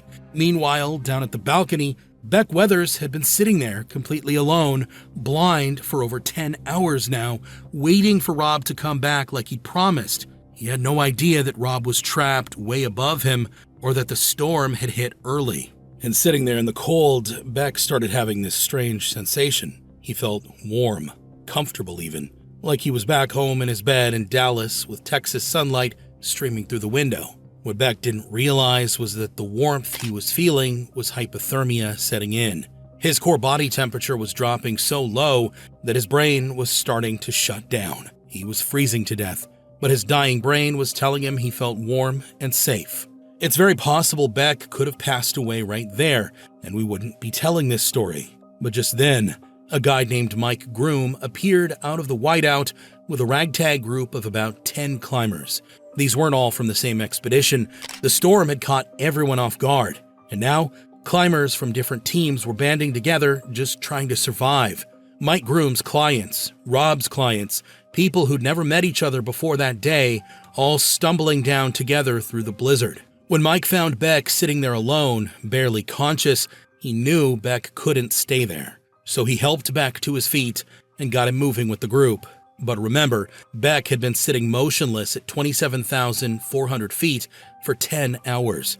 His body was barely functioning. He was severely hypothermic, oxygen deprived, and completely blind. The group started moving down together, with Beck stumbling along, but in that whiteout, nobody could actually see where they were going. The wind was screaming at over 70 miles per hour. They walked for what felt like hours. They should have reached Camp 4 by now, but there was nothing, just endless white in every direction. They quickly realized something terrifying. They were completely lost. Somewhere on the South Col, in hurricane-force winds, in the death zone, with their oxygen running out, they had made a wrong turn, and now they had no idea where they were. Finally, they just couldn't go any further. One by one, the climbers collapsed from exhaustion. They huddled together in the snow, trying to preserve whatever body heat they had left, and that's where Beck Weathers collapsed too. Later, they would find out they'd been wandering in circles. They were only roughly 65 feet from a massive cliff edge called the Kangshung Face. If they'd walked just a little bit further in that direction, they would have walked straight off the mountain. But they didn't know that yet. All they knew was they couldn't move anymore. They were done. But around midnight, there was a brief moment where the storm cleared just enough that they could see lights in the distance. Camp 4, maybe 500 feet away, less than the length of 2 football fields. So close, but in their condition, it might as well have been on another planet. Some of the stronger climbers decided to make a run for it. They got up and stumbled toward those lights, and somehow they made it. When they reached Camp 4, they immediately told the others about the people left behind in the storm. That's when a Russian guide named Anatoly Bukriv did something absolutely incredible. This guy had already summited Everest earlier that day without supplemental oxygen, then descended back to Camp 4. He was exhausted, but when he heard there were people dying out there, he didn't hesitate. He grabbed his headlamp and went back out into that blizzard at 26,000 feet in complete darkness. Bukriv made multiple trips into the storm that night. Each time he'd venture out into the whiteout, somehow find someone, and drag them back to camp. He saved 3 people that night through sheer willpower and courage. But when Bukriv saw Beck, he had to make a tough decision. At this point, Beck was lying there with his face encrusted in ice, completely black with frostbite. His jacket was somehow open and packed with snow. His right glove was gone, and his bare hand was already turning gray and hard like frozen meat. And his right arm had frozen in this grotesque position above his head that he couldn't lower. Bukriv checked for a pulse. It was there, but barely. So faint he could hardly detect it. Now, I want you to imagine you are Anatoly Bukriv right now. You're standing at 26,000 feet in the death zone. You've already climbed Everest today without oxygen. You've made multiple rescue trips into a blizzard that's trying to kill you. You're exhausted, your body is breaking down, and now you're looking at 2 people who appear to be dying or already dead. You know that if you try to move them, it might kill you too. And if you die, you can't save anyone else. What do? Bukriv made the only call he could. He left them there and went back to save the people who still had a fighting chance. And just like that, Beck Weathers was left for dead for the first time. But the story doesn't end there. The next morning, around 6 a.m. on May 11th, a Canadian doctor named Stuart Hutchinson woke up at Camp 4 with a thought that wouldn't leave him alone. Now, Stuart was one of Rob Hall's clients who had turned back before reaching the summit the day before. Unlike the others, he made the tough call when he realized the delays were too dangerous and headed back. Now, while most of the survivors at camp were too exhausted or too traumatized to move, Stuart couldn't stop thinking about the people who'd been left out there in the storm. So Stuart grabbed a couple of Sherpas and went back out to check. Maybe, just maybe, someone was still alive. When they reached the location where Beck had been left, he was completely buried in snow. Only his hands and feet were visible, sticking out. Stuart and the Sherpas started chipping away the ice from his face, and when they finally cleared it, Stuart checked for a pulse. It was there. Barely, but it was there. But Beck's condition was catastrophic. His face was completely black with frostbite, with ice everywhere, and his right arm was already dead. Stuart Hutchinson later said that Beck Weathers was as close to death and still breathing as any patient he had ever seen in his entire medical career. He could barely detect Beck's carotid pulse, which is the last pulse you lose before you die. By every medical standard Stewart knew, Beck Weathers was gone. His body just hadn't stopped yet. So Stewart made the only call he could make. He left Beck there and returned to Camp 4 to report his findings. Beck Weathers was officially declared dead for the second time. At 6 a.m. on May 11th, 1996, Peach Weathers got a phone call at her home in Dallas. It was from Adventure Consultants in New Zealand. They told her that her husband had passed away on Mount Everest. They said Beck had been lying in negative 40-degree Fahrenheit temperatures for approximately 18 hours, that he had been unconscious in a hypothermic coma for 15 hours. Every principle of high-altitude medicine said this man should be dead. Everyone who had examined him believed he was dead. And yet, at 4 p.m. that afternoon, Beck Weathers opened his eyes. At first, he was really confused. He said later that his first sensation was warmth and comfort. He genuinely thought he was in his bed at home in Dallas, with Texas sunlight coming through the window. But then something happened that Beck couldn't really explain. Even years later, his family appeared in his mind's eye. Not like a memory or a photograph. He said they appeared in vivid focus, as if they might speak to him at any moment. His wife, Peach, his daughter, Meg, his son, Bub, and Beck understood something with perfect clarity. He said later it was like hearing a voice that told him, if you don't get up right now, you will never see them again. Now here's what makes this moment so incredibly profound. Beck Weathers had been running from his family for years. You see, Beck had been dealing with severe, life-threatening depression since college. For over 20 years, this thing he called the Black Dog had been eating him alive every single day. He never told anyone about it. In his mid-30s, Beck accidentally discovered that if he drove his body hard enough through extreme physical punishment, the depression would actually lift for a while. That lack of thinking, that mental silence, was the most pleasant thing he'd ever experienced. So at 40 years old, Beck got into mountaineering, and the mountains became his escape from the depression. High-altitude climbing gave him complete silence in his head through brutal physical exhaustion. But eventually, the mountains stopped being an escape and became an obsession. His training schedule was absolutely insane. He'd wake up at 4 a.m. to work out, then spend the whole day at the hospital as a pathologist, come home, barely say 2 words to his family, and pass out at 8 p.m. Then, he'd disappear for weeks at a time on expeditions. His daughter Meg said he'd work out all day and I'd never see him. Then he'd go climb these mountains for weeks at a time. It was really hard on me because I just missed my dad and wished he were here. His son was even more direct. I never really noticed when he was gone because he was absent when he was here.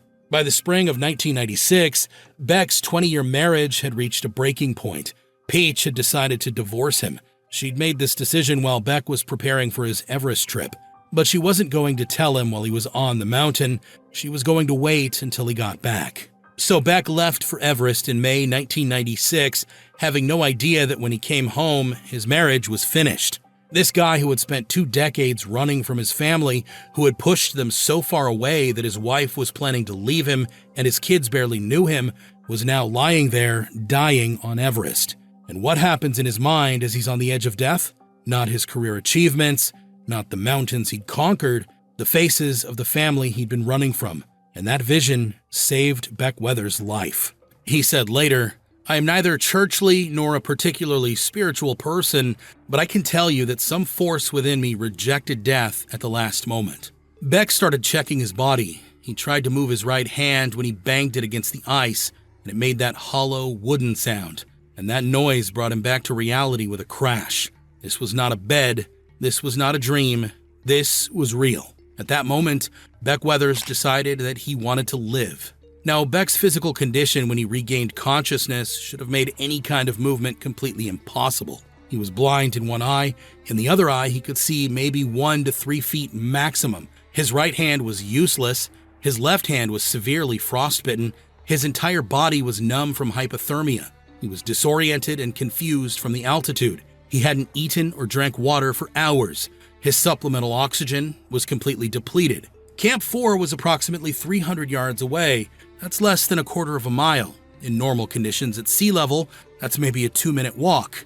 But at 26,000 feet, severely frostbitten, hypothermic, and essentially blind, that distance might as well have been 300 miles. Beck Weathers got up anyway. He said later, "I figured I had 3 or 4 hours left to live, so I started walking." He used what little vision remained in one eye. He relied on his memory of where the camp had been located. He stumbled constantly. He fell, he got up, he fell again. He had no depth perception, so he couldn't judge where the ground was. His feet felt like porcelain, like they were going to shatter with every step. But Beck Weathers had spent decades training his body to endure punishment. He'd spent years punishing himself to the absolute limit to escape his depression, and he used that discipline now. He said, "As long as my legs would run and I could stand up, I was going to move toward that camp. If I fell down, I was going to get up.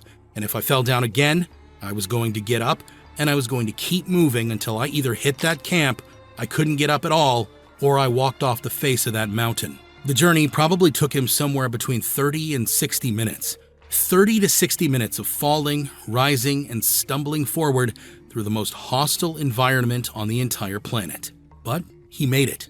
At approximately 4:35 p.m. on May 11th, Beck Weathers stumbled into Camp 4, to the pure shock and disbelief of every single climber on that mountain. Todd Burleson, an American climber who was there, later described what he saw. "I couldn't believe what I saw. This man had no face. It was completely black, solid black, like he had a crust over him. His jacket was unzipped down to his waist, full of snow. His right arm was bare and frozen over his head. He could not lower it. His skin looked like marble, white stone, no blood in it." Think about that for a second. These were climbers who had been told Beck Weathers was dead. Some of them had literally helped make the phone call to Peach Weathers, informing her that her husband had died on the mountain. They had written him off and made their peace with his death. Now, here he was, walking into camp under his own power. But here's the thing. Despite this absolutely miraculous return, the grim medical assessment remained unchanged. Nobody thought Beck Weathers was going to survive the night. They put him in a tent, gave him sleeping bags and hot water bottles and a steroid injection, and then they basically left him to die as comfortably as possible. But Beck, even in his condition, maintained his sense of humor. When climbers first reached him, he joked, "They told me this trip was going to cost me an arm and a leg. So far, I've gotten a little better deal." Beck survived another night, and the next morning, May 12th, when the survivors were preparing to evacuate, they found Beck Weathers still alive, still coherent, to everyone's continued surprise. But getting Beck off the mountain alive was going to require something that had literally never been done before in mountaineering history. You see, while Beck was clinging to life on the mountain, his wife Peach was orchestrating what can only be described as a miracle back in Dallas. After receiving the phone call that Beck was dead, and then hearing hours later that he was somehow alive but unreachable, Peach went into overdrive. She contacted U.S. Senator Kay Bailey Hutchison. She reached out to Senate Minority Leader Tom Daschle. She got the State Department involved, who contacted the U.S. Embassy in Kathmandu. But here was the problem. What Peach was asking for was impossible. Literally impossible. Beck needed to be evacuated by helicopter from approximately 19,860 feet, and helicopters simply cannot fly at that altitude. The air is so thin that they can't generate enough lift to stay airborne. Multiple experienced civilian helicopter pilots had already refused the mission. They said it couldn't be done. But on May 13th, 1996, embassy officials tracked down a pilot at the Royal Nepal Golf Club. His name was Lieutenant Colonel Madan Khatri Chetri. He was a member of the Warrior Caste of Nepal, a designation that carries significant cultural weight and demands a personal code of honor. When the embassy officials explained the situation and essentially challenged him to prove his brave heart, Madan Khatri Chetri's response was immediate. He said, "I will do this thing. I will rescue the Beck." What happened next sounds literally like something straight out of Mission Impossible. Madan stripped the helicopter of all unnecessary equipment to reduce weight. He flew solo with no co-pilot and no crew. He carried only minutes of spare fuel. He flew just feet off the ground wherever possible to maximize air density under the rotors. And then he pushed that helicopter beyond its recommended limits, flying in severe snowstorm conditions with winds gusting between 20 and 70 miles per hour and temperatures at negative 50 degrees Fahrenheit. Climbers at Camp 1 scrambled to clear a flat landing zone. They marked an X in the snow with Kool-Aid powder because that's all they had. Madan circled multiple times, assessing whether landing was even possible, and then he brought the helicopter down. The first passenger was Makalu Gao, a Taiwanese climber who was also in critical condition. Beck, despite being in desperate condition himself, gave up his spot. He said later, "It seemed like the thing to do at the time, but when that helicopter took off with Makalu in it, I must tell you, my spirits were down around my feet because I didn't think he was coming back." But Madan Khatri Chetri did come back. He landed a second time at nearly 20,000 feet. Beck Weathers was gently lifted aboard, and the helicopter descended to Everest Base Camp, then continued to Kathmandu. The rescue set the record for the highest helicopter landing and rescue ever completed. For his incredible heroism, Madan Khatri Chetri was awarded the Nepal Tara Star of Nepal, Nepal's highest military honor. But at the hospital in Dallas, Beck faced the brutal medical consequences of his survival. The frostbite damage required nearly a dozen surgeries over the next year. His right arm was amputated halfway between his elbow and wrist. All 4 fingers and his thumb on his left hand had to be amputated. The surgeons fashioned what remained into a functional mitt. Parts of both feet required amputation. The surgeons even had to rebuild Beck's nose. The tissue had died completely, leaving a gaping hole in his face. They harvested skin and tissue from his forehead and rotated it down to reconstruct his nose. Beck literally had his new nose growing on his forehead for months while the tissue established new blood vessels. But Beck survived. He even returned to work as a pathologist about 4 months after his amputations, working with a physician's assistant who provided the fine motor skills his missing fingers could no longer perform. And here's the most remarkable thing. The chronic, life-threatening depression, that black dog that had stalked Beck for over 20 years, simply vanished. It was just gone. Beck explained it like this: "The things that made me miserable and driven have largely disappeared. I got that monkey off my back, and I'm a vastly happier person and much more at peace than I have ever been in my life." Beck decided at that moment that he would dedicate all his obsession, all his drive, all his determination to becoming the man his family deserved. And the transformation was real and profound. By 2015, nearly 20 years after Everest, Beck and Peach were still together in their North Dallas home. Beck had become a grandfather who doted on his grandchildren. His grown children lived nearby. The marriage that was heading for divorce in 1996 hadn't just survived, it had thrived.